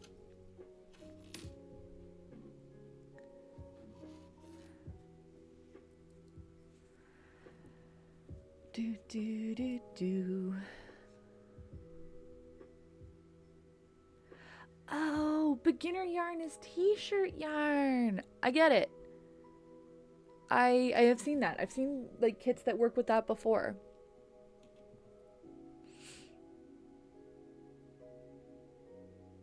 You got a notification for one of my shorts. YouTube be like that, I think, is all I can say. I did nothing. I did post nothing in this moment, but I do sometimes get random notifications from YouTube that are like, hey, did you see this thing from 3 days ago? Go watch the short, though. It's probably fun. Okay, this is a problem I remember having with my first Squirtle. How do you give eyebrows that don't make angry? He look angry if I do that. Maybe he doesn't. I don't know. Maybe it's fine. Okay, and then I just need to find a good spot to tie a knot, because I'm actually decently happy with that face. That's pretty good. That's pretty solid. Oh, see, 1,000 died.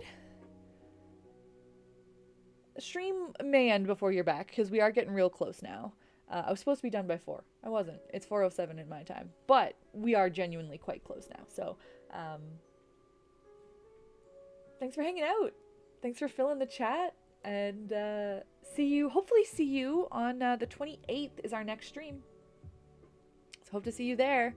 I have not picked a time yet because I don't know what my life will look like. But it'll be on the 28th. And it might be a longish one. It'll be just like chatting and going over what I worked on this year and stuff. It's the Candy Cane, Wiglet, and El Creamy. Good luck. Yeah, it's already 4:07, but we're so close. We just need to put things on a body. Oh, and stuff it. Of course it needs to be stuffed, the body. Okay, here, I can show you now how I tie knots when I have space to tie knots. So, I go back under a previous stitch, could be anywhere really, anywhere convenient, but leave this loop and then go back through the loop. And then sometimes even go back again through this loop. You can kind of do it indefinitely, and it just like double triples your knots. Yeah, and then just go back like in that kind of stitch to pull the knot under. Cool, cool, cool. So just like when we were top stitching, sometimes my like sewing, I just need to go back and like fiddle a little bit with tension to make sure everything's showing. But this is good stuff.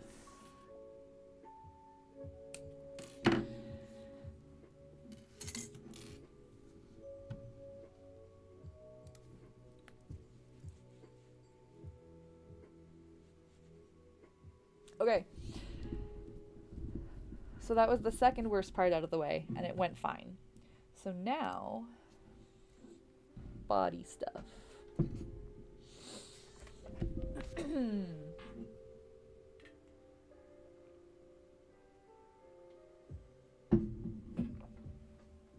how do I want to do this? I'm going to clear out my space a little bit, just to clear out my brain a little bit.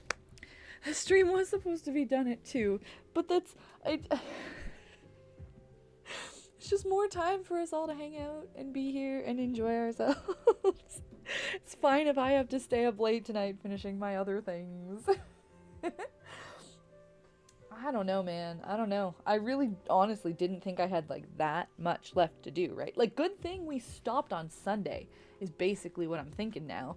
It's been another 4 hours when I already spent 5. So it's okay. Worth knowing then. This is like a 9 to 10 hour Pokemon. Okay. So I have to start with the shell. And the idea is more or less that once the shell is together, this space at the top is where the head goes. But what I did last time, Cat's in a different time zone and got my back on this. So what I did last time was I just attached them and then I added the limbs after, just like I would with kind of any other plush. But I am questioning. Coaster is finished! Excellent job, Pity! I'm questioning if I might be able to, like, put them in between? I think that would look so good. I think that would look so good. But also be slightly hard. And I don't know if the right size of everything to do that. So,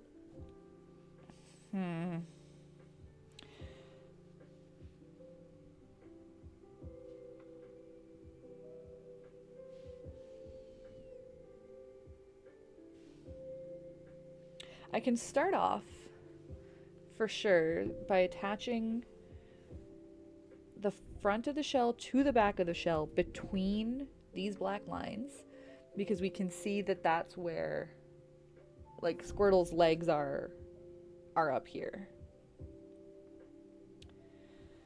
And now I just need to remember how... I think I'm gonna try using the white yarn for this. I don't need this black strand. And I think I'm just gonna sew.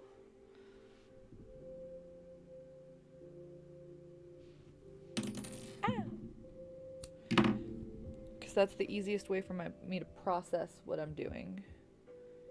And like take the breaks I need to slide in and check out where the legs go and whatnot.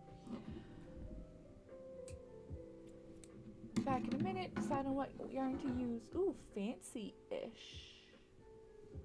Fancy-ish coaster for the last one. But hey, you're on to the last one. That's cool. Okay, and I just gotta make sure it's like nice and lined up. So this is our very bottom middle, because that's the straight line. Yep. Yep. And so we'll line that up like that. Okay. I'm just going in, and I'm gonna go like through the white, through the beige.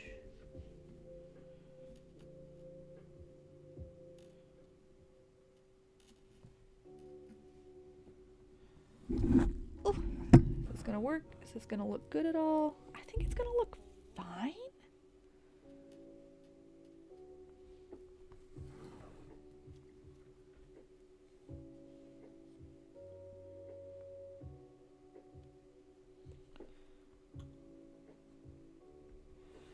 I'm just not sure if the legs and the arms are the right shape for this. Like, I'm looking at the legs in the reference, you know, and the bigger on one side kind of thing. And like, sometimes you can fudge that. I have absolutely fudged that in a number of projects. But we'll see.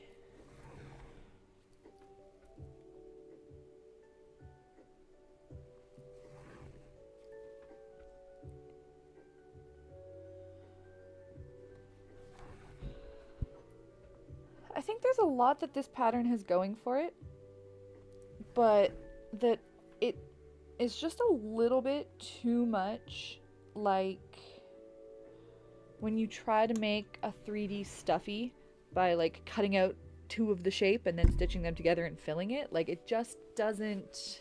He does have some pretty monster toes on this plush. You're not wrong about that.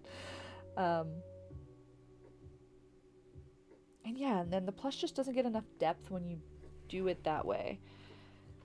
And that's kind of how I've designed this, unfortunately. And I see it as a limitation, but also like a real pain in the butt to fix. Which is why I didn't try and fix it this time around. I'm just gonna start tucking these black strands like underneath.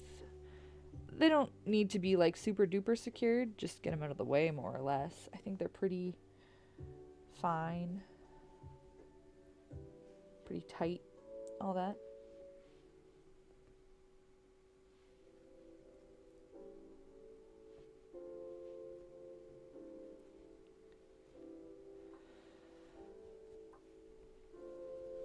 These ones next.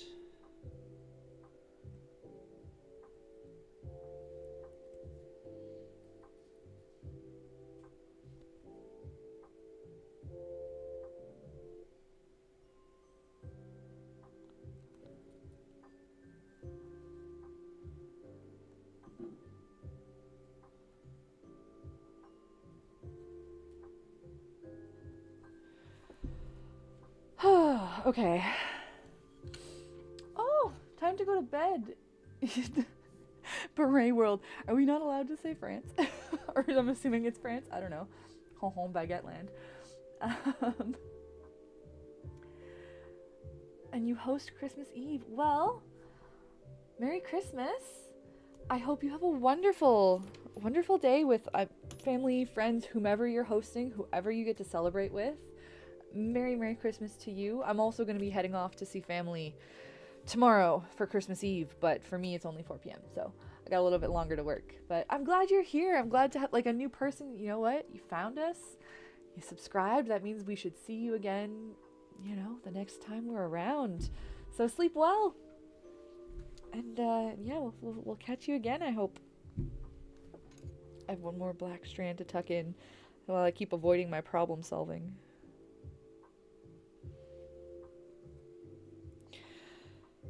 Okay, so we're here. This is what we've got right now. And I actually think what I was just saying, like I'm afraid that the shape of it is not conducive to 3Ding this way, but actually just adding the feet like this could help give it more depth, you know, because it's not as, they just might need, it just wasn't quite big enough for that. Okay, I think, therefore I am. I'm gonna try and attach it in all the places and see what gaps I'm left with and just kind of smush the limbs in.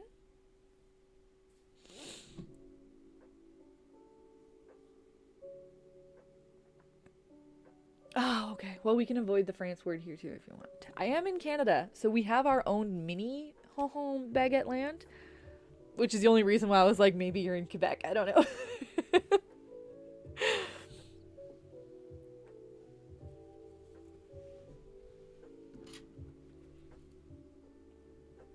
Tuck away more black strands and avoid the problem at hand.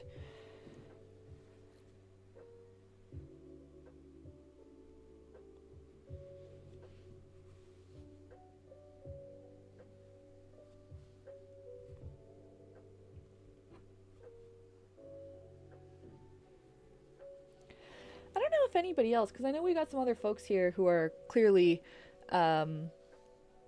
working on handmade Christmas gifts.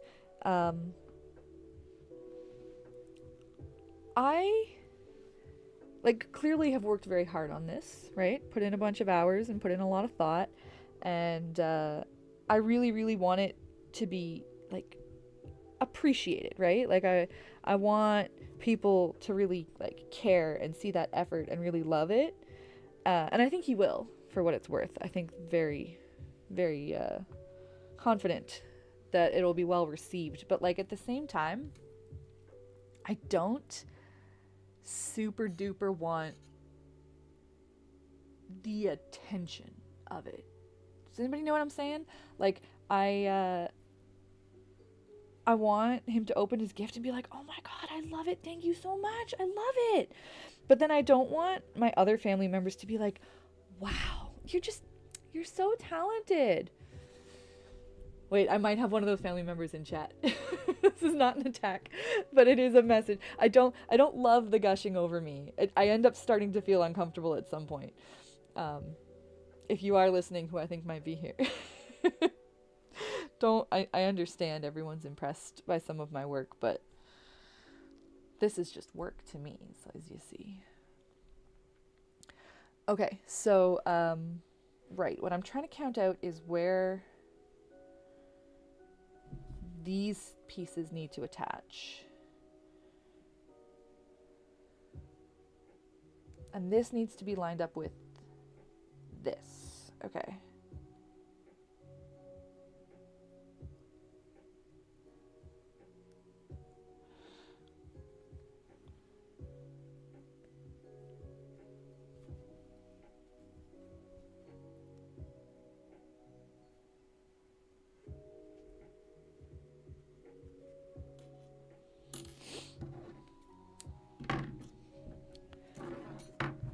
This is going to get messy with some of these loose ends, but we're doing what we got to do.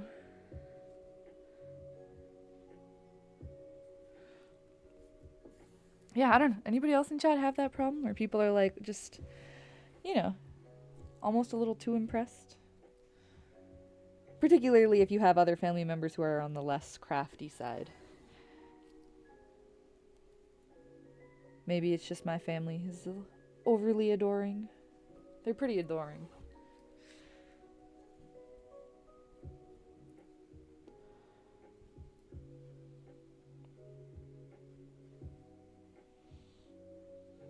And I don't mean to sound like that's an inconvenience. It's wonderful the vast majority of the time. Just when, I don't know. I think it's because I've chosen this very, like,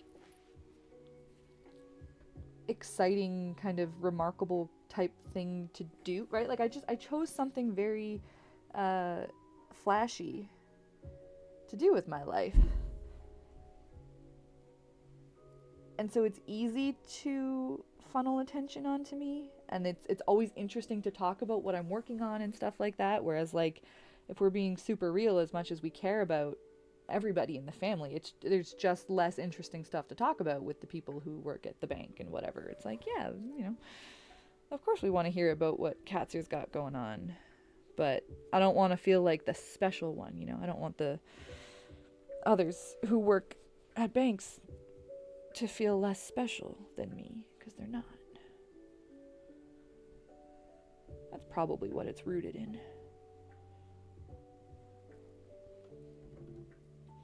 And then by the same token, like, people who bought their gifts, because they don't make gifts, like, they can still be incredibly thoughtful, well-received gifts, you know? Just because, as far as I'm concerned, I'm just cheaping out by not spending money on people. That's my strategy. So it looks like it's not quite this whole section that's touching. The leg comes up for a bit of it, but the arm... Do we have that other reference still pulled up?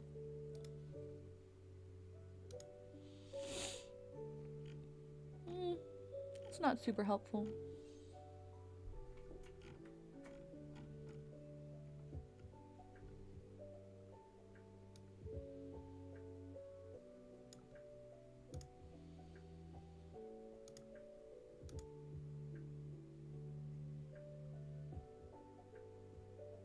Maybe I'll do it for the legs and not the arms. I don't know. The arms just kind of look like they're sitting on top, maybe.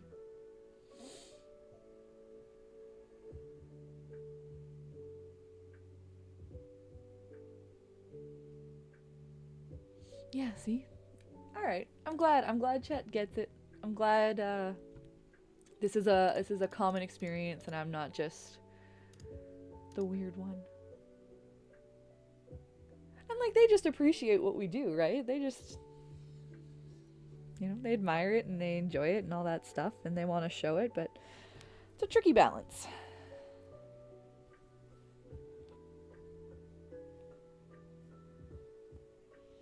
So if I didn't do the arms as an example and I just attached this, I would end up with, like, maybe I'll try that. It's just barely not centered. Just barely. Oh well. So yes, if I just line it up to, let's say, like 3 rows above.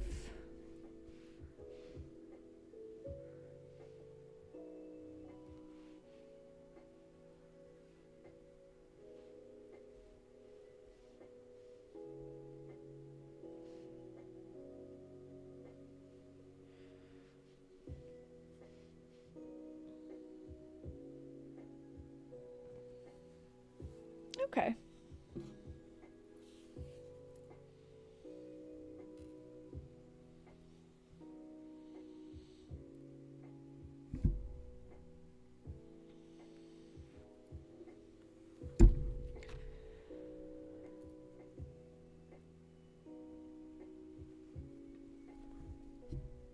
It says the last step, everyone, including me, including you, brain, just so everybody knows.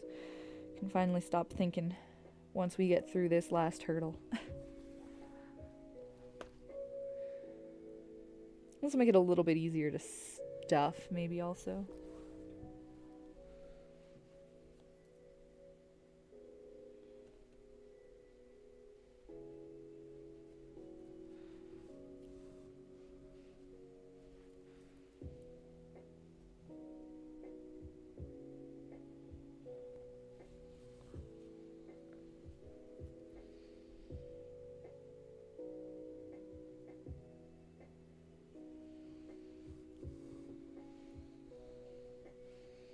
We're going to here.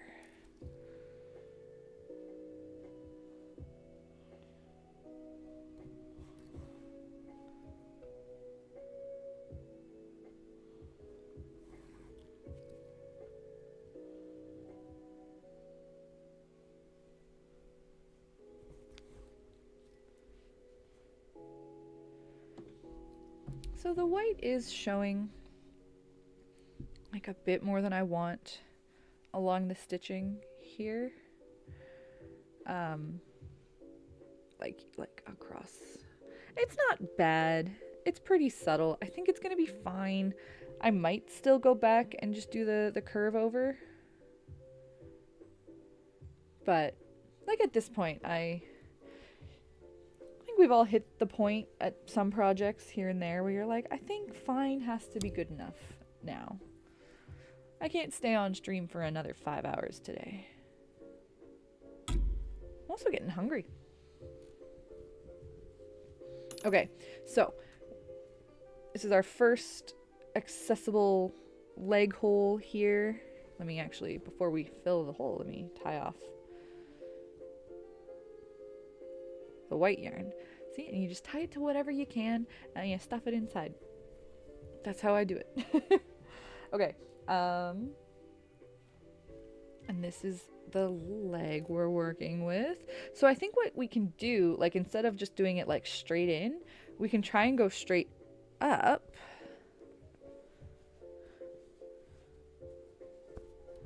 And then you just kind of stitch it like that. So like, that's cool. So yeah, like it's cutting diagonally, but we just stitch it wherever it kind of falls. I'm liking this.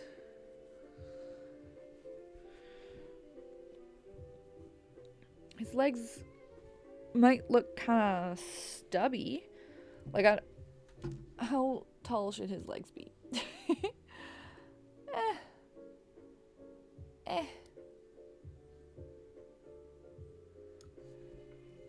Mine's a little shorter, like barely off the ground, but I think that's okay. I think this is gonna look great.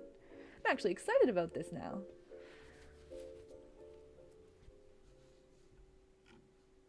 Unexpected victory.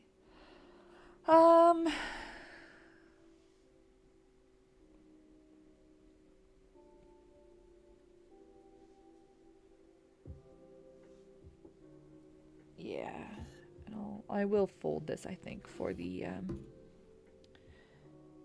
right now to stitch it to the leg. I think that just looks good, not just better, but like pretty good to have that. Okay.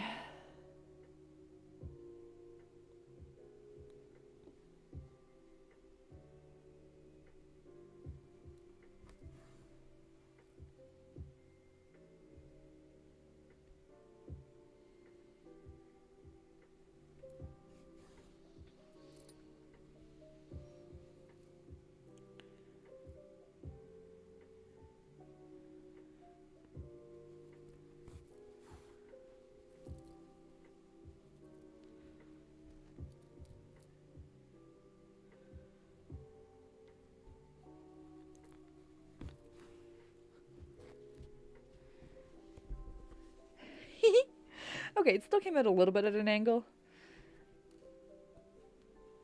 Such is life. You can I can still adjust it a little bit on this side.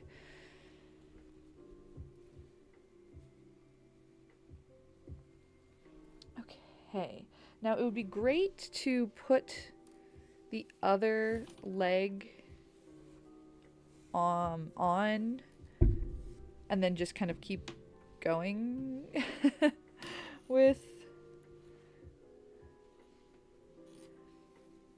this strand.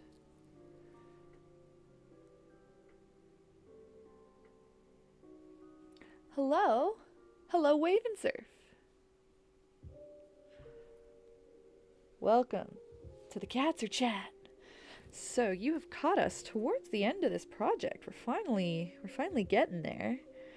Trying to get all of Squirtle's limbs attached, and it's coming together pretty nice. All things considered.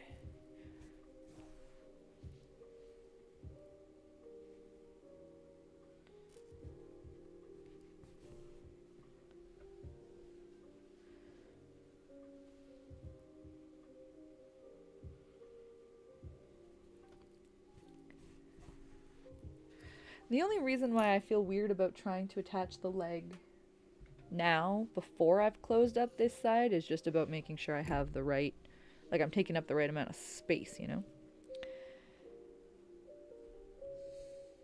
But maybe if I like pin it or something, or there. So if yeah, goes to about there.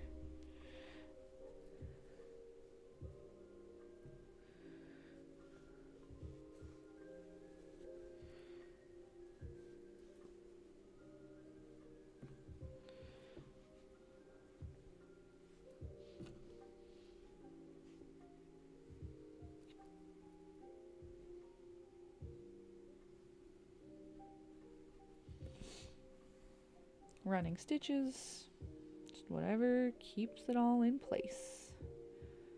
That's all that matters at this point.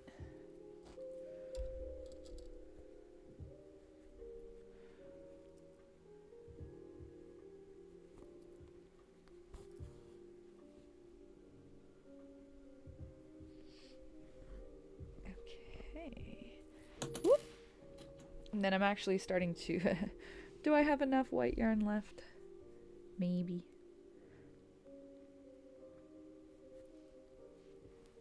Head to the side. Body moves back. Yeah, I just want to get this closed up next.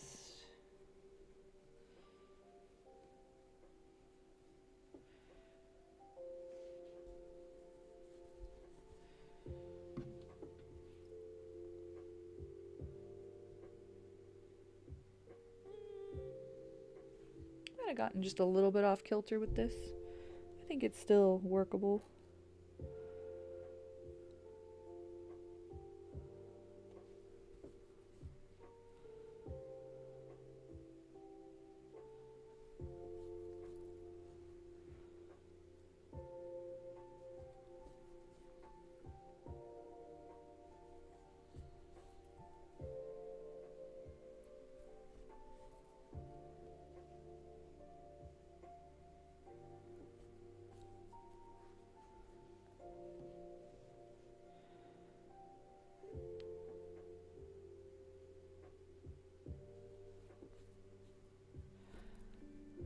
And then another final question, will it turn out 50 centimeters? Will it actually be life size? It'll be close enough.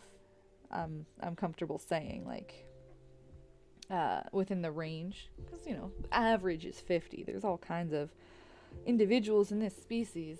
There's even extra small ones, extra large ones, but even the range of average encompasses a little bit beyond 50. So will I achieve average Squirtle? I actually couldn't tell you off the top of my head, even my first Squirtle, what size he kind of finally clocked in at. I just know that these legs are going to be a little bit shorter than what those ones were, just for how the positioning is going to look better, but the height will suffer for it. Okay.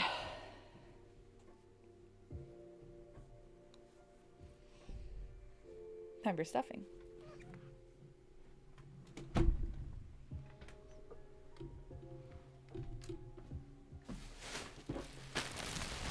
Holy cow.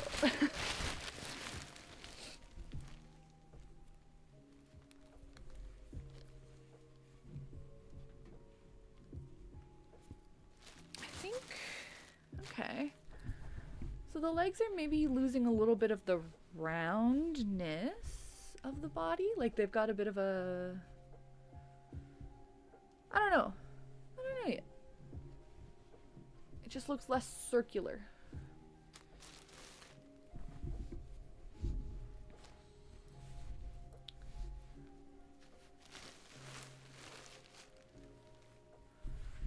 But I'll get him, you know, pretty thoroughly stuffed, much as I can. Really pack it in there.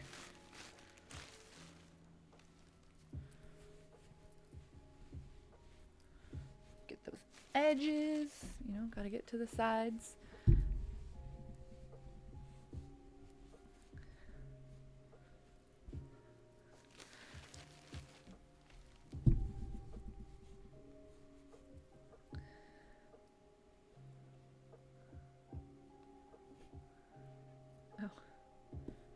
Forgot that this wasn't actually tied off down here. Okay.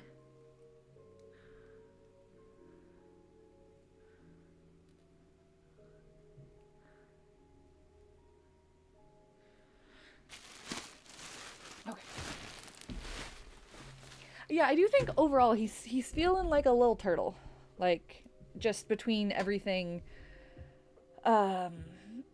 I guess I've done and learned, and my stitches are just tighter than they were years ago, and overall that's made him a little bit smaller.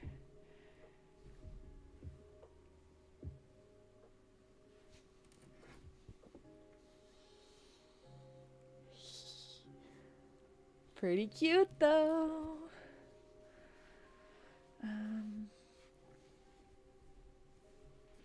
Which color do I want for this part?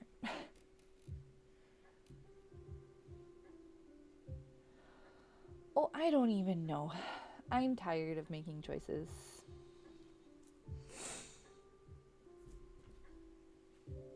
I have the blue strand that I left here, so let's just use that.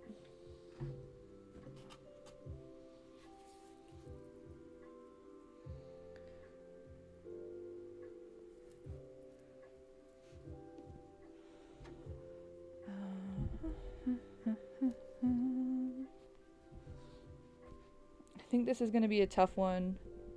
He's just gotten too large at this stage to keep on in frame easily, but I'll do my best.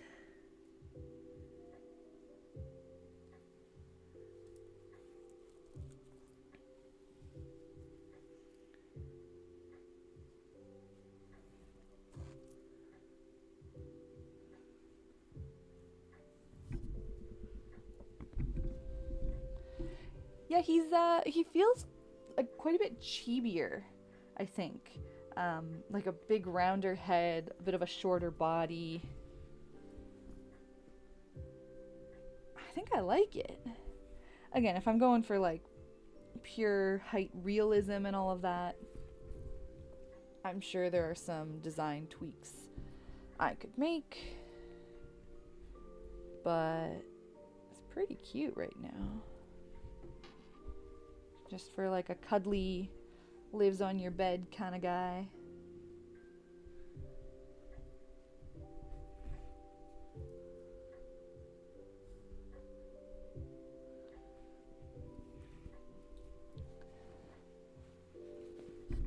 You know what? His shell actually feels like I could stuff it more. Yeah, get it very rounded. Turtles have round shells.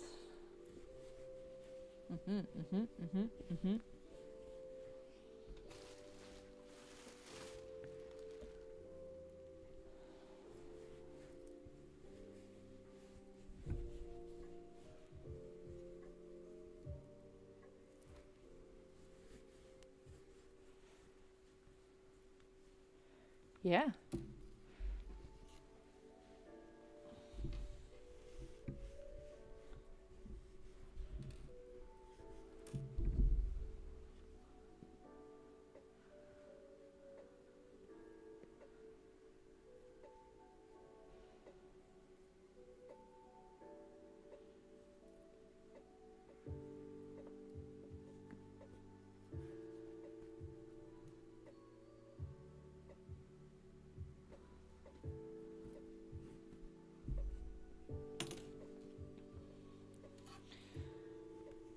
Okay.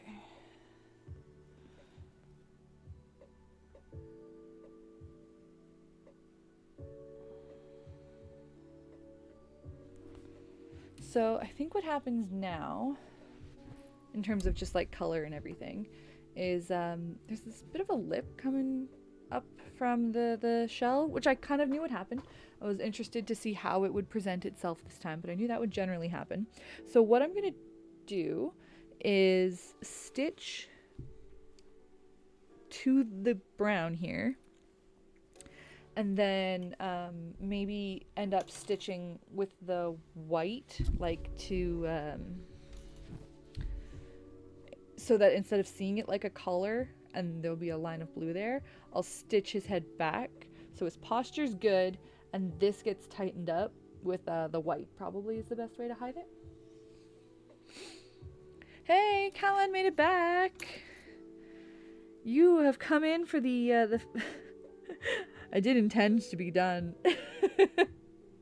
But I'm glad you got to come back for a little while. We are closing in on the end here. Finally getting to assembly. And he's looking pretty good.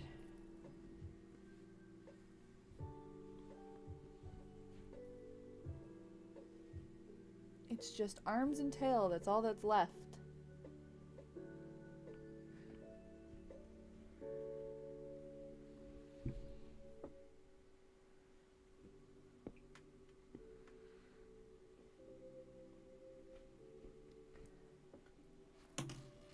Actually, you don't even see the blue after all. I mean, like, if you're looking for it, it's there. Like, there's a couple spots, but you know, it's not obvious. What a goof this guy is.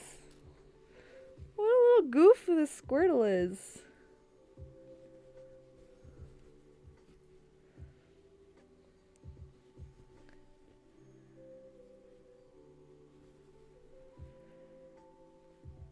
Yeah, things get a little messy when I get to the sewing stage. Just kind of going at whatever, wherever. I think I could be more like strategic in my approach or whatever, but it's always the last step. And nobody loves sewing. Nobody that I've met loves sewing the pieces of their amigurumi. That's why you see all these no-sew, low-sew patterns. So at that point, you just kind of want it to work and be done.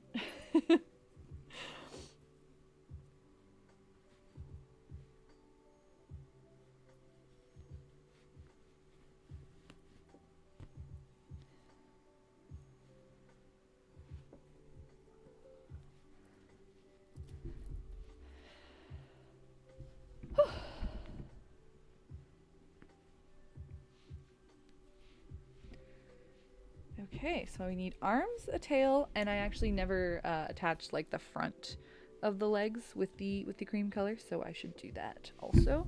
I have some attached right there, so I might as well go over it. All the stuffing that I put in the shell is starting to like eject the leg.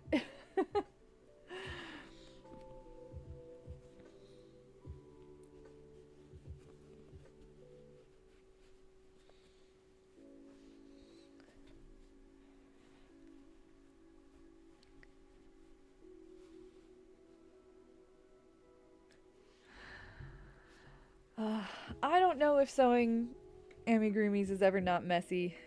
Some people sure make it seem like it's not. But I don't know. I at least see a lot of people who like pin pieces in place and stuff. It ain't me though. We know how I feel about pinning things in place and guidelines. This is too much thread. Too much yarn thread.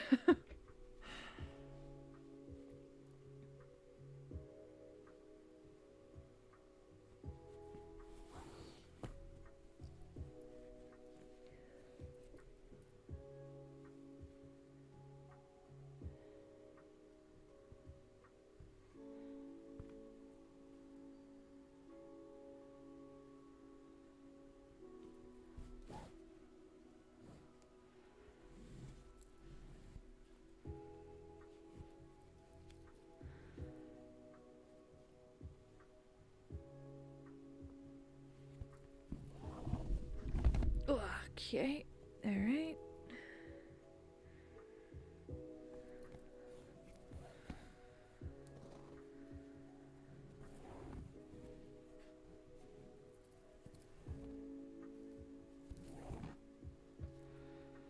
Beautiful.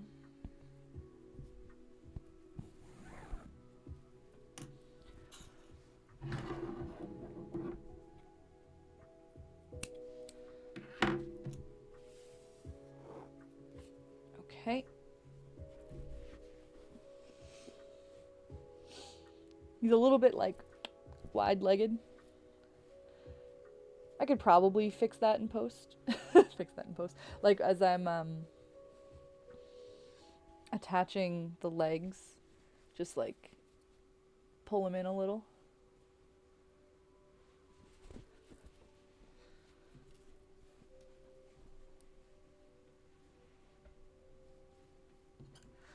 Or maybe he's just jumping for joy. There we go. We love Callan's attitude.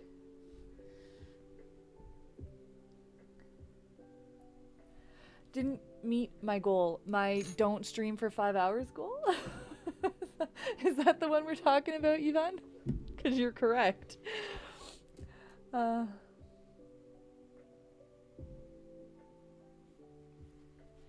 think this is something that we're all going to learn about Katzer as streams go on. Whatever her estimate is, double it. Okay, so my last Squirtle, I accidentally put the tail right side up or whatever. Well, it's wrong is the point. Like curling up. Squirtle tail curls down.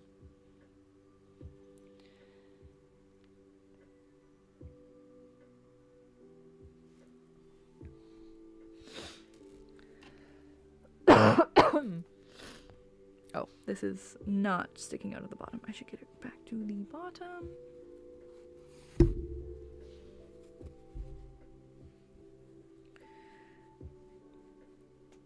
And it's funny, like, you'd think that I would know that about myself by now to double whatever I think my estimates are.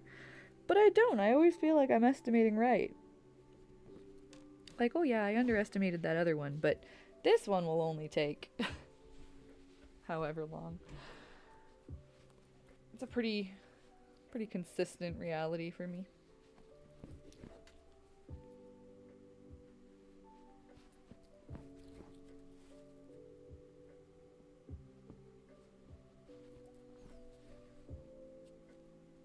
Yeah, see, we all learned something. Today you learned the curls down.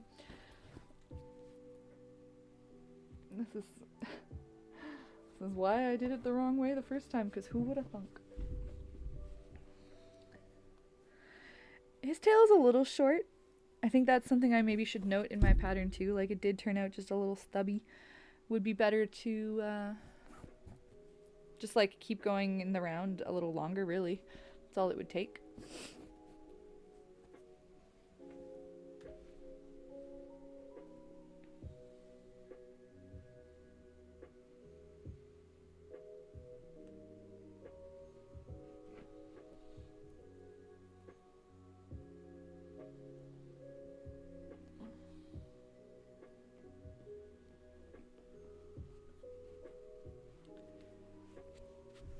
So yeah, just attaching it kind of right. I didn't go quite to the base just because, like, for positioning reasons, I wanted it to look a little higher up.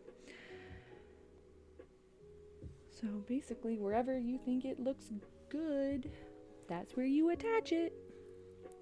None of this exactly between rounds something and something kind of stuff.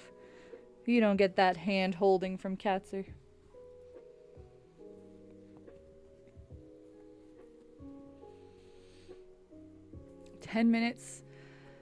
Well, 8 minutes, I guess, until 4 p.m. CST. All right, I can do this. 8 minutes, let's go. Actually, I probably can.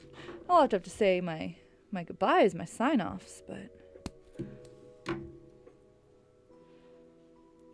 okay, so all we've got left is arms. That's all that's missing.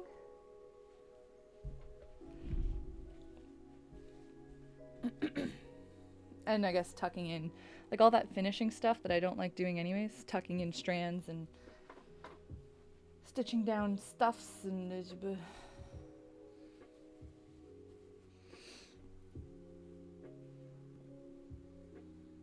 Gotta see about getting these arms to sit nice. Gotta see to that.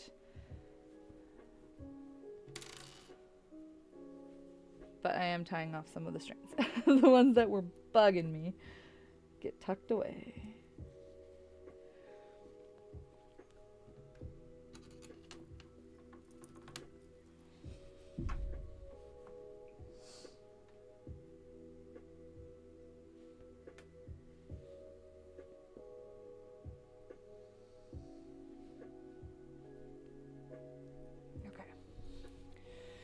Okay, so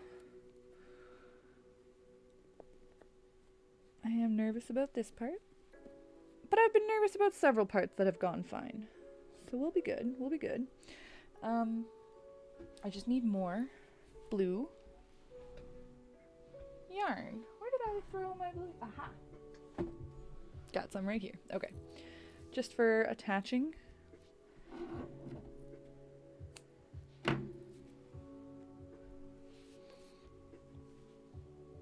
Oops. I put Squirtle down on the spacebar.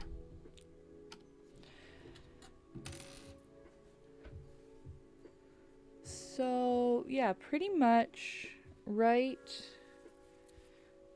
up kind of at the crook of the neck just about. And I think for the sake of this, I want to like pinch it shut and just stitch it across once as opposed to trying to go around it all. Like, depends on the project how I handle that, but this definitely feels like a just sew it flat moment to me. And I'll just kind of go right up against the white there. 5 minutes.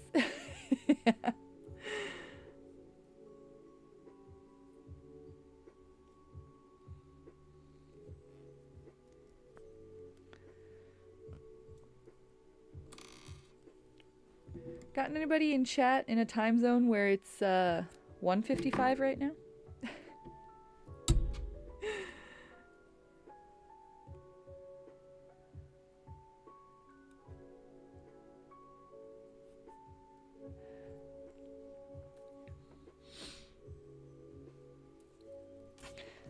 Three more flowers, Moon, you can do it.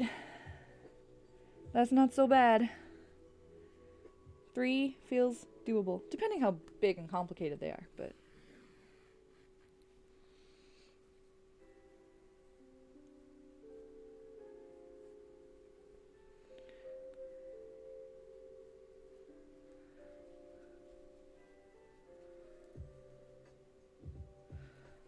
And then we just have to see, once I stitch across here, how the arm sits, because it might need to be stitched down a little bit somewhere, like... I do want it to sit more down his body than like across his body. So I'll work on that. I just don't want it to be... Maybe that's fine to get the angle I need. But I feel like there's got to be a way to, yeah, like fudge it.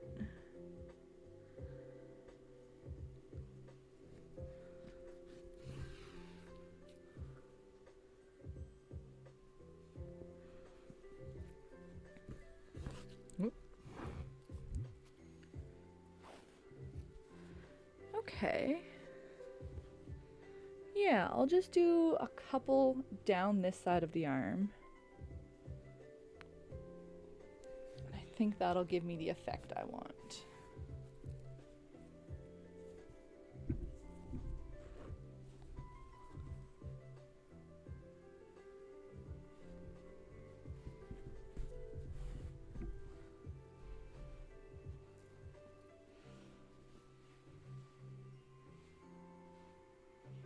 Kind of sticky outy.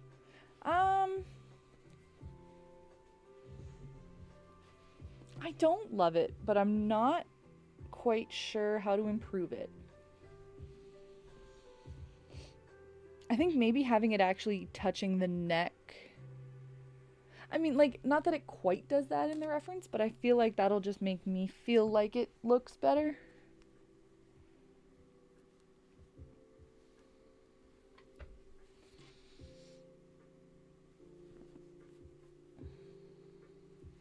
Unless I really stitch it down.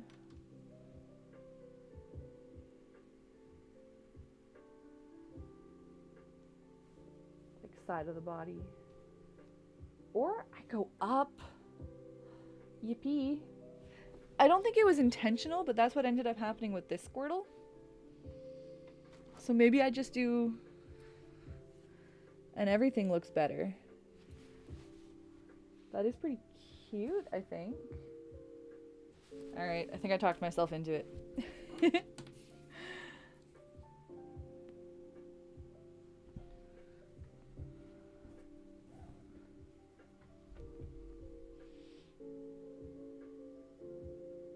One more flower before 5:50.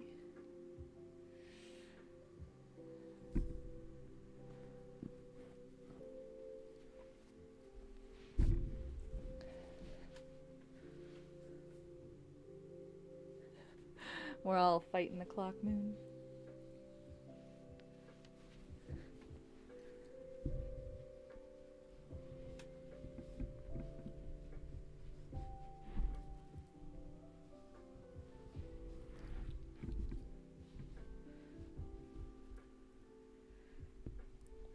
Okay, I have 1 minute to do the other arm. It's not gonna happen. But at least we found a solution that I'm happy with. Let's see if I can get the other arm to like cooperate and look the same.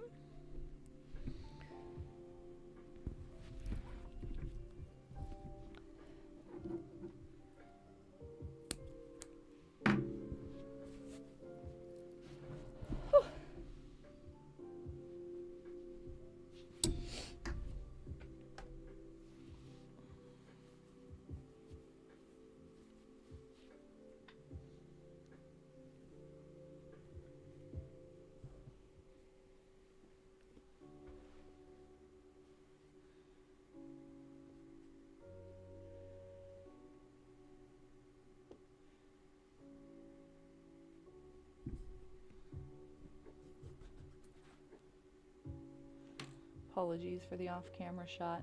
I just don't think there's a way to finagle this particular arm angle.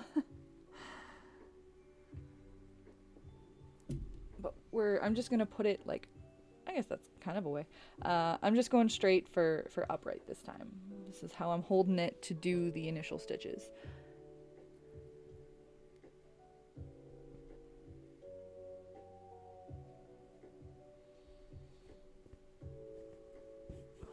And I just want to try and make sure that I'm still getting both layers as I go, just because then it won't end up like accidentally spewing the stuffing all over the place someday. You know, I want to make sure it's actually closed.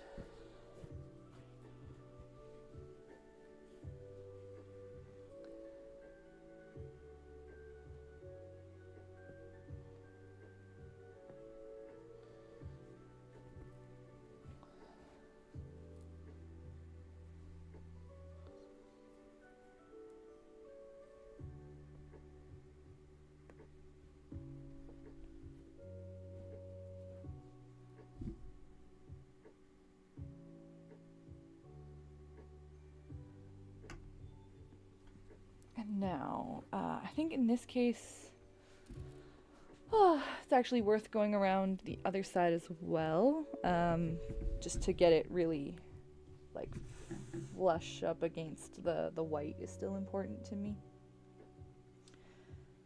So hands up, and we'll one last way across.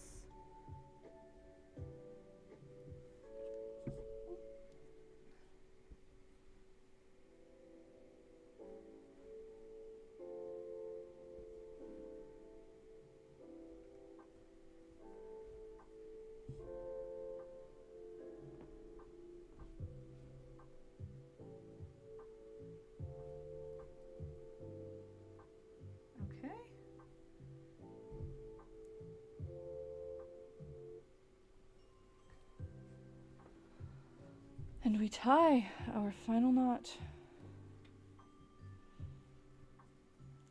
It's 5 o'clock here. 5:03. Oh well, we had a really good day. I really appreciate everyone being here to keep me company. This would have been arduous to do alone. He's pretty cute. Like, we're talking chibi anyways. Look at those little stubby little limbs. And his stubby little tail and his giant face. Oh my gosh. Okay. Okay. He's looking a little to the side. A lot of my Pokemon end up looking a little to the side. Like, I just can't keep the head on straight while I'm stitching or whatever. But here, still cute. Almost adds to the charm. And that's just that last strand we just tied off. I need to cut. But the shell looks so good. So good. And his overall posture is like a little bit chin forward, head tilt forward, like my old one, but definitely improved.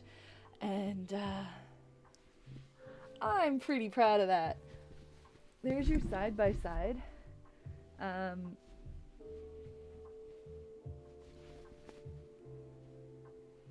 Yeah, like exact same pattern. And this is how they turned out. Just from technique. Just from like a couple years apart.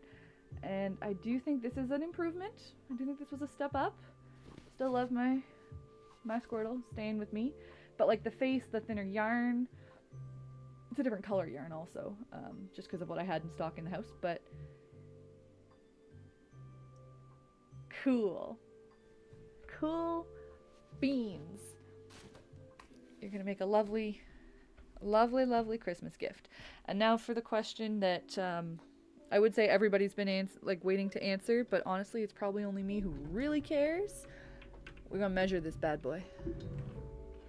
If I can find my measuring tape.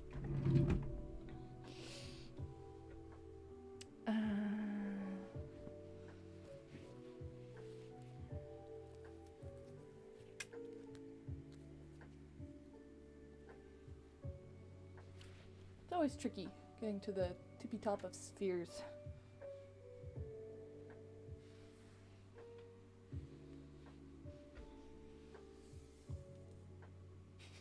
I'm just trying to do it so that the camera can see me, but it's silly and harder than it needs to be.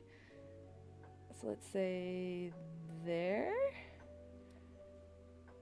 41 centimeters. That is not bad.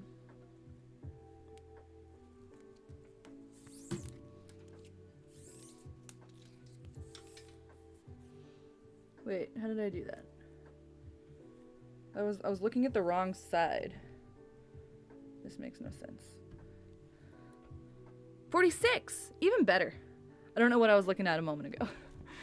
But he is standing here like 18.5 inches or 47 centimeters. That is like, that's a life-size Squirtle, y'all.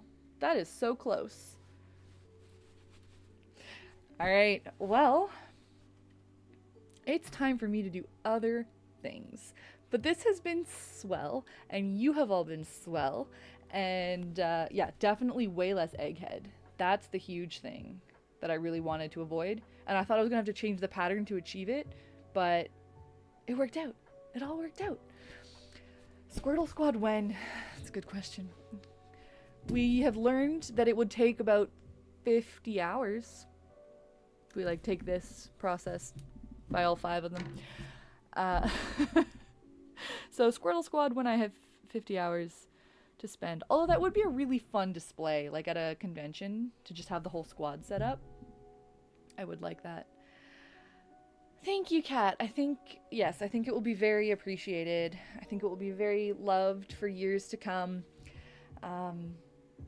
This has been great, I will say. Like, I still have a little bit of mulling to do over the longevity of this series in terms of the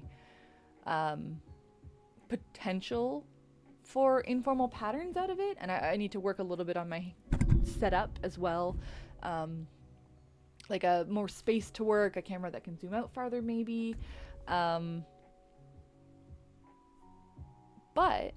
streaming overall, just working on something and chatting, I mean, more people have been showing up and chit-chatting than I expected. I am delighted to have had people hanging out this whole time. So I feel really good about that, like overall, the potential for streams. And I will definitely be back with more, even if I tweak exactly the format of how they run. So happy Christmas to everybody. I gleaned in chat that like at least most of us, it seemed like we're working on Christmas presents, but of course if there's anything else you are celebrating, happy that too. It's my understanding that Hanukkah just ended, but I hope you had a happy Hanukkah if that's what you celebrate, and whatever else. It is the solstice was the 21st, so if you are a winter solstice celebrator, I hope that was wonderful. Oh, same night as Hanukkah? 8th night of Hanukkah was the solstice. Interesting. Anyways, Merry Christmas is what I will be sharing and celebrating along with Squirtle and all my family. And yeah, so I'm just gonna go and finish up the last few things I need for my Christmas preparations. And you can look forward to seeing some like close-ups and glamour shots of Squirtle on Instagram for sure. Probably, I will make a point of making a social post about it on YouTube, since this is where we all are.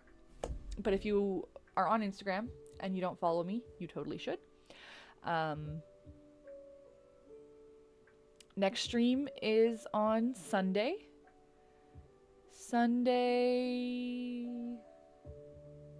Probably like late afternoon, kind of like we did last week. Like maybe I'll start around 3.